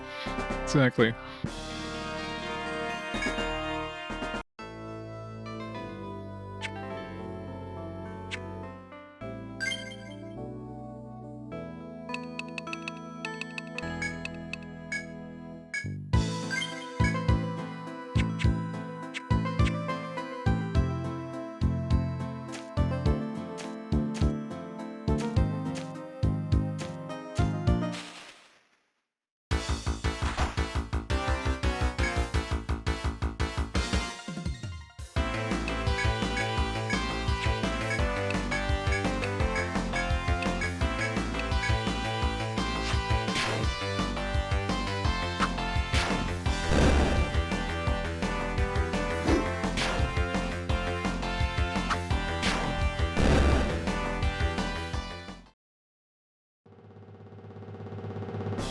Yeah, that and there's like no resources.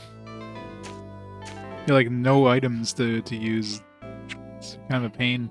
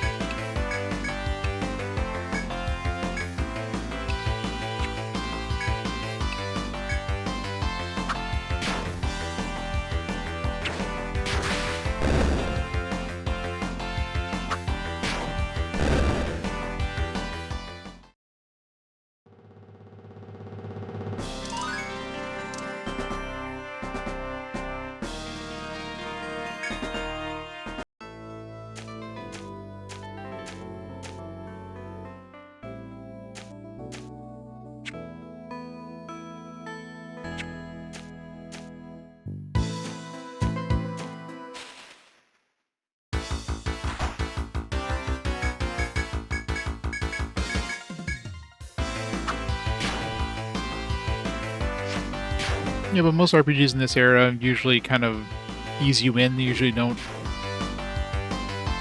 make it so you're grinding for like an hour or two in order to progress.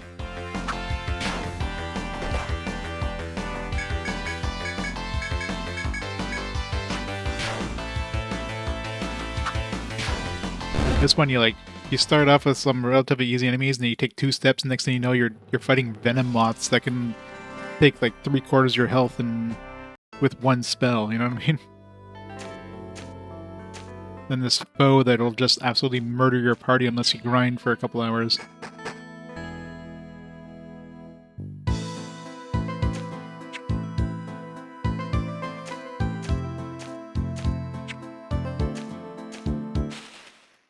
Plus, the game doesn't take long to introduce you to pain.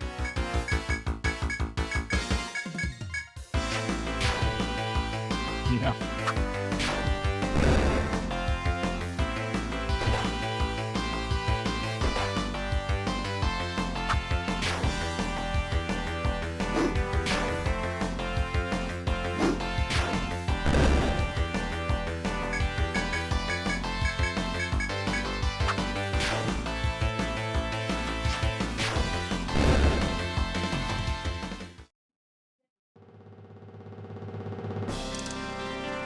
Man, it's almost level 7.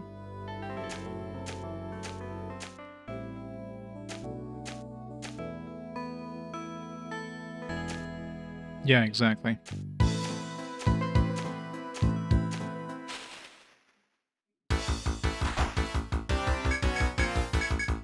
Yeah, it definitely doesn't hold your hand, especially in that first, like I said, the second level. First level, they kind of, give you a little bit of an easy start. Like, here's part of the map built, or I go finish off the map. And then you run to that venom moth, that sleeping in the field there, which just spawns all these venom moths. That's the first kind of like, yeah, you better be prepared to die in this game. And part of the problem too is there's no saving in the dungeon. Like, you have to leave the dungeon completely to save. so you can't easily save scum.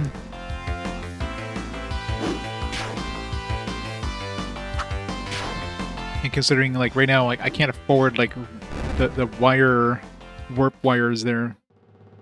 I could barely afford equipment. I can't afford warp wires normally, so...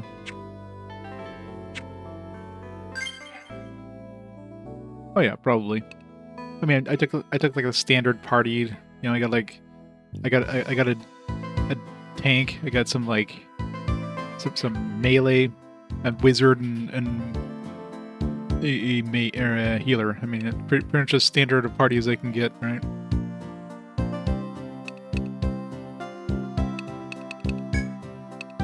Should take like a full medic party. All medics.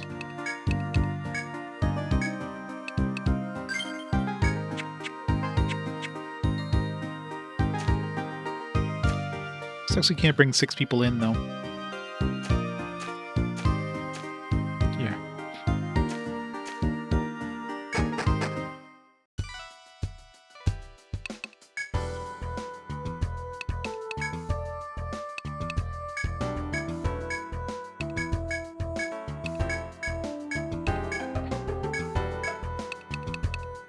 One more hard shell. Doublet. 3 defense and 1 vitality. Yeah. I mean, if I buy the doublet from my main tank, I can hand me down the jerkin he has, but it's kind of expensive. Accessories are super freaking expensive.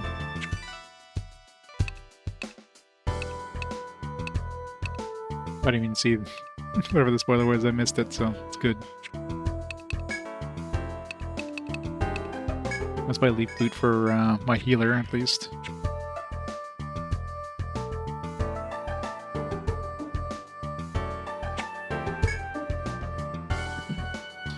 Yeah, I could get more chopping, more points into chopping, and get like more chopping like things every, and like grind that way. But then I still have to stay at the inn in order to get more chopping points back. And right now I'm selling this stuff for like 20 to 25. So even with 4 chopping points, I'm still going to be like breaking even just chopping.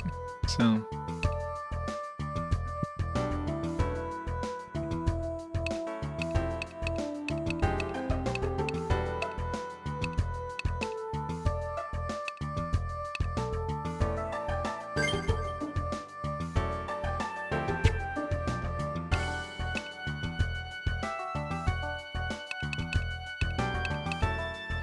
20 people in your party.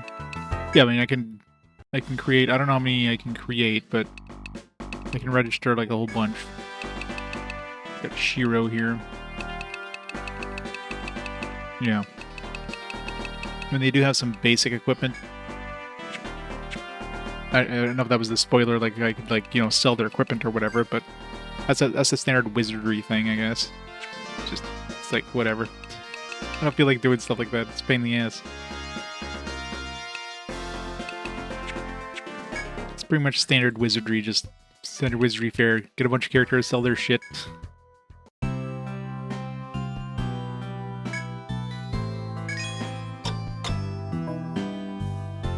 Alright, let's go see if we can handle that foe now.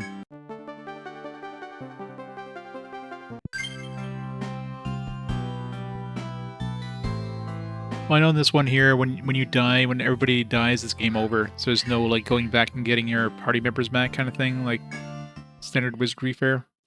So, yeah. There's no going in to picking up their corpses. They're just gone. Or you just game over.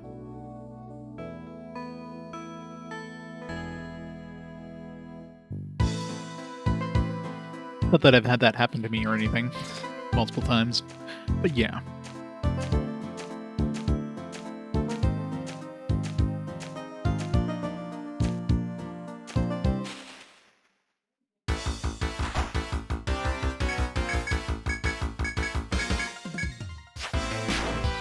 Own them but never beat them. What? Sunfall. You call yourself a Etrian Odyssey fan. How dare you, sir?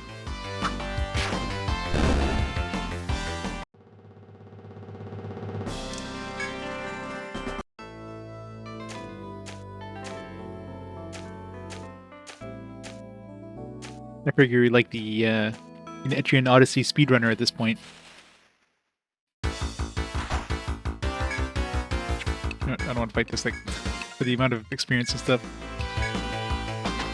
I don't want to waste my magic. I need my magic to fight that foe.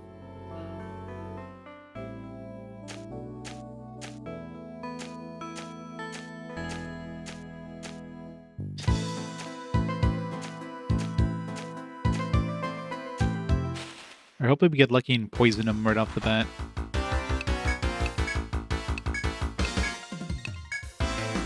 Another option would be to get our boost up, but we'd have to do a whole bunch of grinding to get boost up, probably. Because it resets every time you leave the dungeon, which is kind of stupid. I can see if you, like, died or something like that, it would go away, but...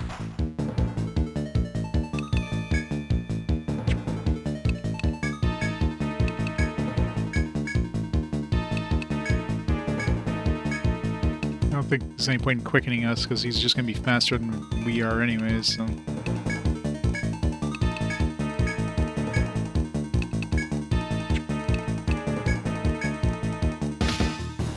Not a good start. Nice, it's been poisoned. Ow.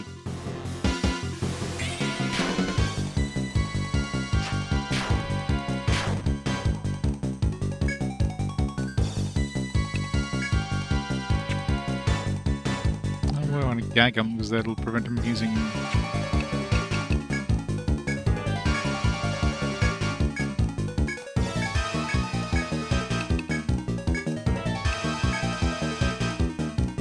Wait, I bought the leaf boots. Did I equip them on Brispit? I don't know if I did. Yeah, poison him on the first turn, so we have a chance. It's a low chance, but still a chance. It's already half dead after like 2 turns, and Lan is confused still. Oh well, Lan actually survived.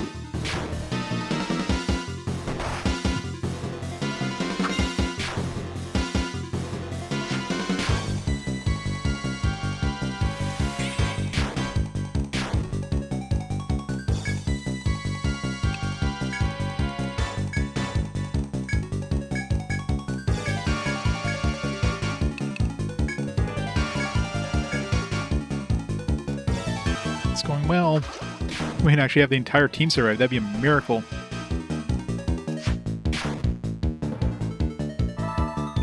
No thanks to Lan.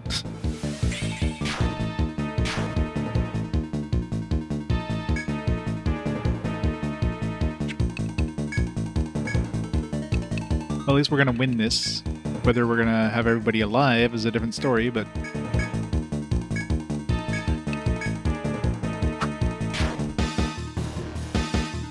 Nice. Don't kill Zero Dine. Thank you. Wow. Not only did we win, we actually won with with everybody alive.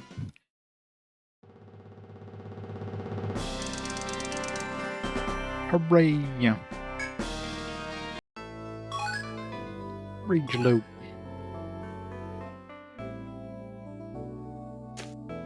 Alright, now we need to go back and save. Hopefully this thing doesn't respawn.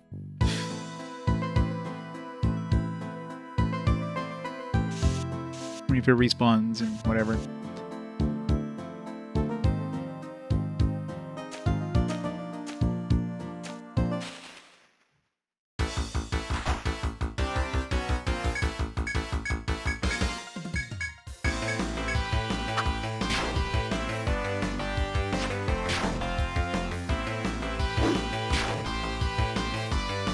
Does it?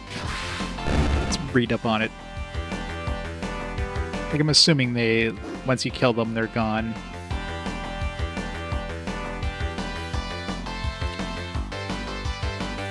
Counters.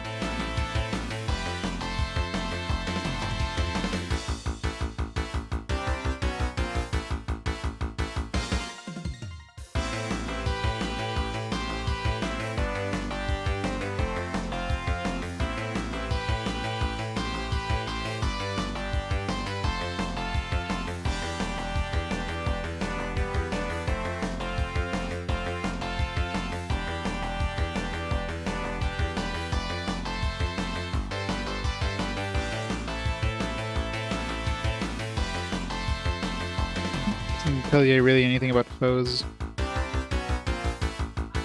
So we'll find out either way. I mean, either way I want to go save, so... Worst case scenario, he respawns and then I come back and get some more experience off of him. Yep. Yeah, no. I was pretty sure that that Kingdom Hearts was not going to win that one, considering, you know, it's coming up very shortly, so there wasn't a lot of support for it. Enough day. You know, 2 speedruns over an hour. I'm sure that totally doesn't use any sort of glitches to beat that.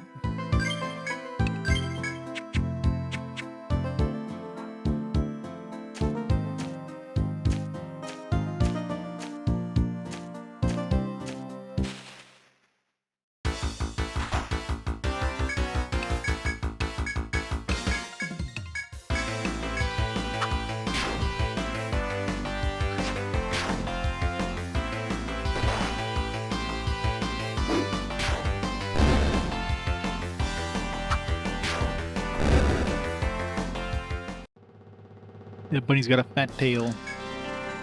What money do we have now, by the way? Did that dude drop any money?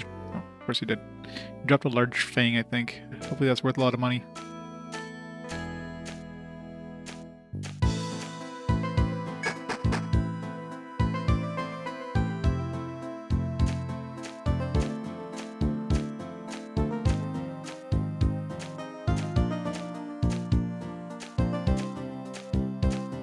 Chop some wood while I'm here. Try to get some more hardwood.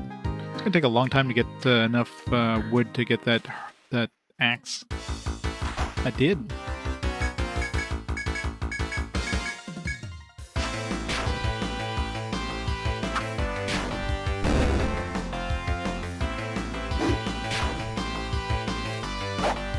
That's fast. It only took me 4 hours.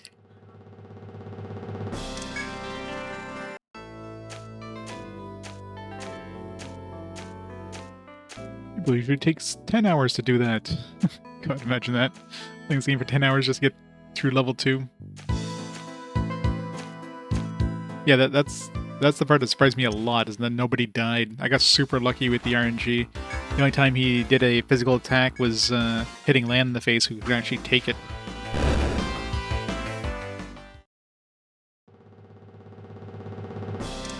Well, to get past it. It was blocking the way back. So I'm hoping it doesn't respawn. I guess we're gonna find out. No, nothing. What? Find nothing? Oh, that sucks.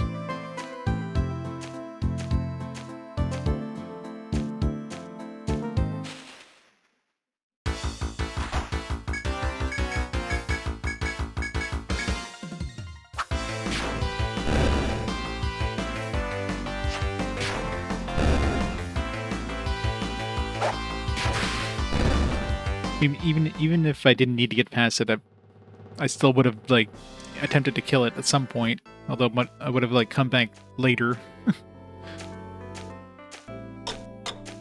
So I tried to see if there's any way past it. If there's like any sort of secret passages or something. Because the way it was moving, there wasn't any way of like sneaking behind it when it moved forward. Could move like one more square north of over the middle, squeeze past it. But...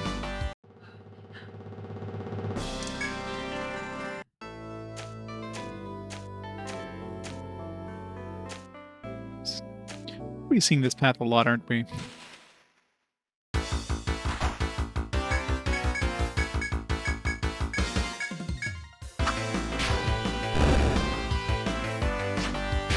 Yes, you will.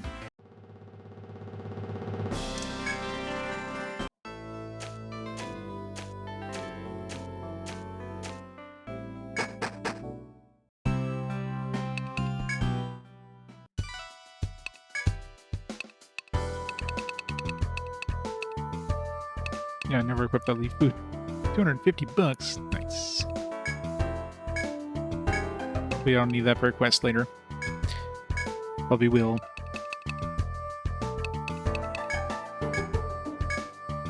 Either way, I need the money now.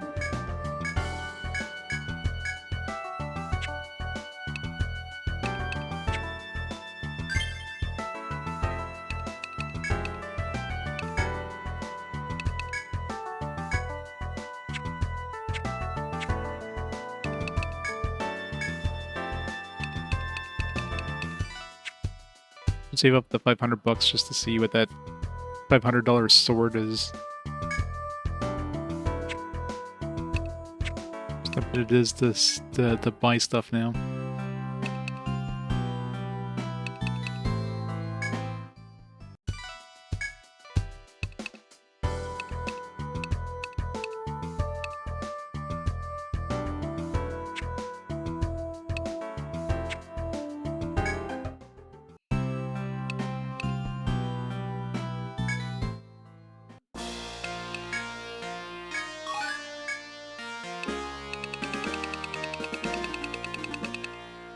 You can use the R and L buttons to scroll down this thing. Like, come on. Press left and right.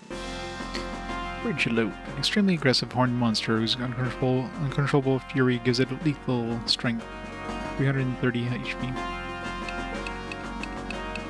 Wow. I thought maybe like these would be in order in terms of like how many foes, and there's a lot of... If this is in any sort of order, there's a lot of foes. So many foes. Yeah, the left and right did, but this one does, like... This game does not use the L and R button, L and R shoulder buttons at all, which is just stupid. Like strafing would have been like why don't they use it for strafing? Why don't they use it to like when you go into the menus, let's say, and I want to you know, customize the skills, but I want to go to the next character. I can't press left and right buttons. I have to like exit and go into the next one, exit and go to the next one. Like, just things like that, or just, it's like, why?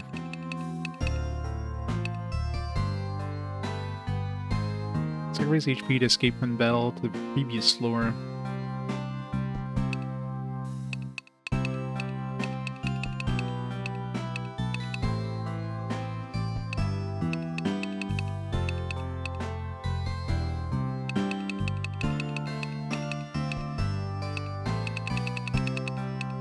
I don't know what I want for him.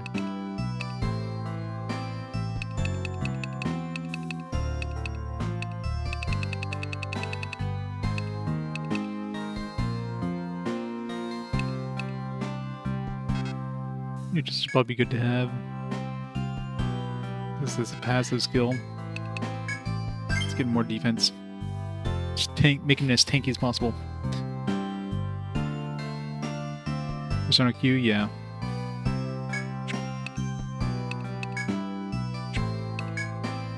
First bit level up. Let's get here to level 5. Yeah, we'll need refresh. That'll be handy to have, so I'll spend that next turn, next level. Heal blind. Okay, I guess I need to level up multiple times in order to learn, like, additional abilities.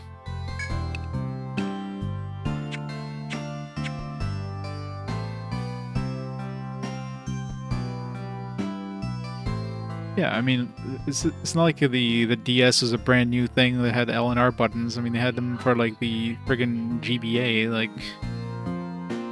Some questionable choices in terms of just everything.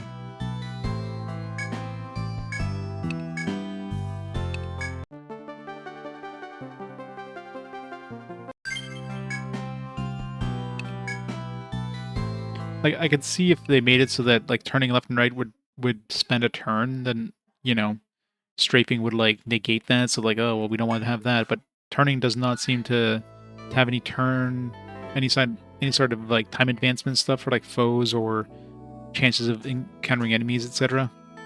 So there's no reason not to have strafe, because really, what's the difference doing this versus strafing, right? Other than, like, having to do that whole action every time.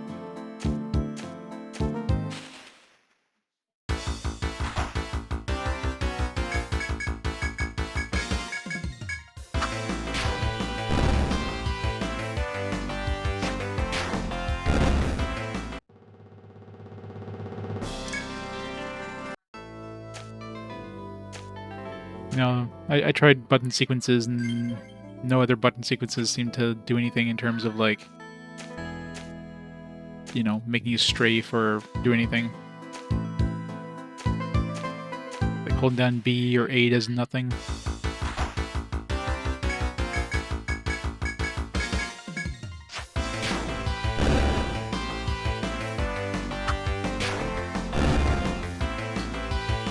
it did originally. Yeah, I could see that. Where every turn, advance time or whatever. That's one thing that's kind of annoying. There's no way of like standing still and advancing time for stuff like foes. You have to like move back and forth, which is... No, I didn't. I just wanted to see if the foe respawned. I'm just curious.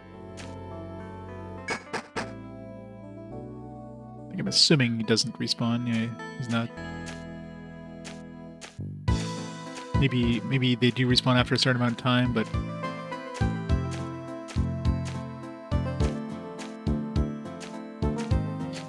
Right, let's go finish exploring.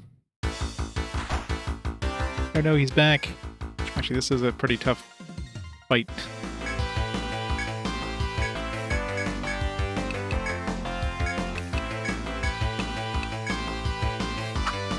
Those deers are pretty painful.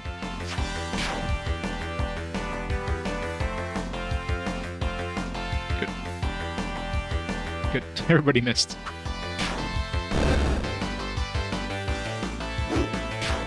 Oh, I'm sure that's something they added with Etrian Odyssey 2. They added some quality of life stuff. This game, yeah, they couldn't care less. When this was their first game, I guess they didn't think of these things. Somehow it got popular enough that they decided that they came out with another one.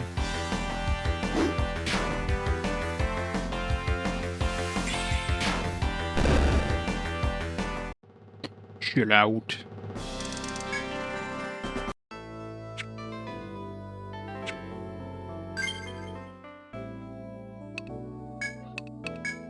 Be one of those things they just, they had to get it out until, like, for a certain amount of time. Kind of a time crunch kind of thing.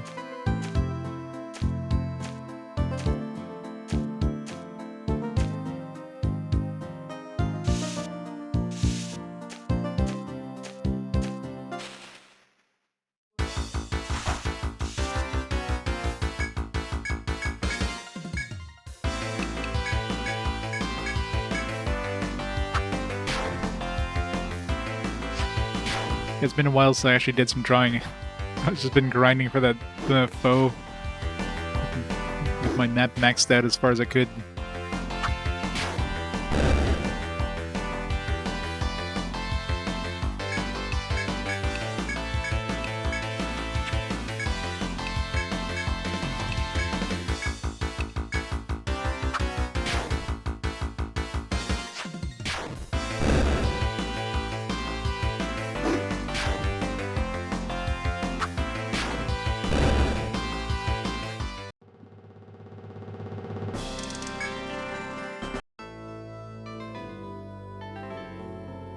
There's Bug'em sort of zine. Got to make a bunch of the enemy encounters trigger on every possible facing, so you can skip 90% of the first fight, strafing to their squares. It's crazy. So you just have it so, like, yeah, if you're facing this square here, this is what triggers it instead of, like, entering the square.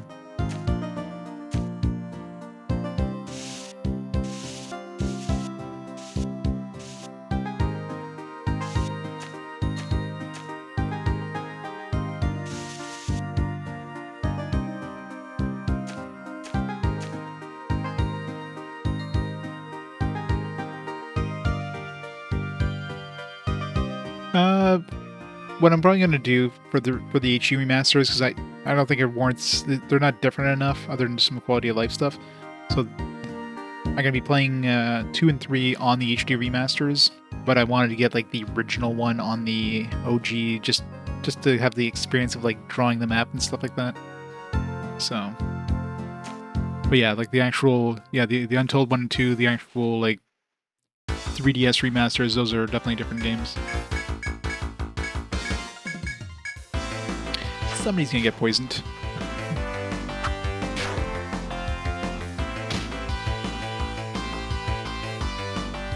Sorry, Sunfall. You're not gonna survive this.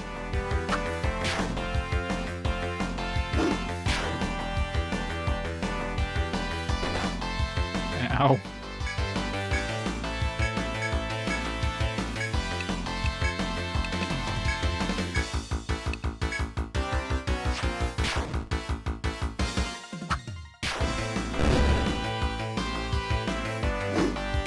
Unless my healing can actually heal you more than 25... Well, yeah, you should be able to survive with the healing. Yeah, you're fine. Barely. 'Cause now we're all dead.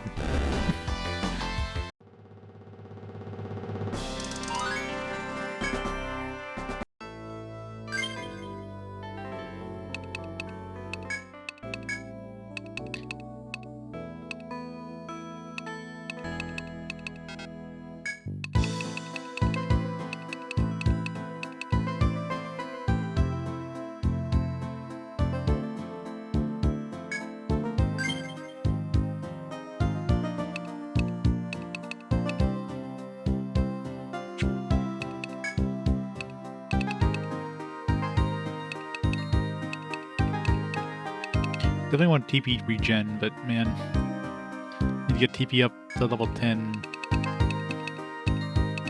mean, it's probably fine, because my ice damage is doing a decent amount of damage right now. I don't really need to, like, dump a lot of points into it, so I'm gonna keep putting TP up.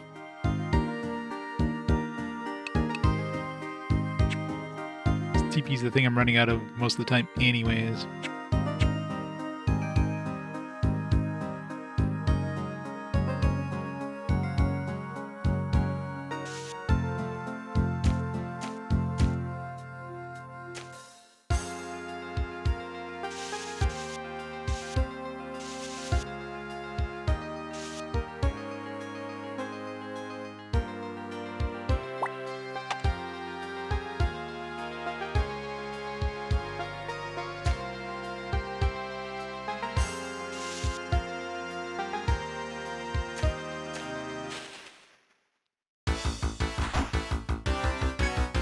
Yeah, maybe now we need to escape. We're not going to survive this without.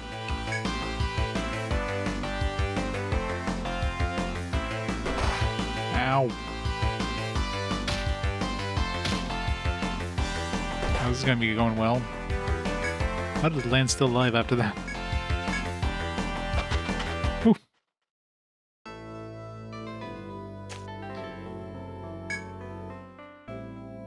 I just wanted to make sure. Right. Get us out.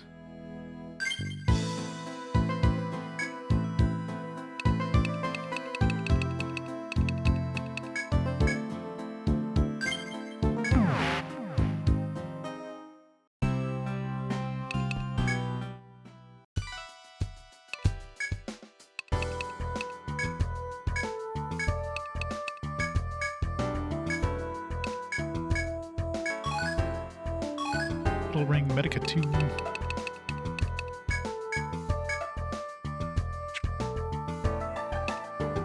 Almost have enough of that 500 thing, but now we gotta stay at the inn and stuff, so... I know. It's just, having to spend $100. Ugh, that hurts. That hurts, Sunfall.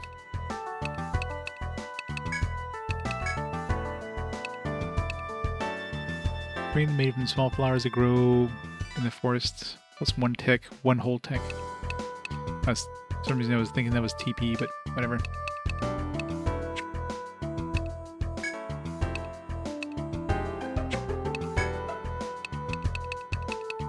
Any new weapons recently? Oh. Let's go heal. Yeah, it's kind of annoying, right? $60 now to heal. It's based on your level, obviously, or your average level.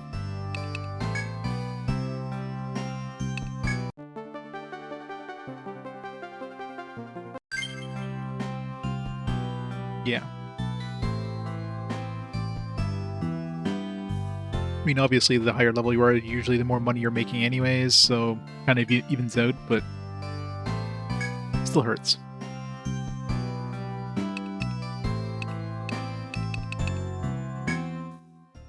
Should have gone, although at 1 HP it would have been risky. I should have gone, like, done my, my wood chopping.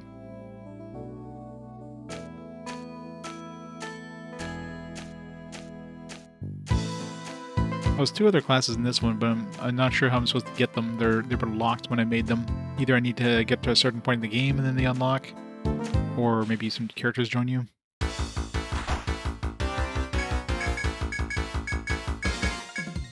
Actually, where are the manual hints at them? Because they do have the classes listed, but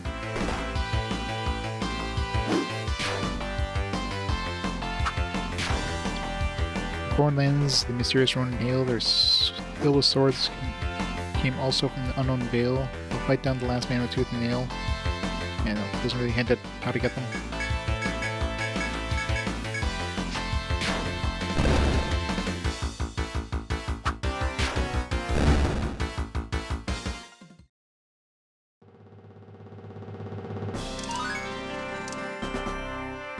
Yeah, I figured it's probably like something game-wise that unlocks them. The problem is, by the time you unlock them, like even if like your characters are going to be like higher level, you're gonna have to like dump your characters to get some new characters. Like, it just seems like a pain in the ass. I don't want to have a new level 1 in my party.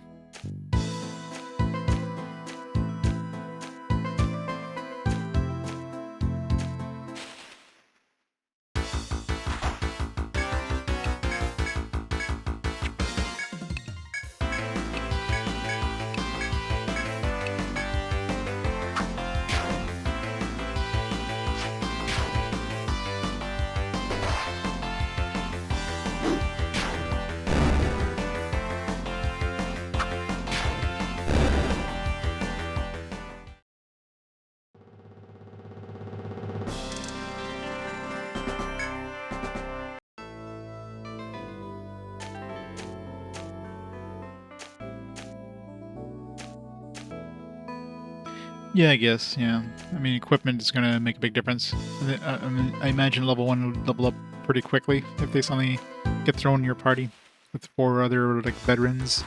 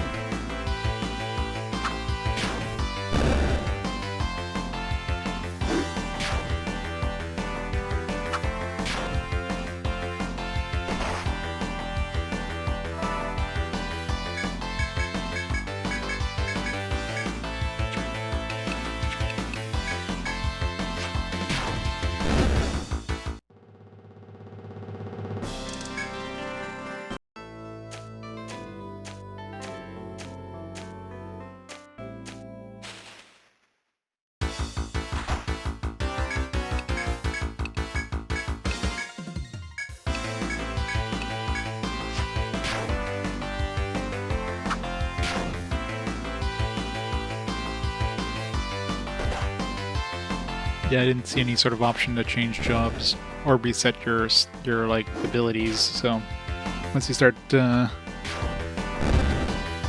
the path of like putting your points into certain things, you're kind of stuck with what you have, short of like replacing your characters from scratch. It's like a wizard. You're probably not going to be trying to get like a jack of all trades. You're probably going to be specializing in one element. Because good luck trying to specialize in more than one. Same thing with like the dark whatever the hell thing that Zero Dine is. You can go with whips or swords, but probably not gonna go with both.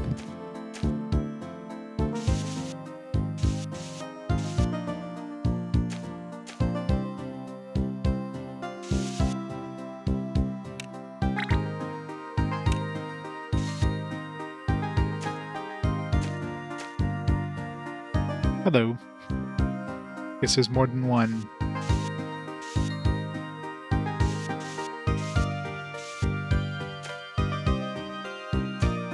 Uh-oh. I think he smelled me.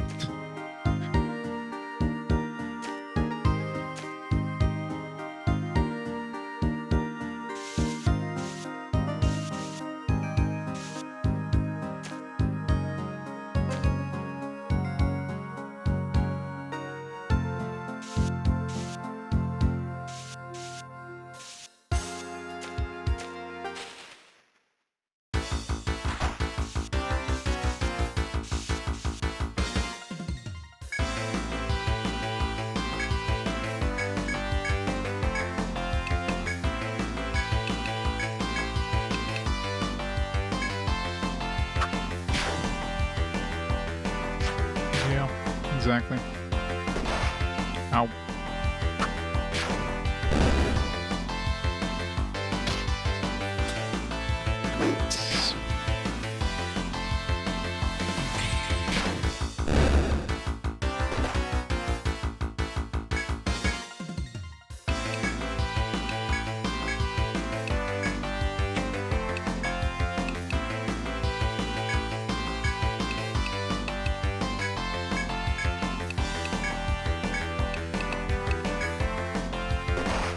Never mind.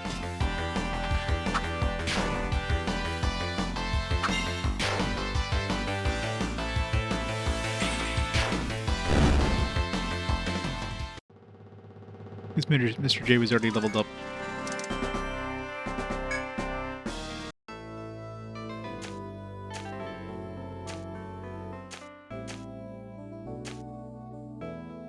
Yeah. Go back and not spending another $100, so.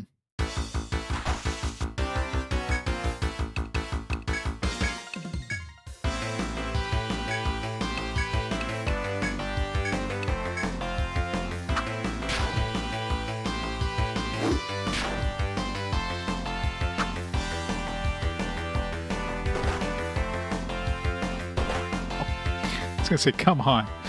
Luckily, they didn't kill him, but.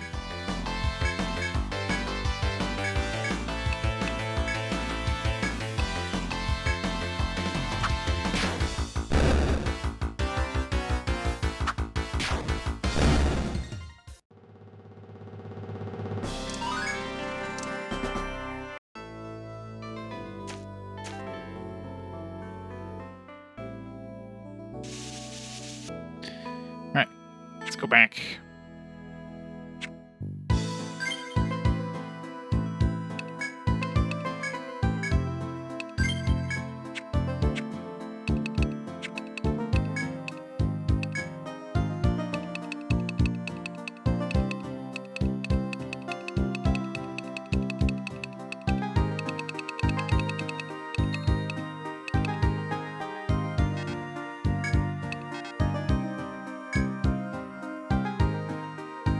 So I'm actually blocking enemy attacks. This would be pretty good, the on guard.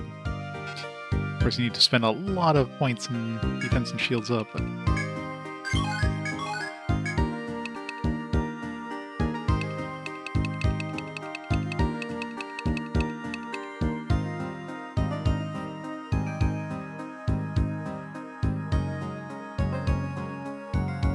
I should really love the tense feeling getting out back up to the dungeon with the weekend party.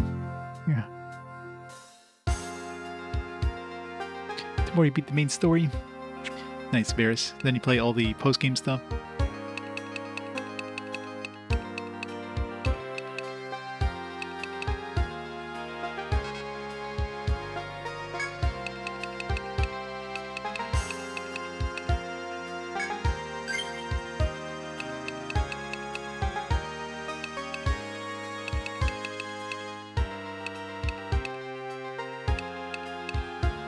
Matarasu.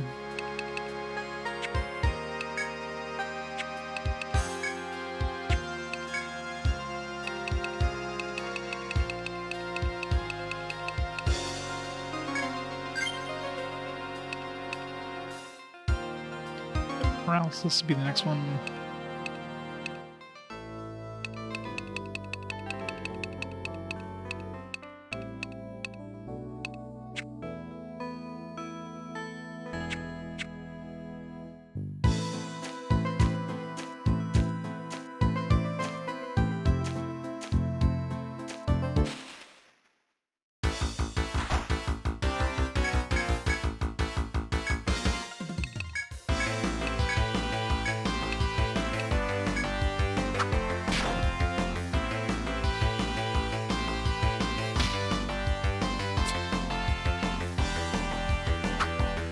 Poison.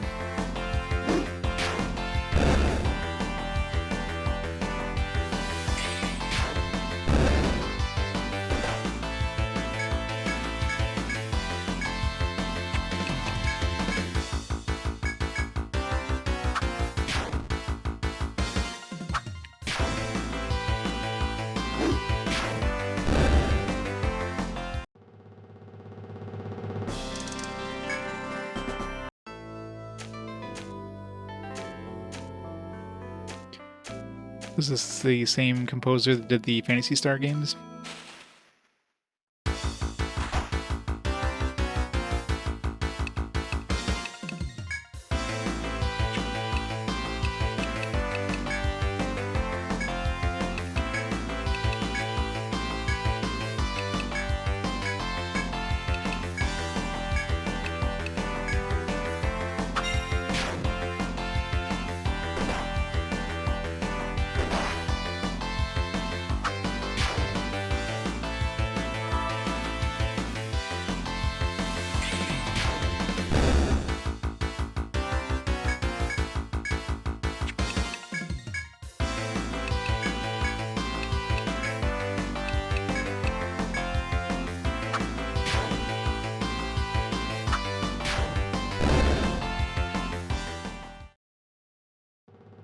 It's something on the DS. Something something.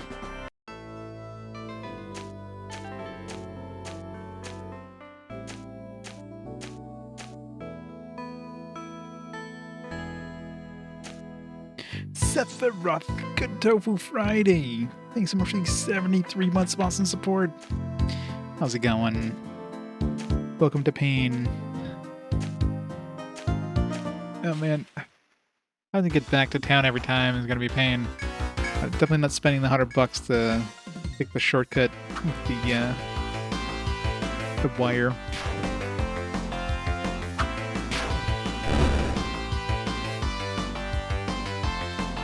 So I stopped playing the series. It's definitely a rough start. I'm sure I'll get there at some point. But it's not gonna be as rough. But yeah, it's gonna be a while before I get there.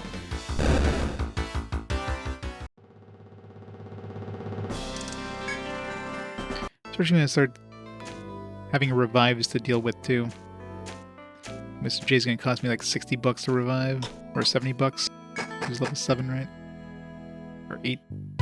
Is he level 7 or 8? The price keeps going up.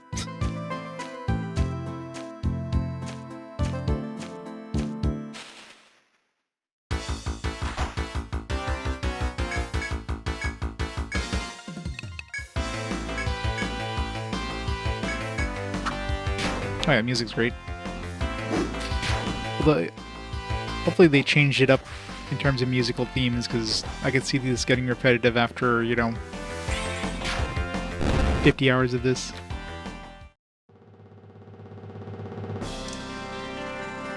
It's about the third story boss of Persona 4. Never played the OG Persona 4, just the golden one.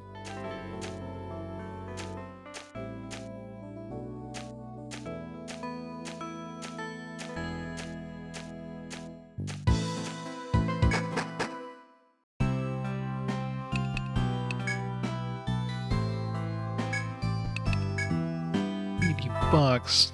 Freaking Mr. J spending all my money. Mr. J. I don't remember. It's been so long. I played it back when, it was when the Vita was new. How long was that?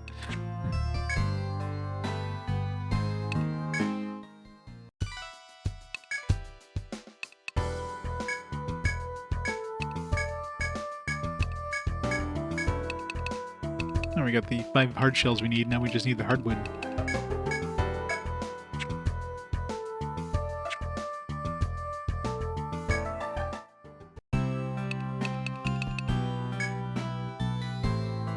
She looks young.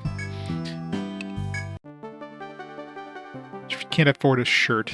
That's why we have to keep buying stuff so she can afford a shirt.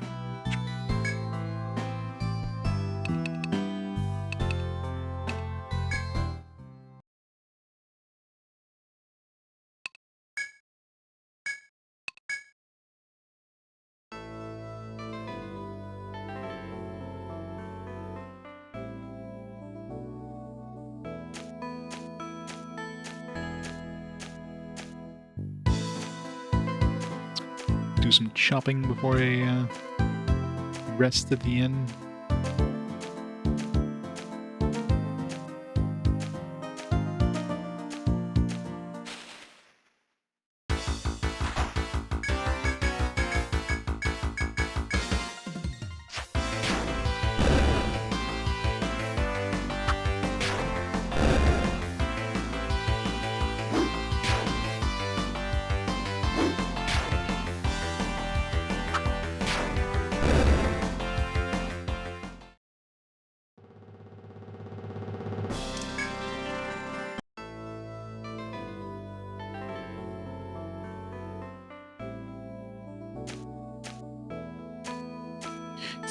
Rough. Good Tofu Friday, gifting a sub to Kalak.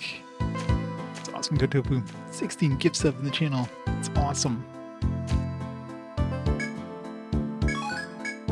Mugwort. Another hardwood. 2 hardwood down. 3 mortified. Why is there so much hardwood needed?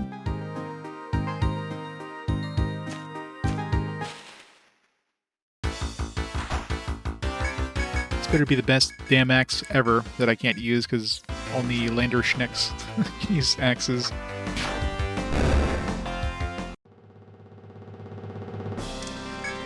Skipping once, yeah.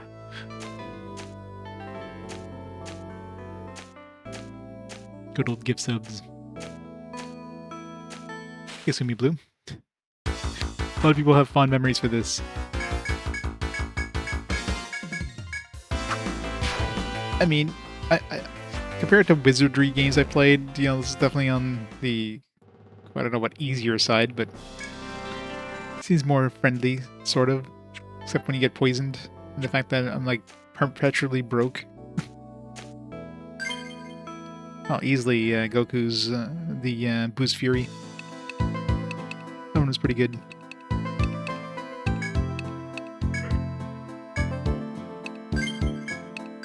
Oh. I played 3DS. Alright, it's not as bad then. At least they added some quality of life stuff, I imagine. This one feels definitely feels rough. It is the first game in the series, but you know that's why I'm playing the OG one versus the HD remaster. I need to feel the jankiness of the OG one. Like simple things such as like strafing doesn't exist here.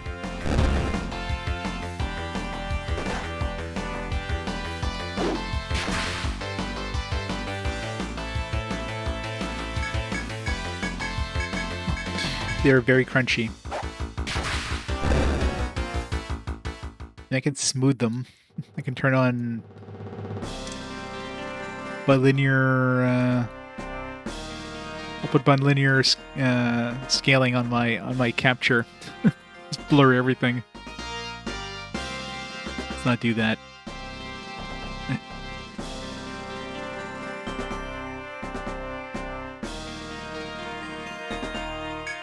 Was there trading card games?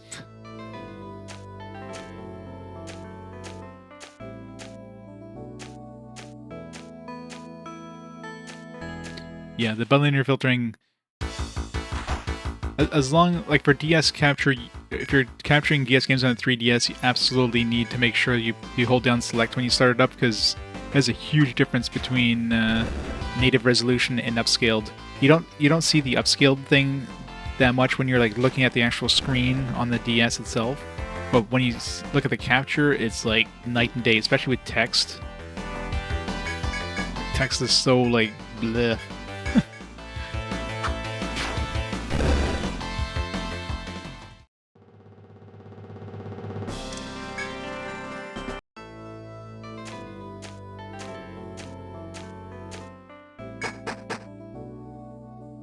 Dragon Ball TCG game. The Verdant in Between. How much money do we have now? Definitely not enough for that $500 sword thingy. The thing is totally not going to be worth it, I know it.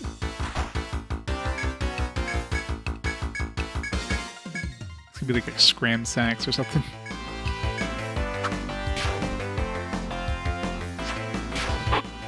There was a Game Boy Color one that had like a kind of a card game thingamabobber. Finish off that thing for it now. God damn it. Alright, Sunfall, you're dead. Sorry.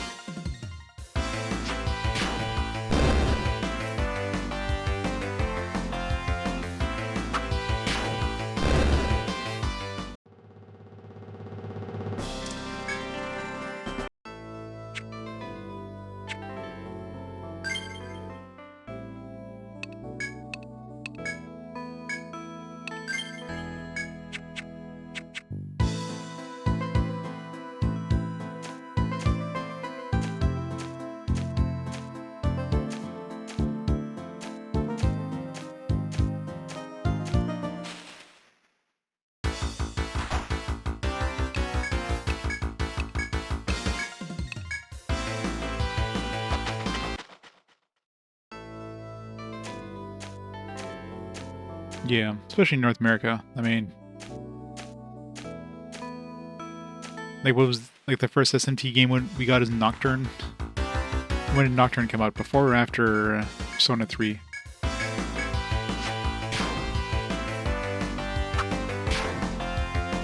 Well, Persona 1 and 2 definitely did not sell all that much. They were very niche. I don't know why they kept bringing it out. I'm surprised because I imagine SMT sales would have been fairly small in general, but they kept localizing them, which is good because otherwise it would have been a series that never got traction, right?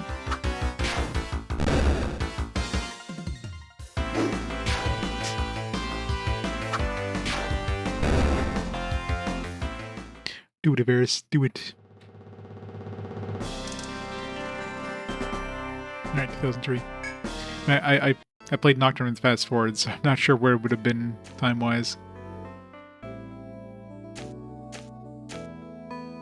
I guess Nocturne probably got popular enough that they...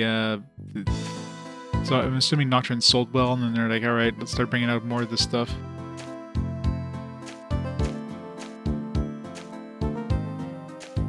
Yeah, we only got the second half, which is... Oh, we got both eventually, but not until the PSP era. Yeah, the fact they gave us the second half without giving us the first half was kind of stupid.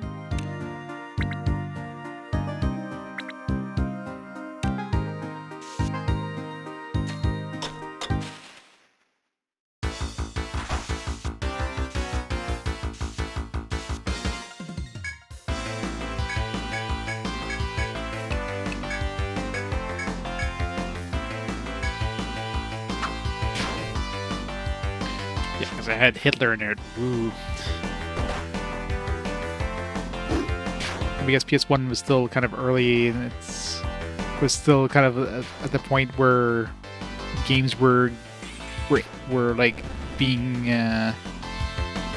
were catering to like older audiences, I guess. Video, like at least console games.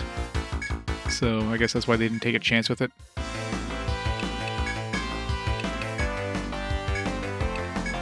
By the PS2 era, they're like, all right.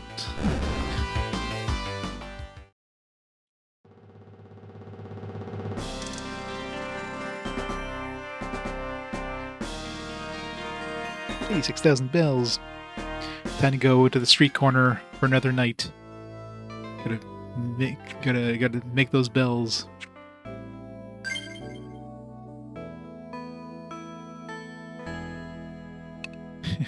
There's main antagonist is popular in the West. Yeah, I know, right? Well, I mean, they were still coming off of like the SNES era, where that kind of stuff was like very much poo-pooed by Nintendo of America.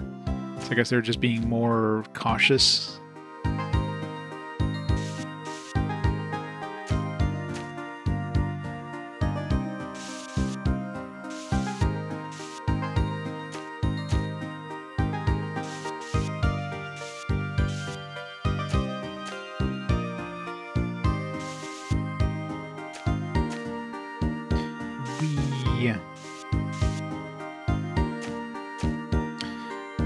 Down and up and down we go.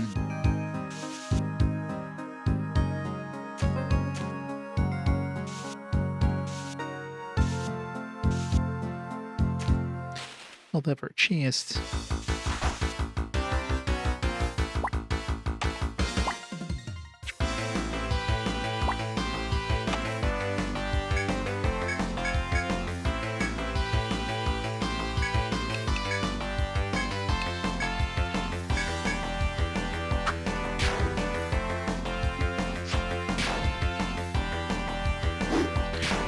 Now you gotta do it tomorrow. Yeah, Persona 1 was a choice, to be sure.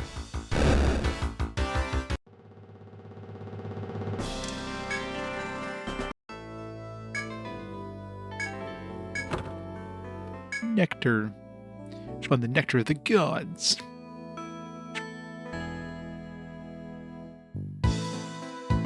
Yeah, so how do I actually advance now? I don't see any paths I didn't take. Unless we have to kill that second foe. definitely won't do that until I get some TP back.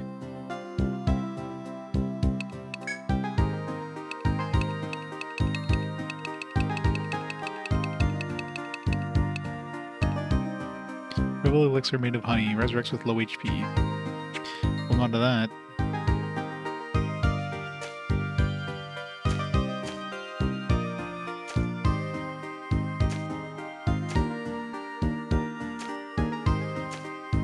Like a secret passage somewhere.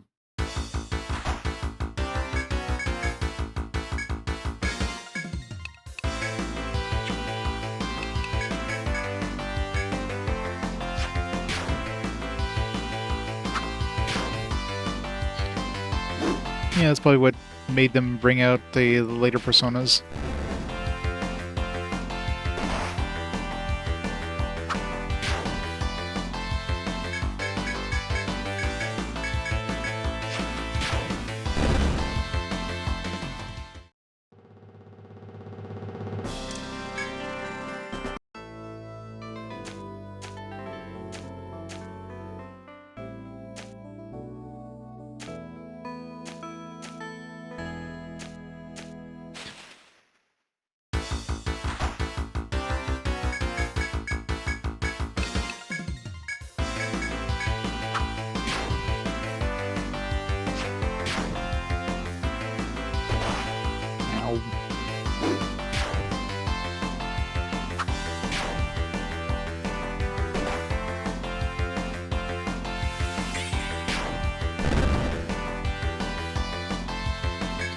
Yeah, I mean, I'm sure a lot of people just figured it was just like an expansion kind of thing, like, why buy the same thing again?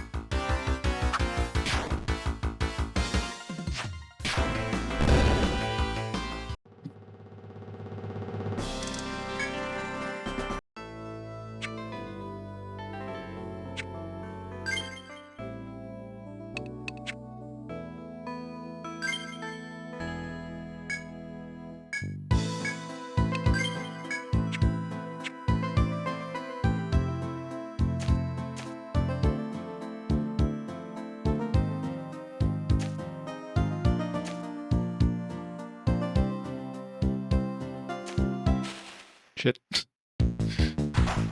That's a scary thing.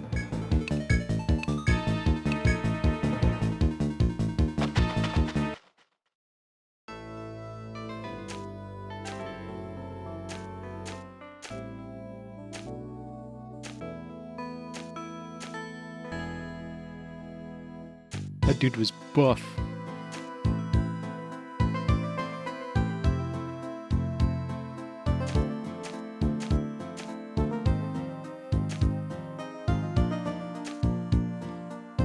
I think we have to kill it.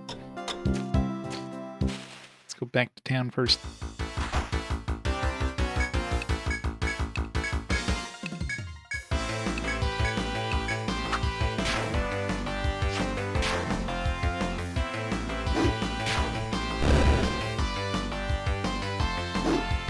Trouble fleeing SMT.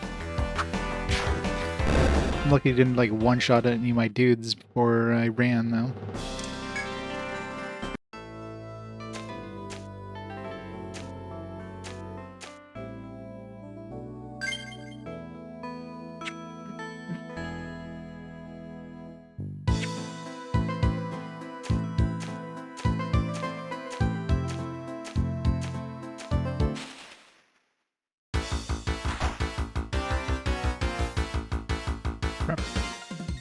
Preemptive strike.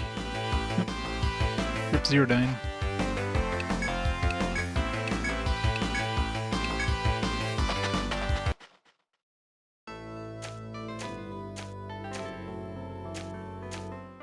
You're gonna penalize, but if you fail to flee, obviously you're losing your turn.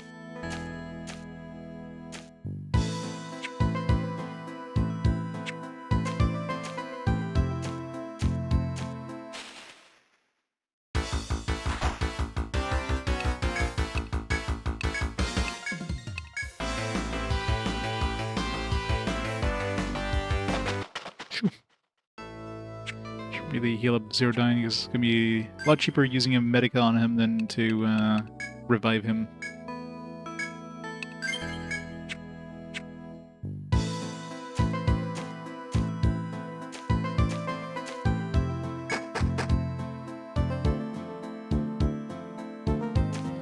Yeah, the worst of the games where like you have one chance to flee, and if you fail, every enemy gets a free turn on you. This one at least you have like 5 chances to flee.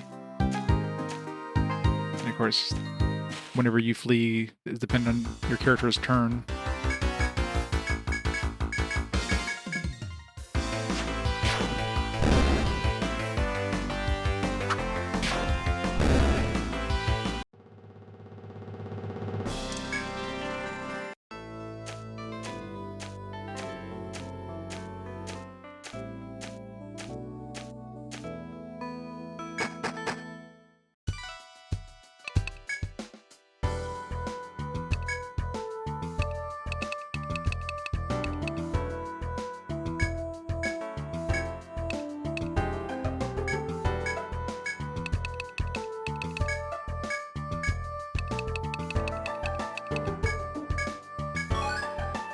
Boom, mace. Yeah, not gonna upgrade maces. I've already spent money on like an upgrade for that. It's like, why did I do that? It's like a waste of money. We have 500 now. Of course, now we have to race to the end, so we're gonna lose some money.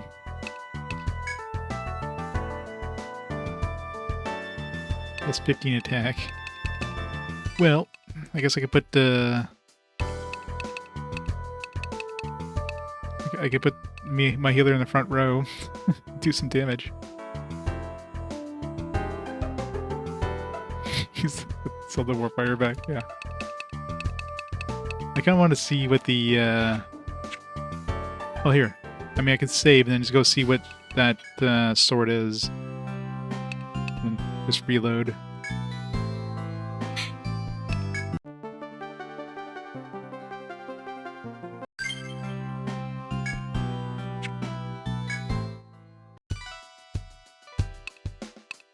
What happens if I quit the game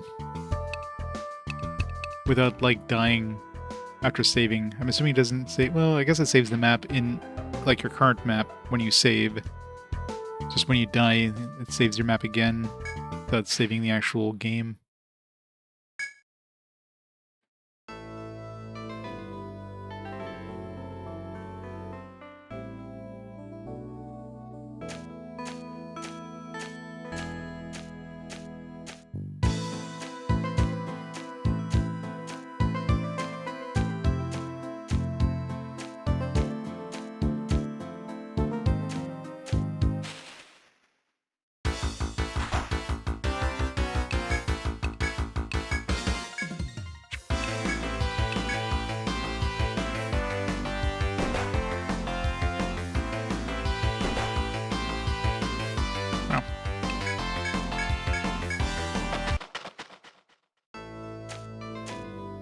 Make as much as splash, yeah, because it was part 2. Yeah, Persona definitely didn't really take off here until 3, especially 4. And 5, obviously. 5 was where it really hit big, where it became mainstream. Oh shit, the guy's not here anymore. Maybe he's only here during the day.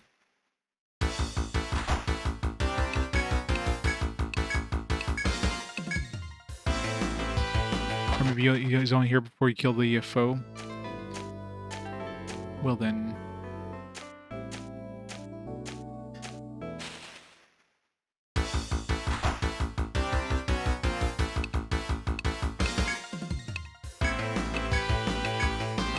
Time to die.